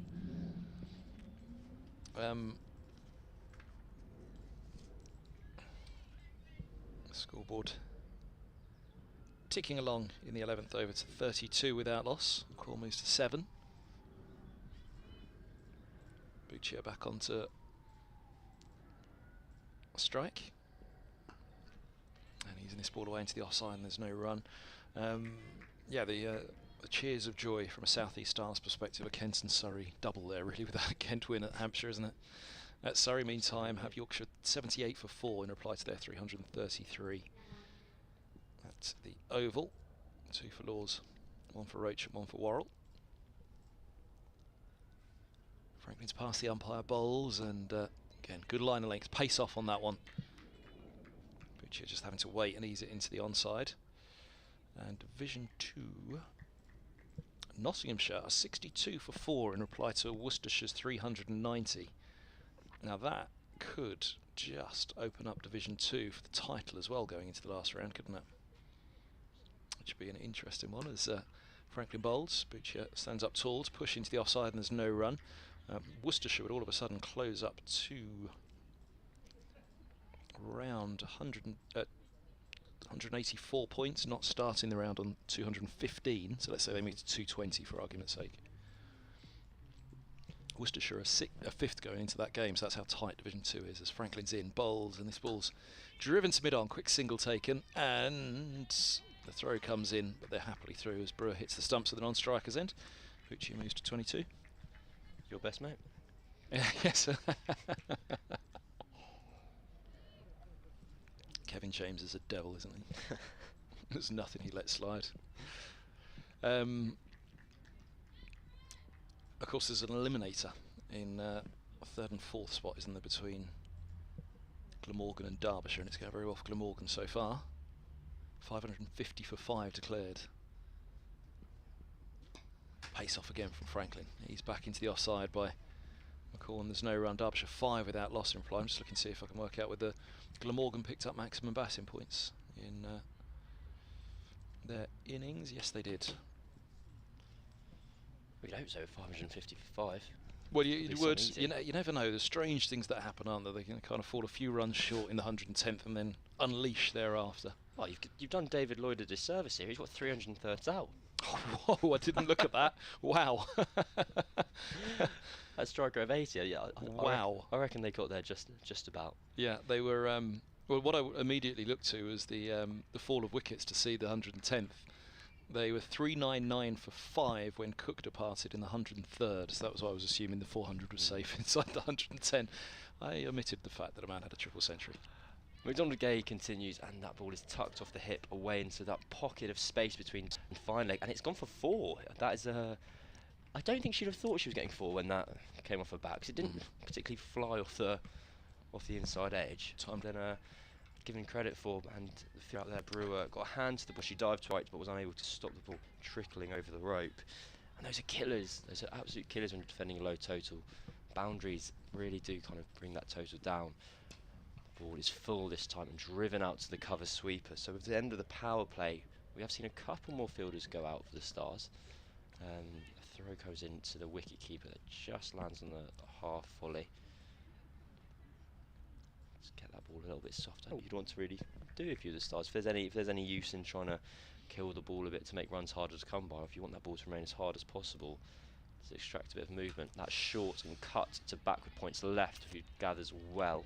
Got away with that one. Absolutely. I believe that was. Oh, I can't see what my number is. Number 17. I don't have my number 17. I think it might be Southby at backward point, who keeper, which, according to convention, means you have to be also an excellent fielder. McDonald Gray comes in once more. That is a full toss and driven to cover, which is well fielded by Eva Gray. Scores 38 for none after 11.4. It's actually one of cricket's great moments when one of the glovesmen's actually in the field. David Nash was always the one for Middlesex that I remember. Brilliant wicket keeper, worst fielder I've ever seen. It was hilarious in the fields with the gloves off. Well, one of my friends who does it just says, he goes, it's terrifying. I normally have massive gloves on, and now you want me to catch it with my normal hands. That's cut away to Southby's left. It beats can it be cut in just before the boundary? It can't be cut in front. Gregory kind of waves it on by, couldn't quite time her dive. She got it wrong, didn't she? The whole timing of it, and went with the foot in the end because she realised she hadn't got the timing of her dive. She was running out of space, to be fair to her, wasn't she? I think it was an awkward distance for the goalkeeper, they'd say. Too far for the boot. There we go. Too close for a dive. McDonald Gale, we think, I've gone for 2 boundaries here and I have no idea how. And she comes in to finish her over. Scores 42 for none. And that's a big full toss. Could that be given a no ball? It has been given a no ball. And it's one bounce out to the fielder at a deep square leg. So no ball signalled. Free hit as well. This one always catches me out. I can never remember what is the one exception where it's not a free hit. That's not this one. The no ball on height, isn't it, for the bouncer? Absolutely. So waist high full toss and overstep. It is indeed a free hit, and I've always thought it's very honourable of the batter to take a single off a free hit. I think you should absolutely stand there and say, no, I'll have this one actually. But as it happened, Bouchier gets to take the strike. They do get to change the field because the batters have swapped ends. The field is straight, go out, finally comes up in the ring. It's like to be a slower ball, and instead it's dropped short. And it has been absolutely nailed through mid-wicket for 4 runs. That was fantastic. That's a phenomenal shot. That's why you don't run on a hit. How could it be that? We're going to have a change up on the mic. 12 overs gone, so we'll do the 2s and the 7s. The change of this innings. Cameron's going to make way for Kevin James. Fantastic. Thanks for now, Cameron. Cameron Ponsonby, good to have him with us for this one. Kevin James here for BBC Radio Solent. It's joint commentary, the South East Stars and BBC Radio Solent. The stream and the BBC Sport website well covered on that one. Kevin James he's fed. So he's happy, or as close to it as he comes. Thank you for leaving some food, can I just say? Chicken and pasta or lentils? What did you go for? A bit of both. Not the pasta. No, not the pasta. Chicken and the... And the couscous? Yeah. That's what I did. Yeah. Single turned into the onside. Franklin easing that one away. Franklin bowling McCorney easing that one away. So what a start here for the Vipers, and there's the worm we've just seen as well on the stream with a sharp uptake in that last over with a couple of boundaries. Not what the South East Stars can afford. Franklin bowls, pace off, eased into the onside, and there's no run. And again, we said it all the way through, it's all they can do really is bowl at the stumps, pace off, and hope a mistake comes, and that with it some pressure builds. But run rate 4 and over at the moment required, drops below 2.5. We said it was the Vipers' game to lose at the halfway stage. 10 overs, 12 overs in now, it certainly remains that way. As Franklin midway through her run-up, she bowls now, and again, full straight pace off, defended back to her. Yeah, if I'm honest, if I was on the South East Stars side, I'd be looking at this thinking, we're kind of waiting for the batters to make a mistake here a little bit. They look confident out there, and well, all you can do is bowl accurately and then just hope you build up some sort of pressure and make them make a mistake. But at the moment, it looks too easy. This one's given some width, and it gets through in the offside, a misfield. Which cover allows the 50 to come up, and 50 without loss in the 13th. Buccia moves to 32, and yeah, 2 balls to go, the 13th as the 50 partnership comes up. Well, South East Stars are in dire straits when the 50 came up on their board, weren't they? As this ball's eased, 2 backward point, no run. There was an edge early on, wasn't there? They haven't had a slip in place. They've been going with the 5-4 fields. There was one edge early on we were watching square on, Cameron and I. Warming your seat. And yeah. I was probably eating my bread roll at the time. I didn't see it, sorry. No, you were when you were on mic, wasn't the one early on? There was a flash of the bat. It may have been a thick edge. What we couldn't tell was how fine it went from side on as this ball's pushed back up the track and no run. But the point being, they haven't had the slip in the same way. They've gone with a 5-4 field, whereas the Vipers earlier were pretty much 6-3 throughout, weren't they, with that slip in place, and even went to 2 slips on top towards the end of the power play. 50 without loss after 13. Well, I mean, just the slight overhead conditions and the early morning feel of sort of late September, I think, just warranted having a slip in. I think even if first 2 or 3 overs you think, well, it's a waste of time, it just felt like that. Whereas now the skies have opened up a little bit. It's not sunny, but bright. And it just feels that situation, better batting day and that. I'm not sure you probably would have started with that or certainly had it for too long. Certainly with these 2 out there in the middle. Certainly my Boucher here at the moment. I said before I went off lunch. Did I say I'd had some lunch? That's... you know, for me, she's been looking good all season. Whether if they're through, whenever, maybe she gets a game for England for the end of the one-day series. But for me, you know, she just hasn't got the volume of runs this year that she's deserved. Bridie Smith with her off spin. That's turned away by Boucher. Very fine. There was a bit of a chase towards the boundary there for Daniel Gregory. Picks it up. Just a single. If that's a wide, in fact, it was missed by Boucher. So exactly the keeper. Yep, runs they can't afford to let slip away. 20 extra conceded by the Vipers, which we wondered would that be the costly mistake that might let back in on this one. Sure. Remember, 140 is the victory target for the Vipers, so 53 I think it is without loss. Smith comes in again and bowls, and McGacker's playing at that one outside the off stump. Just cast past the outside edge. So yeah, a bit to do for the Stars here. They are to give themselves a chance for Sunday's final. Here's Smith again. She'll sort of bowl a Riley off spin. Does that turn away on the leg side for a single? I mean, you know, she knows situations. She'll be trying to work things out. And does this one get flighted a bit more? Is it pushed through a little bit more? Shall I bowl it a little fuller? She'll try and work things out. But all the time, the Vipers are just picking off the runs here as Smith comes in again, and Boucher's on the back foot and cuts that away. Past point, past Rihanna Southby as that goes out deep. Away to our right, and the Vipers move on to 4 without loss here in Beckenham. Just waiting here. That's just like changing the field. Mid-off coming up on the circle for McGacken. That's horribly short, and that's cut away. I think Smith's got away with that a little bit, although there is a deep mid-wicket, deep square leg, so maybe McGacken's thinking, well, there's no point in trying to pierce that. I'll just hit that away on the offside. Picks up a single, but that was very, very short from Bridie Smith. That'll be 55 without loss now, the Vipers. Run rate required from here, a little over 2 1/4, as that's pushed out into the covers and there is no run. And when you've got 10 wickets in hand, there's not too much pressure going on there. The run rate at the moment is 4, which I think from the Stars' point of view, they'll be a little disappointed to let the Vipers get away. Not just not taking a wicket, but the fact that it's 4 and over even now. Boucher drives up to mid-off. The throw will come into the bowler's end. Boucher's home.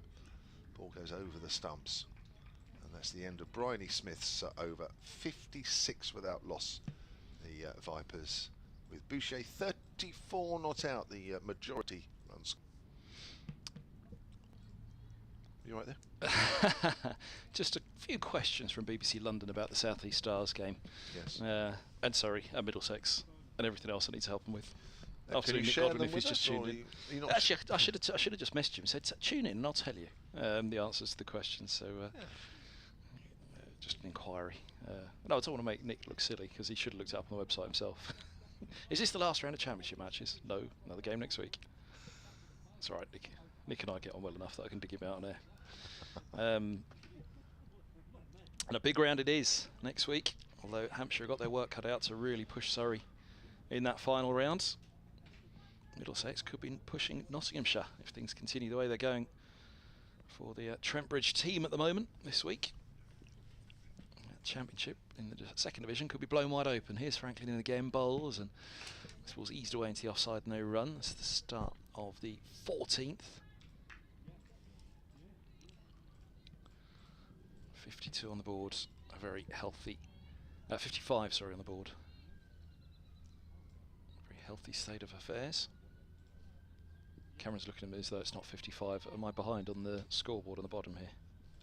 Oh, I thought you were giving me a side glance to say, no, you've missed a run. 56 without loss, my apologies, Cameron. It is. I knew you were giving me a look. Here's Franklin, he's in bowls, slow ball into the block hole. And this ball's turned away into the onside, fielded at mid-wicket. And single taken.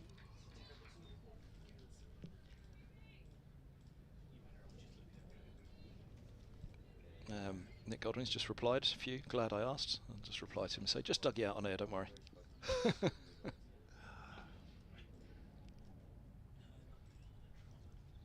But a lovely smell around the commentary box, which I'm not sure we've mentioned today yet, have we, J-Mo? As this ball's eased away back up the track into the offside and there's no run. I think the Crystal Palace training ground after training this morning have there are some names.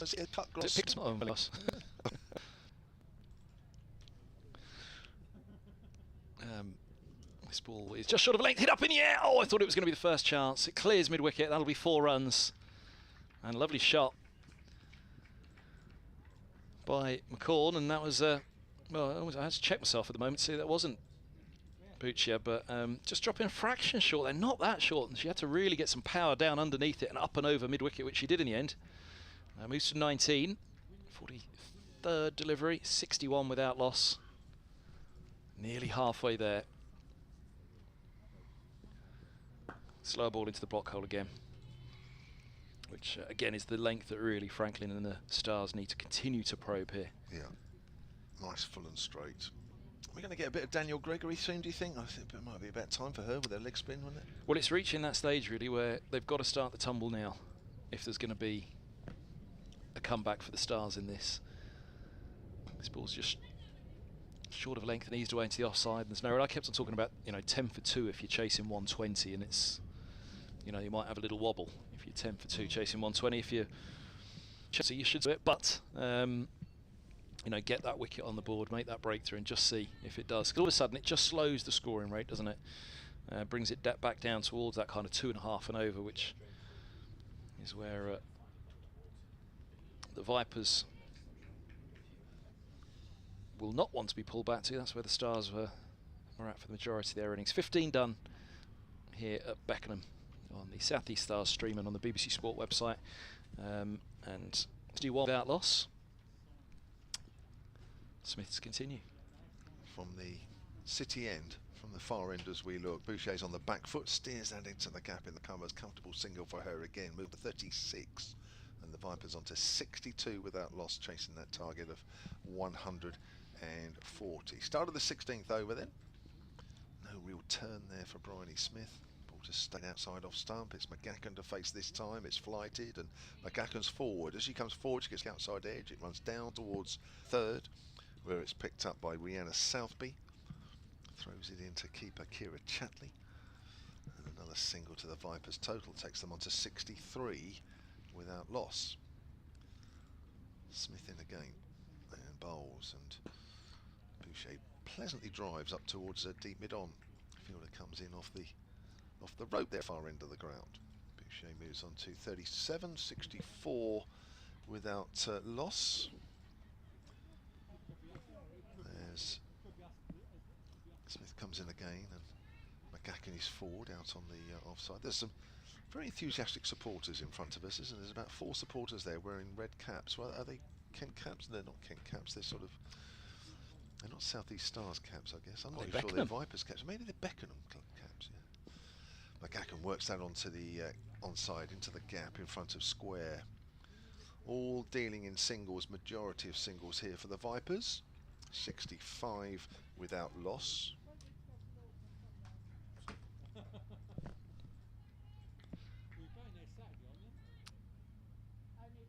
Only So here goes Bryony. Bryony Smith. In and bowls, low full toss, driven back down the ground, hits the stumps at the non-striker's end, I think, deflects to mid-off. Is my reckoning on that? Yes, it does. Umpire Chantry collects the bails. Point of contact at the non-striker's end. Was away, but was pretty sure that was what had happened, and she's really missed out there. Placed it beautifully back down the ground. You can see her admiring her own string. Can't believe she's missed out on 4 back down the ground. Smith looks pretty happy though. So that is the end of the 16th. Now at the Beckenham end, Danny Gregory, as predicted by Kevin James. So 65 without loss after 16 over. Phil's going to replace me. We're doing 12s and we're doing 2s and 7s is now for the replacer for a change around on Mike. That's our 5 and over turnaround now for the remainder of the innings. So at the end of the 17th, assuming Kev's done his update, I'll make way for Phil. As his first ball's eased away to backward points by McCall on 21. Pucci on 37 from 49 at the non-striker's end, but McCall's finding her own feet now in this innings with her scoring rate. Well ahead of anything that the Vipers indeed need to be at this stage. Just ball short, pulled away, out to deep mid-wicket, just a single. Pretty much hit straight to the fielder. Would have looked to bisect deep mid-wicket and deep backward square leg. Wasn't that short, but seeing it big now, this pair. That was a fraction short, hit in the air, and it caught mid-wicket in 2 minds. Diving to her right, winded it with 2 hands, and I think the thought was certainly to go for the catch, but it was just out of reach.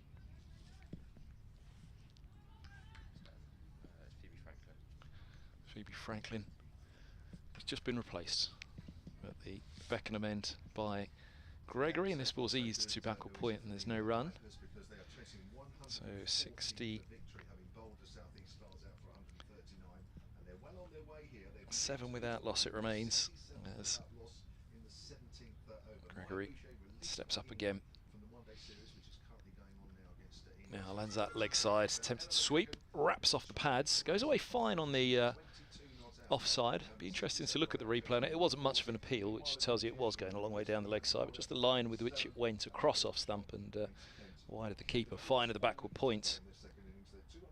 Yeah, just looped off something of an angled front pad, almost at a 45 degree, which is where perhaps the line and the trajectory of it came from. This one's off the bat, cut away on this occasion from Boucher, and it's a single out to deep cover. And ending the 17th, ending me indeed. Phil's going to come on with a score 68 without loss.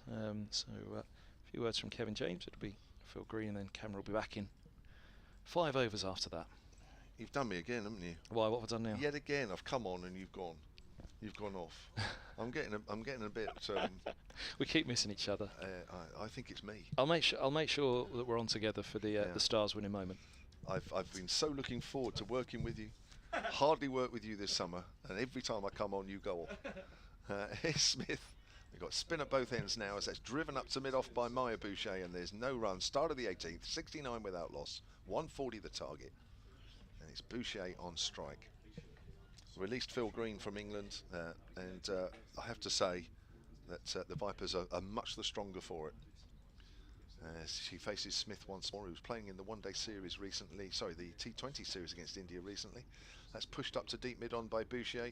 She moves on to 40, 70 without loss. Switch you on, Phil. Oh, thank you. Hello again, Kev. Yes. Very well for here. Yes, Smith bowls. Oh, McGacken's playing a missing outside the off stump, and Chatley doesn't take that cleanly. Ball bounces out of her gloves. They'll pick up a bye. Another one to the Vipers, total 71 without loss. As you say, Kev, it makes a massive difference having Maya Boucher at the top of the order. She hasn't, as we know, scored a volume of runs this year, but it just makes the batting order look stronger having her at the top, and she's proving that today. Off the back foot, and she punches that hard up towards deep mid-on along the ground. Yes, I think with the Vipers missing a few, of course, for England, I know South East Stars are missing a few as well. Freya Davis coming back from that one-day series, but Maya Boucher on Saturday got a really good one against the Northern Diamonds. That's pulled away by McGacken, but straight towards mid-wicket. Boucher only got 9 off 9 balls, but got a really good delivery from Lindsay Smith.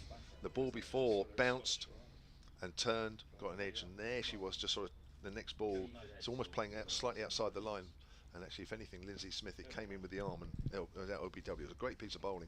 Probably needed it to against Boucher, as McGacken gets another single away on the leg side. Looks like he's going to keep the strike at the end of that over. 73 without loss then, the Vipers, and 140, just to remind you, that victory target. Yeah, Lindsay Smith had a really good season domestically this year, and I think she's probably back in the England reckoning now, having played a few times a few years ago. But every game in the 100 or in this competition, she seems to have done the job. So, yeah, good comeback season for her. So we've still got leg spinner Danielle Gregory at this Beckenham end, and she's bowling to Ella McGacken.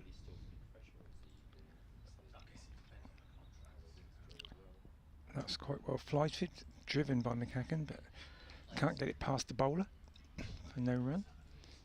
4 wickets so far for Gregory in this competition this year. About 50 apiece. Can't afford that sort of buying wickets today. That one's just turned on the leg side by McGacken. It's actually misfielded at square leg, but they were going to get one anyway. Deep square leg comes in and tidies up. So another single onto the total. Runs just coming fairly comfortable, we have to be said, at the moment for the Vipers. Gregory in again, couple of strides. That's a bit shorter.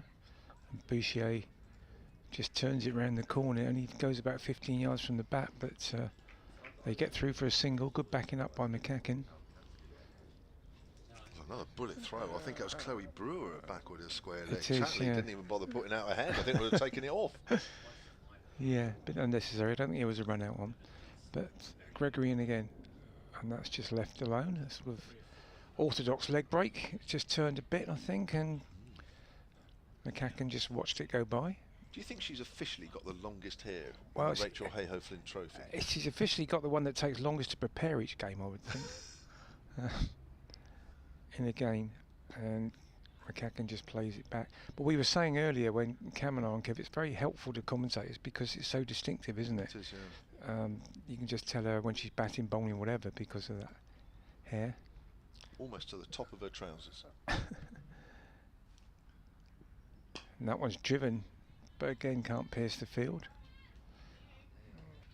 Yeah, no rush for the Vipers, and as long as they don't lose wickets, it's looking for ever easier.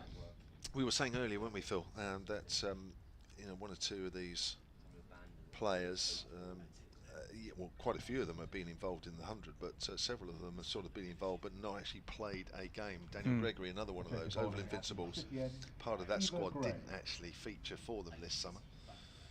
I think we've got a bit of Ava Gray, have we? I think coming on, who's going to be bowling some medium paces, right arm.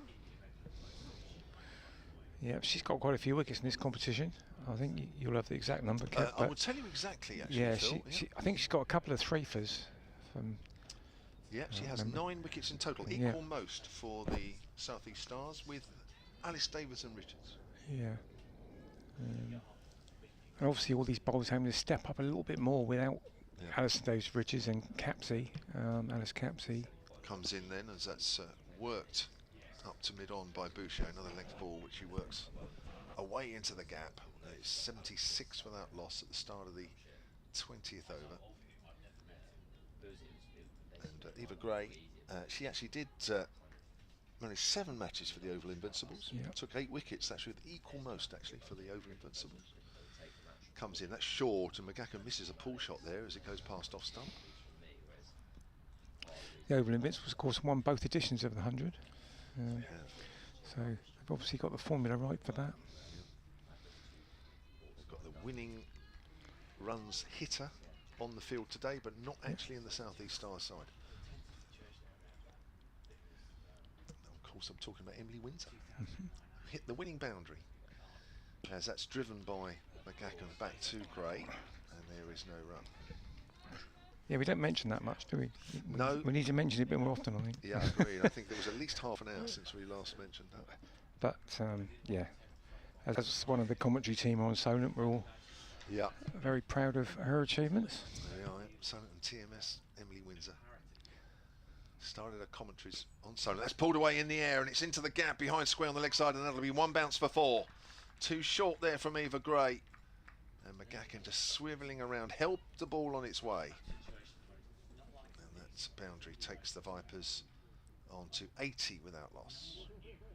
I think, or is it 70? It's 80, yeah, just changed. It just all looks a bit comfortable, doesn't it? There's not quite been, I think a couple of seamers have not, for me, bowled quite a consistent length. Not quite enough, for being really honest. There's a nice little dab. Well, this over's nearly all short balls, as if it's sick. Yeah, it's there's nobody that's come on that's bowled balls for me in exactly the same spot. I think that certainly early on, maybe even now, even try and begin to put the Vipers under pressure. I just think you need somebody like that. It's too short, you're right, it's too short like this. It's giving the Vipers too many options. 81 without loss.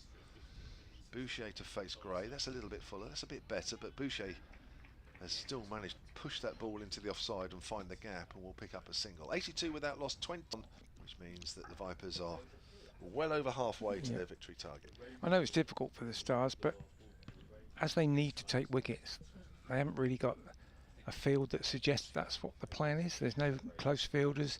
They've got the standard amount of outfielders out on the boundary that you'd have at this stage of an innings. You know, just like to see leg spinner on. They need wickets. Get a slip in, even get someone in under the helmet. Just do something different. So you've got Danny Gregory. Well, you'd think a leg spinner might just make something happen. Yeah.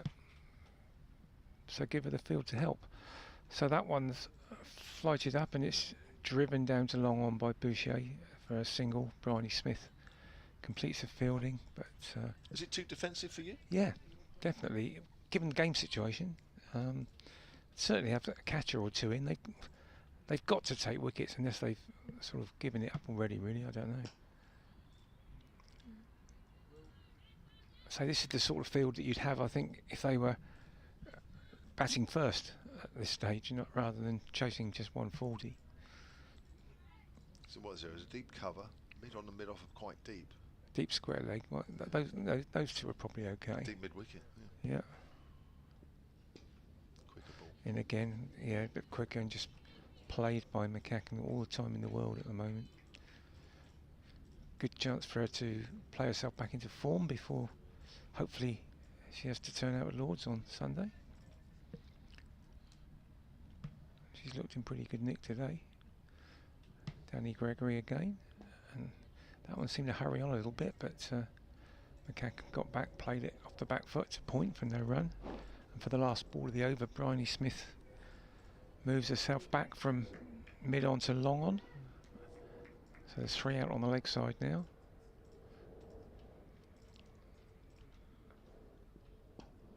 And McGackin responds by coming down the wicket and hitting it over the leg side, picking up an easy single to the fielder out at deep mid wicket. That's Eva Gray. And again, it just very comfortable singles almost anywhere they want. For me, it's also interesting that Bryony Smith, the captain, is at deep mid-on. Yeah, that's quite unusual, isn't it? I'm not sure that's okay. Gregory in again. And she's in action, Bryony Smith, because that's driven down the ground to her. Long on, but another single. I'd like to see a wagon wheel of Boucher's innings today, because it's been a lot straight down the ground, hasn't there? A lot of straight. And that's the end of the over. And the Vipers have moved on to 84? 85, sorry. I'm always one behind here, because I can't see the scoreboard from where I am. I'm trying to guess, really. Yeah, 85. And it's just, yeah, just seeming very, without being complacent from Viper's point of view, it just seems very comfortable. Well, that run required from here on in is less than 2 now. The run rate since the start of the innings has been pretty constant at around 4. There's Eva Gray from the city end. Right arm over, comes in and bowls to Boucher. Boucher works that foolish delivery on the leg side. There'll be another single there. Boucher moves to 47, and that's from 60 deliveries. Ella McCacken back on strike. She has 30 from 68. Of course, if they, well, whichever team gets through, it'd be interesting to see if the England players are released again. Well, I suppose they have to be, don't they? Because at the end of the series is the Saturday. Is it? Will they? Would that happen as McCacken's off the back foot and she's steering that into the gap in front of square on the offside? Picking the gaps off here easy. That's 87 for now. 87 without loss now. The Vipers. Well. So you think all of them might be, even the ones that are playing? I don't know. I don't know how that would work. The final one-day game at Lords on Saturday. Saturday, yeah. Series finished. I guess the summer finished effectively for the women. Sunday. I guess you're outside of a series, aren't you? So how would England? I don't know who makes that decision, really. We'll find out, won't we? Yeah. Somebody will find out. One of these two teams, as that's turned up to mid-on. No run there for Boucher. I expect they've already been told, whoever it is. Do you reckon? Yeah. I don't mean the players. I mean the management probably know what the situation is. I can't imagine Charlotte Edwards not knowing, not having asked that question. She would be all over it, I'm sure. It was quite interesting, wasn't it, the other day? She that she wasn't interested in the England job. It's pushed up to mid-on, no run. Yeah, everyone seemed to think it was hers sort of nailed on, so that wasn't interesting. Well, actually, I thought it was quite interesting because she's not for it, which leaves it a little bit vague. It could be that they've offered it anyway or something. I don't know. I'm just speculating. But I get the feeling her time is another. That's pushed out square on the offside. Oh, misfield. A point from Rihanna Southby, but she has backup.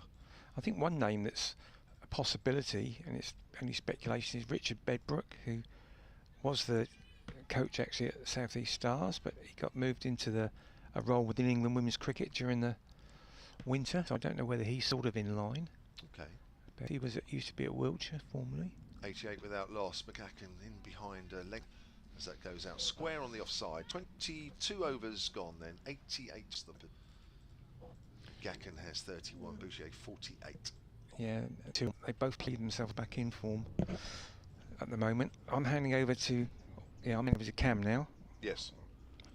So I think that's right. Thank you. Phil Green. Back a little later. I think that's what's happening anyway. It sounds about right. It looks about right.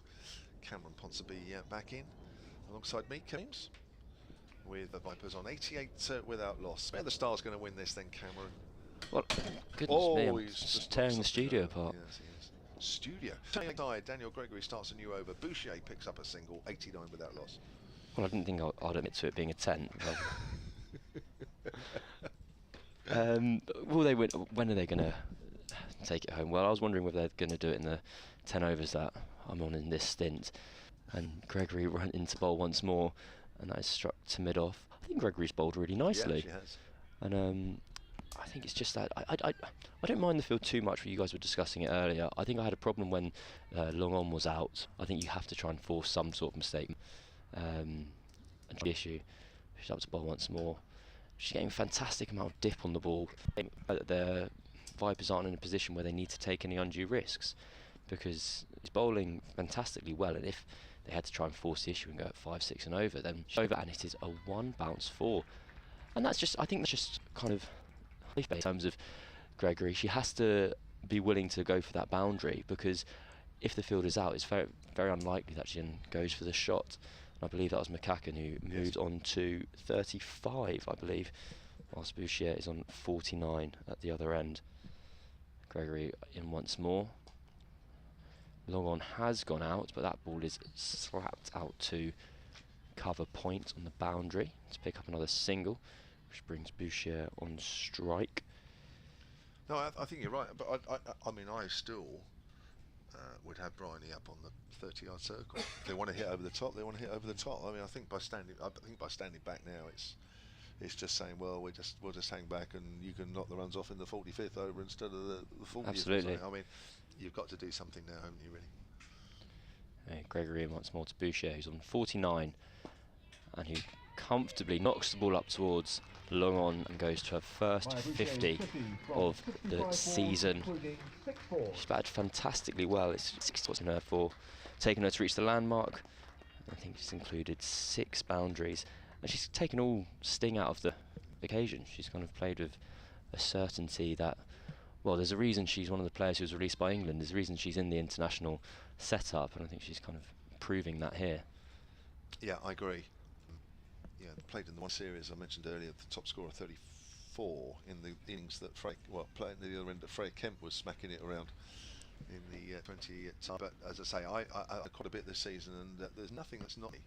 There's a big on the court. She's showing it here as she turns that away on the side. Start of a new over from Ava, and Boucher moves on to 51. But you're right, she's killing the situation. She's killing the spectacle, isn't she? Really, it's all becoming a bit predictable.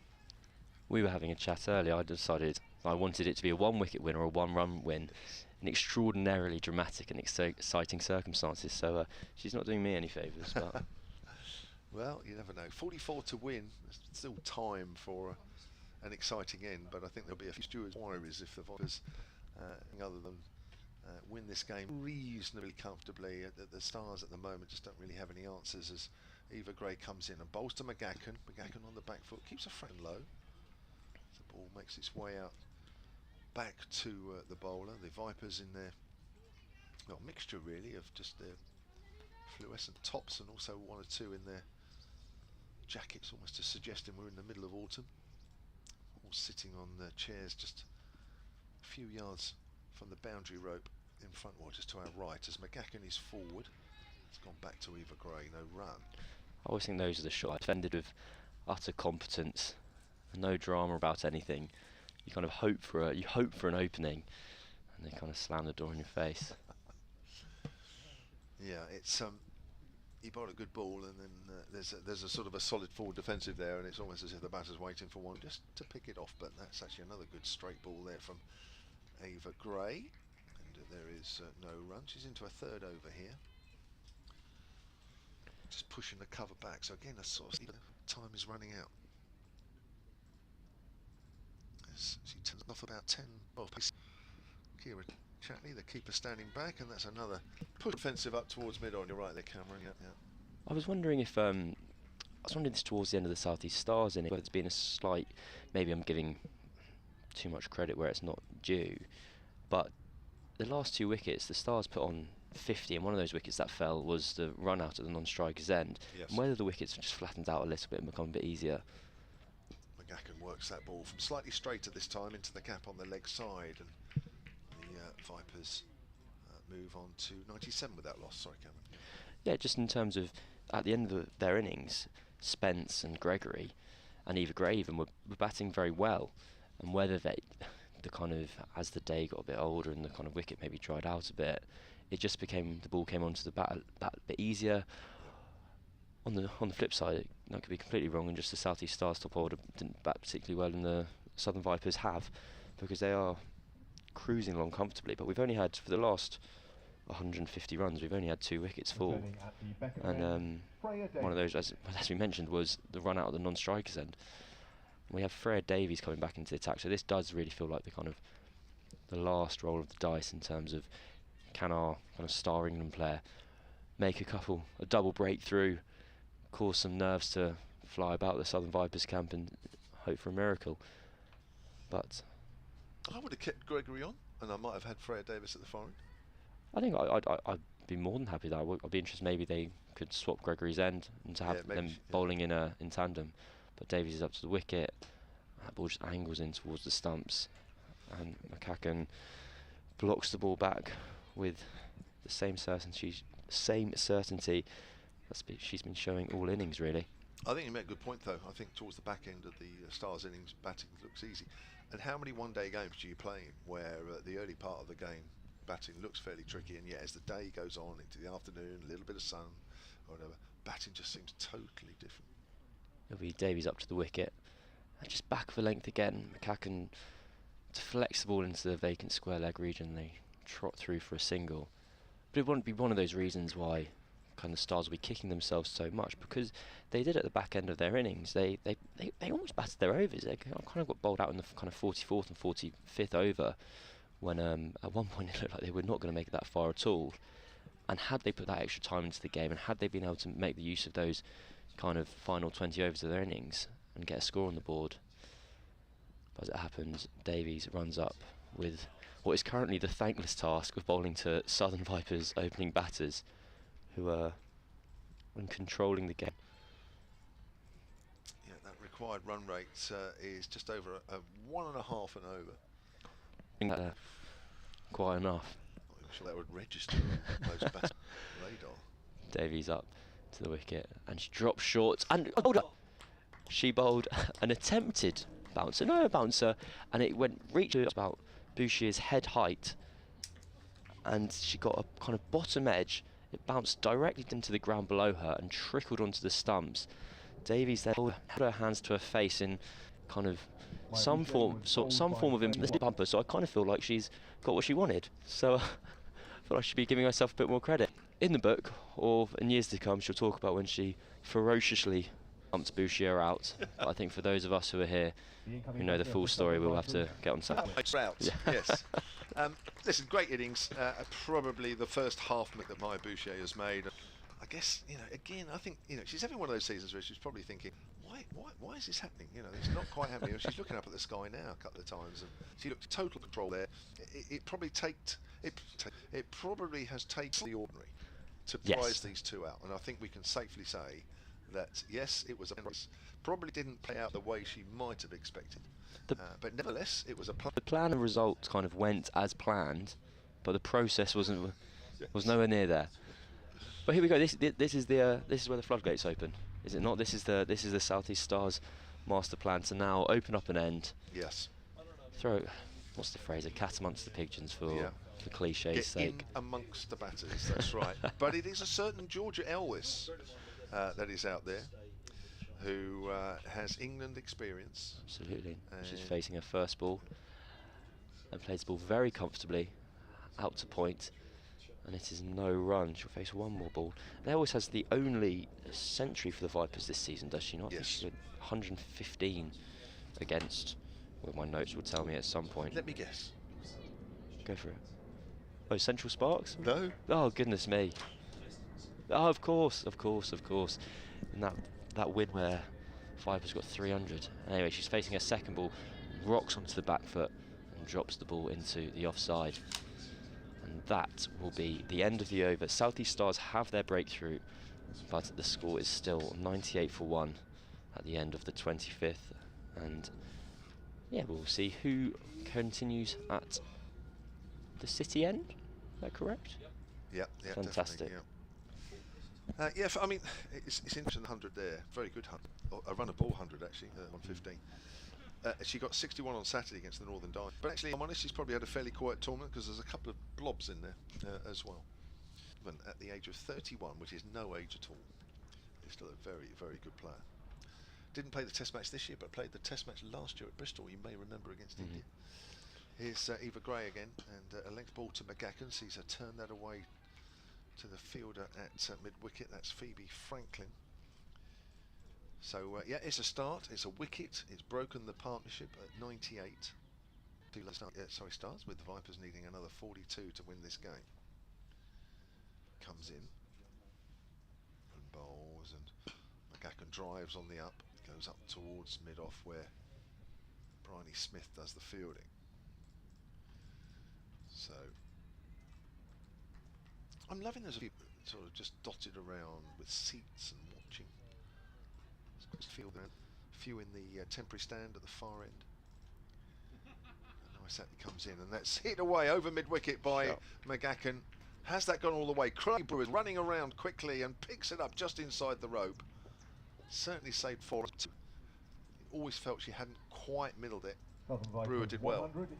That was a fantastic shot. It felt out of character for the innings, actually. The kind of undue risk, as it were, flicking the ball up over mid-wicket. And that's the 100 up for the Vipers as well. Pushed upwards. A lot of Vipers fans will be pleased to see her go along quite nicely. Still only 19. Burst on the scene 2 years ago when this, 3 years ago when this competition started, 2020, and I think she was a 17-year-old then, and was getting runs at the top of the order, opening the batting with Georgia Adams. It's taken a couple of years really to start getting established. Has driven and knocks the middle stump back at the bowler's end. No run. Did a bit of fielding for the South East Stars there, the stumps at the bowler's end. But yeah, she's a good player, but again, you know, she's another one that probably has had a fairly quiet Rachael Heyhoe Flint trophy for her. As comes in again, Eva Gray runs towards us and bowls. It's full, it's driven, misses the stumps this time. It goes up to mid-on. They'll come through for a single. Throw comes in, and Eva Gray is behind the stumps and picks that up. She actually did play for England A against South Africa A at Arundel. You may remember a warm-up game back in June. She played for England A in that one. Fantastic. She must have been getting the opportunity from Danny Wyatt's away from the teams then have the chance to open up at the top. And with Georgia Adams moving down the order now, which of course. It's been I was interested when kind of preparing the notes and stats for this game how successful a year the Vipers have had without having anyone kind of at the top of the league or runs scorers or wicket takers. It seems to just be the strength and depth that every game there is someone who contributes, and even the people who are having quieter seasons like Adams, actually in each game you go, oh, she's contributed there with a 2 for a 20 or a 30. Davies continues angling the ball in to McCacken, and that is no run. Defends straight back up the wicket. They're probably like a lot of sides, you know, when they're missing the top 3 or 4 players, you know, they are, you know, they look vulnerable, and they have done several times in this competition this year. But then it speaks to their strength that they can bring in Mary Taylor on debut in the playoff, and she can take two for however few. Davies in once more, and she goes for the short ball again. This time it's pulled away to deep square leg. They run through for 1. Will they turn for 2? They will not, as the ball is intercepted in the mid-wicket region. Why not go for the bouncer again? It was so successful last time. Well, I agree. I mean, you know, again, it's a plan, isn't it? It's something, do something different, and you know, I think Freya Davies is doing exactly right. I mean, for me, McCacken didn't play that shot perfectly. No. So it's worth a try, and she's quick enough to do it. Davies runs in, and that just sneaks down the leg side. The umpire's a stretch, and it's a wide ball. Definitely got to that point, haven't we? 38 needed, 9 wickets in hand. I'm all for it. Let's see all types of funky plans. I want borderline series. It'll be a no ball. Have 4 fielders behind square on the leg side. You're not allowed to do it, but it'll be fun whilst it lasts. Davies running in for the 3rd ball of the over. That's full. Just takes the inside half of the bat. She's bowling fantastically well here, Davies. She's 1 for 10 off 6.5 overs. And I suppose that's a product of the Vipers knowing where the strength lies in the Stars bowling lineup and being like, well, we can give you as much respect as we really feel we need to, and we'll score the runs at the other end. Yeah, she's probably being asked to do a lot here now, isn't it, at this stage of the game? Approaches the crease and short ball once more, and this time it's tickled around the corner, intercepted at fine leg. It just runs away from the fielder, but she managed to keep it down to 1. Fantastic throw over the stumps. And no, if they had turned for 2 there, they would have been out. So, a well decided no. Is that Chloe Brewer down there at the far end? She's got a great arm. I believe so. Terrific arm. I've made a mental note for myself. Every day is a school day, and what I've learned is next time I'll bring my contact lenses. Because it's not what you want to hear from your commentators, but when he gets on the far side, I can't see a thing. I've said that about Kevin Hand many times. Davies bowls again, so it's run down to 3rd, and they trot through for a single. The score moves on to 105 for 1. It's usually, what game are you watching, Kev?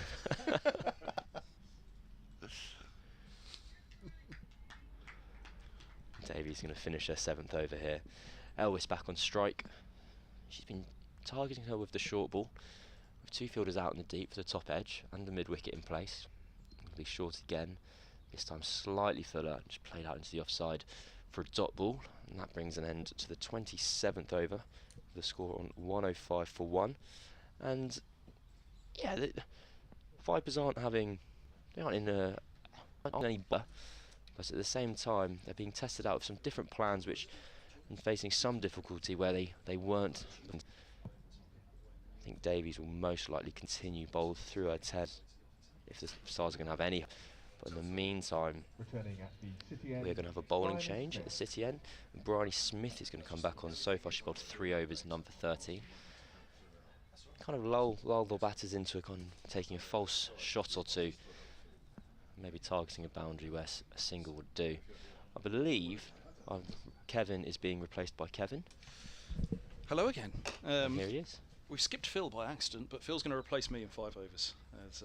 Fantastic. Bryony Smith in, and that is a big full toss that goes down the leg side for a wide ball. You know, there's moments where you're playing kids cricket and they say cricket's the winner. Yep. And cricket was the loser there, and we're all gonna move on. It wasn't clean and collected, but Bryony Smith back up to bowl. This is much better delivery, and it's pushed full towards mid-off. We have what field do we have here? We have a 4-5 field, cover sweepers out and then a ring. No one behind on the offside, so she's going to be bowling very straight. Once more, and that was a full toss, another full toss, but this straighter. And McCack slaps the ball straight for 4 runs. It's a great shot. Did well to generate the power off that, didn't she? Absolutely. Low full toss. So very little risk associated with it. She moves on to 40 and the score to 100 for 1. Who do you have in the leg side here? We have 45, mid-wicket in play, and that shot, that immediate boundary forces back, and she clips the ball into the leg side where the ball just falls short of mid-wicket. It wasn't completely in control. Checked it well, didn't she? Because as you say, she was. If she had gone fully through with that, then didn't control of it, and it was out at mid-wicket. Smith up again.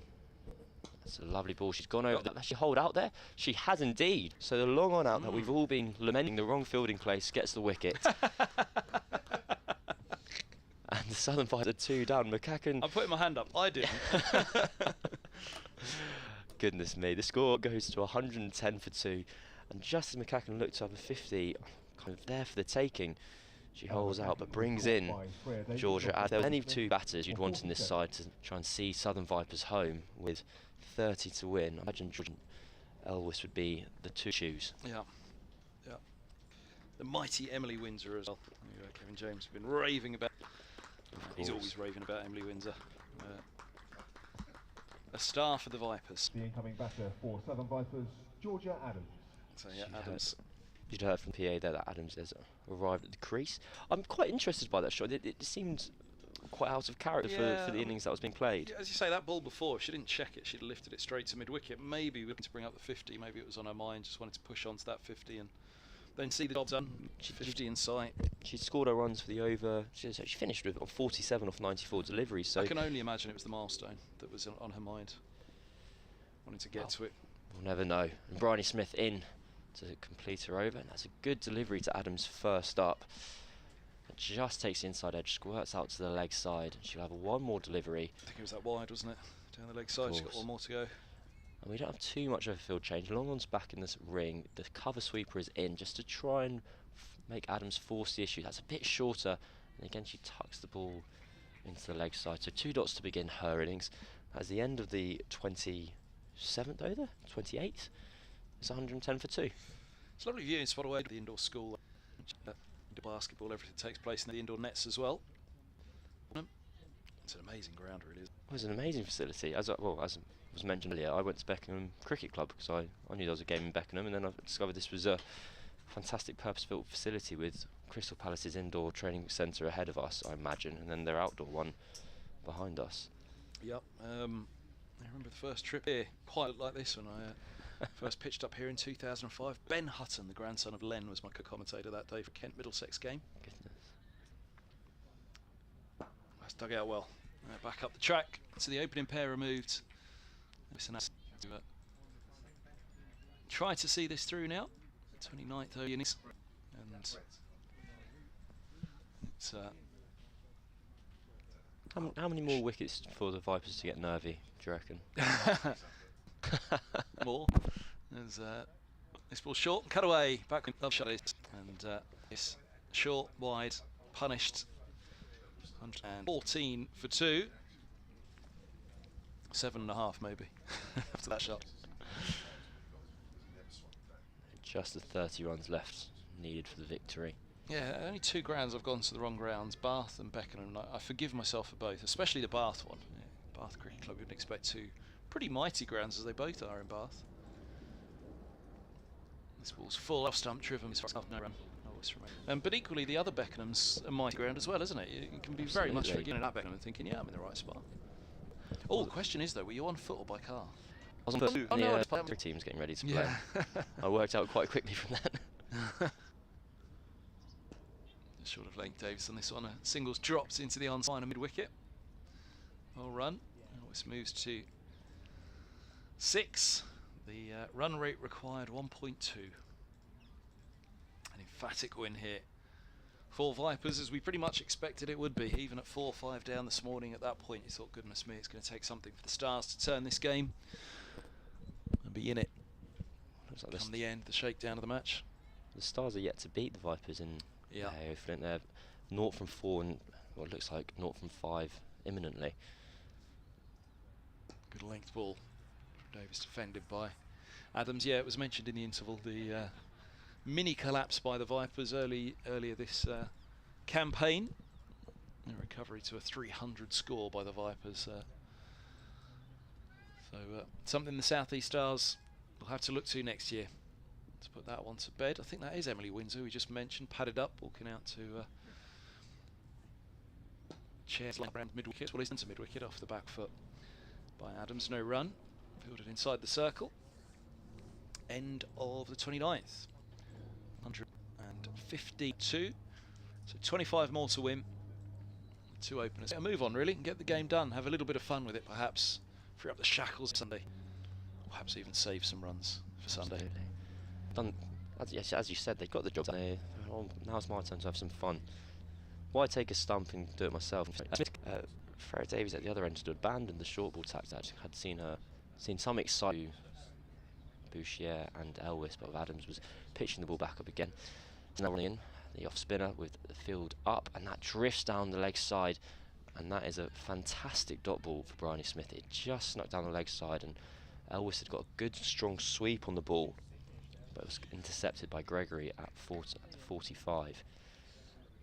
5 yards either side, and that would have been 4 runs comfortably. As it happens, there's a dot ball, and Smith comes to the wicket once more. It's lovely. Drops on a length, and Elwes blocks it to cover. A classical off-spinner's delivery, that one. Up to the wicket once more. Slightly shorter, and Elwes just rocks back and cuts it out to the fielder on the cover point boundary. Just having a quick look at the scores elsewhere, and India's women 159 for 3 after 31.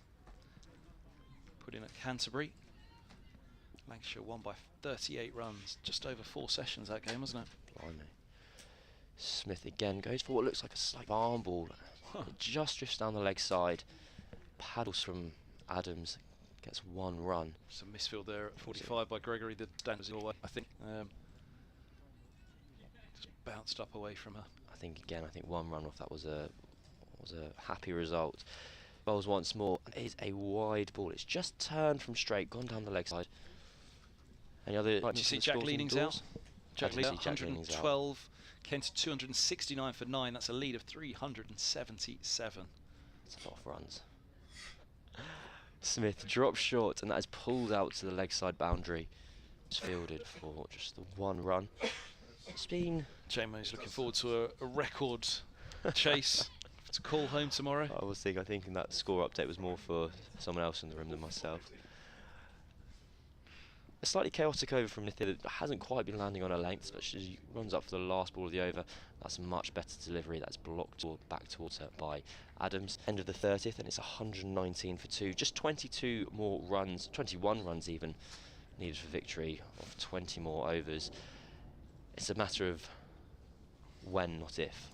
at this point. Southeast Stars perspective, from the joys of Kent to the joys of Surrey, 333 all out, and Yorkshire 144 for 6.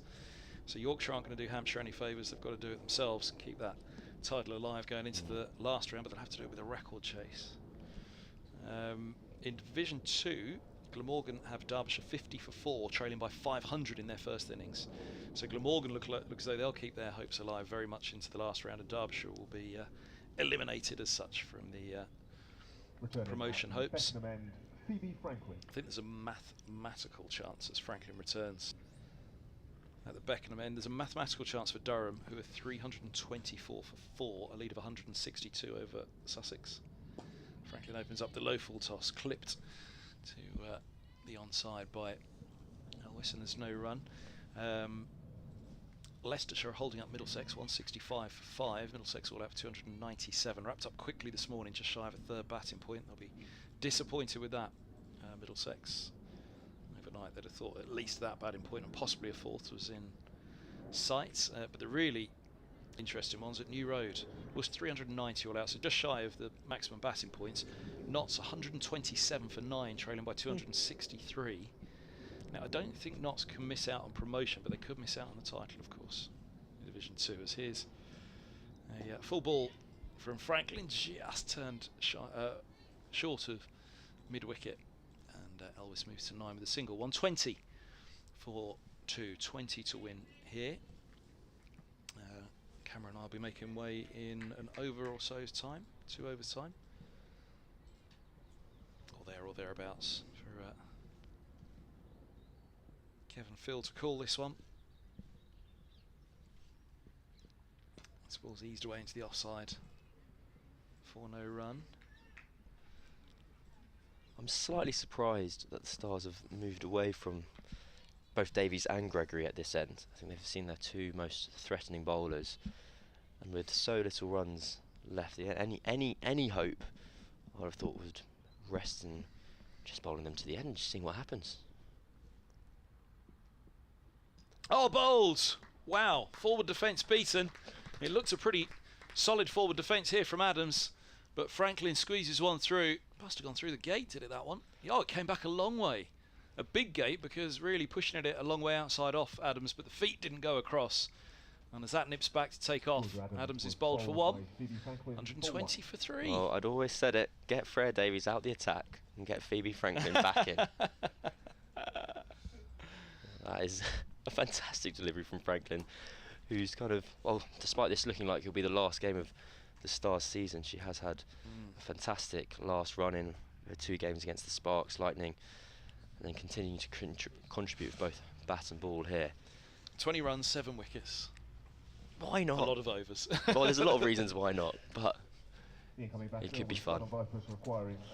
Oh, you say double your score at 30 overs, don't you, nowadays? And well, always have said it, but that'll make 240 about a pass score. Had this had been the Vipers batting first, of course, cricket doesn't work that way, but I mean, fair to say the South East Stars were at least 60 light, you'd have said.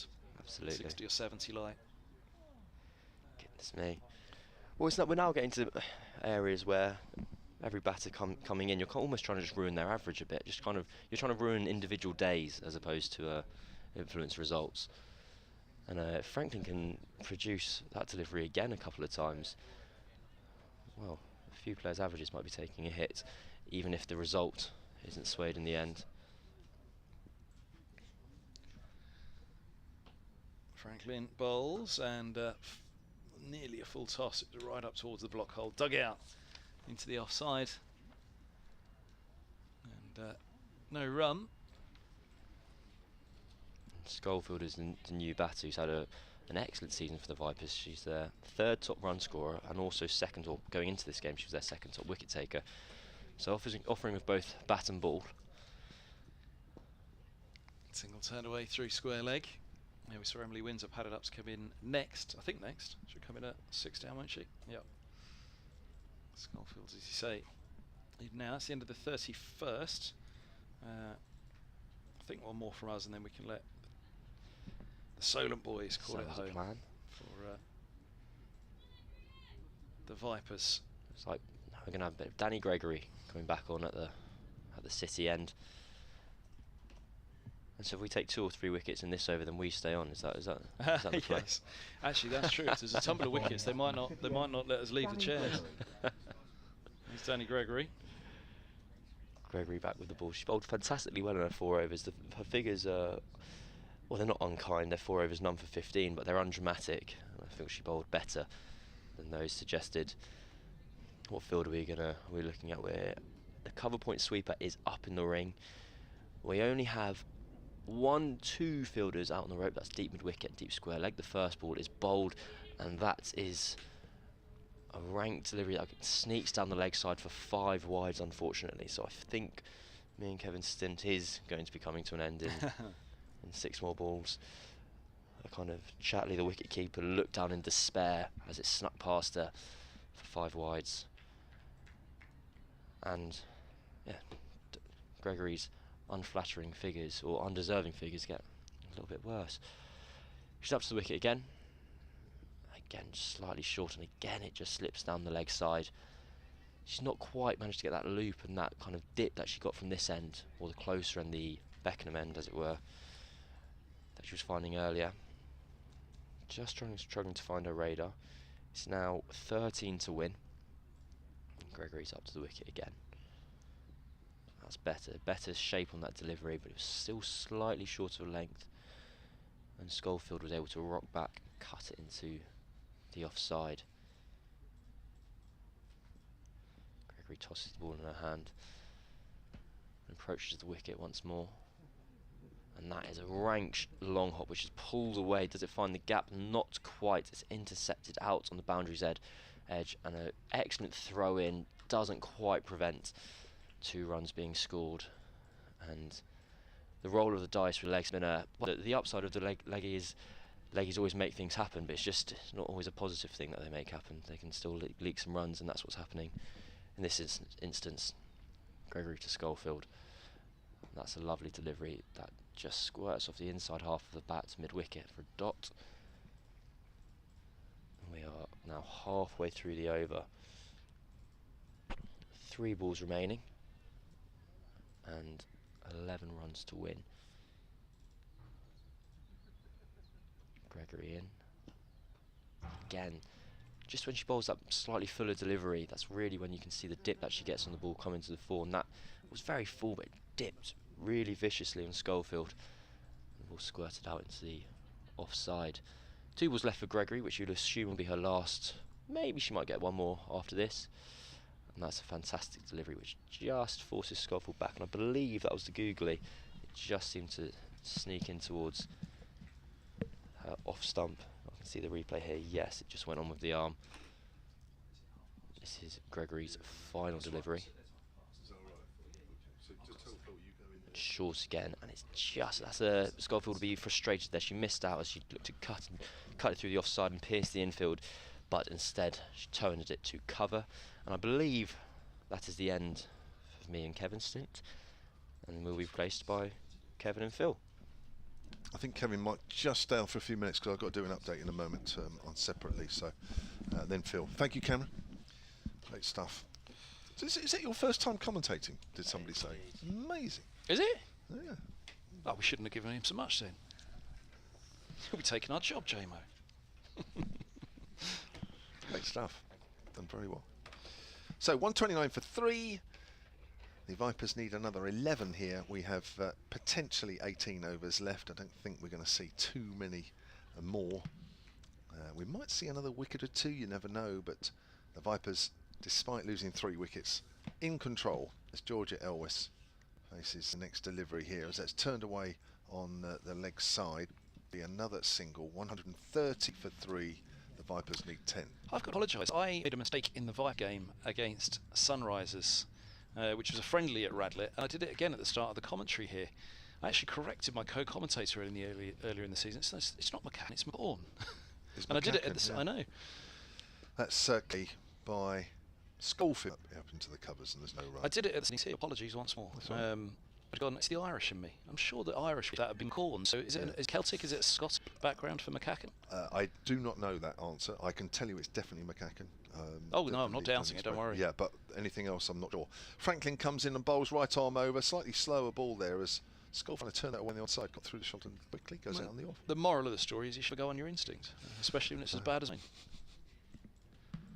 Just screamed McCaughan to me, is it from an Irish perspective, but we'll probably get messaged out from part of the family and say no, it is very much Irish, and you've gone completely down the alley with that. Here's Franklin again, then runs away from us. It's full, it's driven up to mid-on. That'll be fielded by Bryony Smith. And there's a dot ball. Score remains on 130 for 3. Ellen McGacken making 47, Maya Boucher 51. They put on 98 for the first wicket, which has effectively not really let the South East Stars in at all. This comes in again. That's going to be cut away by Schofield. She's found the gap through extra cover. Now that's running down the hill, not quick enough to take it over the rope, but Schofield will pick up 2, moves on to 5, and it's 130 for 3, needing 140. So things very nearly wrapped up now. Kent bowled out for 269. Are they going to make it to your update? 378 runs to win Hampshire. In a game that were bowled out to 57 in the first innings. That's pushed away towards mid-wicket. Just giving that context. Gubbins' finest hour, I can feel it, the former Middlesex man. So that's the end of the over.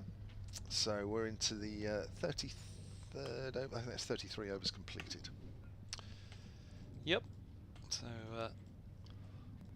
pretty much done at the same rate, isn't it? It was how many overs were left? Circa 15 were left. Double check. Scribbled it down, but I left a notepad at the back.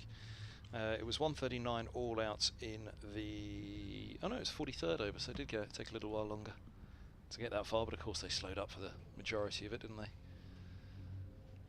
The wickets that tumbled at the top. So 7-wicket victory awaits the Vipers, or will there be a final? Little twist for the South East Stars. That's a lovely ball. Fly did start the new over. It was a good performance by Trussler, wasn't it, for the Vipers? 2 for 12 from 6.2. Looking through their performances earlier in the day as this ball short and whipped away out to mid-wicket. Adams comes on to strike. Sorry. I'm mad looking at my scorecard here. Adams the last out, bowled Franklin for 1.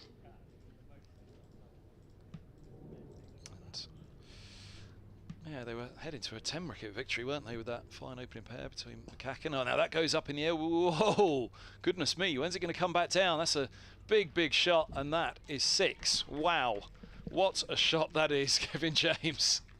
That's a mammoth thump to level the scores. Kevin James got to do his update at the same time. Are you doing it on the headset or are you doing it on the phone, JMO? On the phone, which means I need to keep commentating because the winning moment could come at any moment now. We love it when things like this happen. So poor old JMO may not get to call it. Oh, he's going to. So 1 run needed. Here's Gregory bowls and Schofield drives. She doesn't get hold of that, and the ball trickles up towards mid-on. She looks like she's getting a move on here. 139 for 3. Scores level as Daniel Gregory comes in. Is there winning run's going to happen now? And Schofield goes as bowled. Well, it won't happen now. The Vipers are 4 down now with a score of 139 for 4. And we'll have to wait for what is going to become the inevitable. And happy Emily Windsor to come out and hit the winning run. Kevin did we absolutely love. Kevin James was very nearly going to call the winning moment live on radio, but he's headed off to do his update and leaves me to it. And all headers on 10 to hooks for a moment. Will, won't he? Couldn't quite tell whether I was going to have to stop talking or not, but a magnificent 6 and 8, which just tightens things up. So Schofield's gone for 11, bowled by Gregory. Elwes at the non-strikers end. There's 1 ball to come at the 34th. Can Kevin James get back time to call the winning run? That's the That's the question. He is. He's done. He's wrapped. He's back. So I'll hand over to Kevin James, and I think we really should let Phil in because he's been waiting a while. So I'll keep quiet. After Kevin James, you'll hear from Phil. Impossible. It's going to be Emily Windsor. Surely she's not going to runs again. Here's Daniel Gregory bowls, and Windsor drives, and she does. She does what she does, and that's driven through the covers for 4 runs. Emily Windsor 4 not out, in at the end again. And the Vipers finish on 143 for 4, and for the 3rd year in a row, it'll be a Northern Diamond final on Sunday at Lord's, and the Vipers have a chance to win a hat-trick of trophies. Phil Green. Yeah, very convincing win by the Vipers in the end. They lost a few wickets, obviously, towards the end, but as you said just now, once the opening partnership in '98 was put out, was never really in doubt. And I suppose you've got to look back to the start of the day when they got on top right from the start with early wickets, and South East Stars never really got back into the game. You never felt they were back in the game at any stage after that start. So a very good all-round performance from the Vipers. And once again, as you say, Emily Windsor's hit the winning runs. How often has she done that in all kinds of cricket over the last 2 or 3 years? It was only 4 today, but at a strike rate of 400, she'll certainly know about that. So yeah, a great performance by the Vipers, and a really good day coming up on Sunday at Lord's for them. They don't often get the chance to play at Lord's. Well, no cricketers get the chance to play at Lord's that often, so for somebody the first time. So the situation in the game, the South East Stars winning the toss, electing to bat first, bowled out for 139 in the 43rd over. Top scorer was Jemima Spence coming in at number 4. Nobody else could stick around with a 45 not out off 102. Tara Norris with 3 for 29. Couple of wickets apiece for Mary Taylor in her debut, and Finty Trussler, a couple of wickets for her, and only playing her second game. But the Vipers got away to a good start. 98, they put the first wicket before Maya Boucher was out in the 25th over. She went for 51 off 68. Then Ella McGacken went for 47 off 94. Paige Schofield out for 11, going for a huge heave to try and win the game. But the Vipers home 143 for 4 after 34 overs, and a wicket apiece for Freya Davis, for Phoebe Franklin, Bryony Smith, and also for Daniel Gray. But the Vipers won this game by 6 wickets. And the dominant team, to be said, Phil. Yeah, very much so. So they were on top virtually from the. You can go right back to the beginning, and we did question at the time Stars winning the toss and batting in what seemed like good bowling conditions, but that is their game plan normally, to bat first. So I guess they're always going to go with that. But I think it's strange to say it's a key moment near the start of the game, but I think the dismissal of Bryony Smith was a major turning point there. She's been in the runs for Stars, and she just hit a couple of good looking shots and then just basically hung her bat out one outside the off stump off Norris, and I think that was a fairly crucial moment in the game. From then on in, Vipers always seemed to be in control, both with the ball and then with the bat. And as you say, Kev, 3rd year in a row it'll be the Vipers and Northern Diamonds final. First time it's been at Lord's. So they'll all be looking forward to that, as will the supporters, I'm sure, and parents. Spoke to a few of the parents today, and they're all very excited about the prospect of going there. Just hope that Hampshire can do it as well now, Kev. Back at headquarters. That's right. Phil, thank you very much. Just to give one last thing, give you a bit of. I'm going to be a bit of a badger here, but I think you'll find that Hampshire were bowled out for 15 in the game once and still won it, so there is hope. There's always hope. Well, we're still alive, Phil. Well, there's always hope. Thank you to Cameron Pont. Great stuff. First time we would never have known. Thank you also to Kevin Hand. Always enjoyed that. Thank you. Hope you've enjoyed watching and listening from Beckenham. It's a very good afternoon.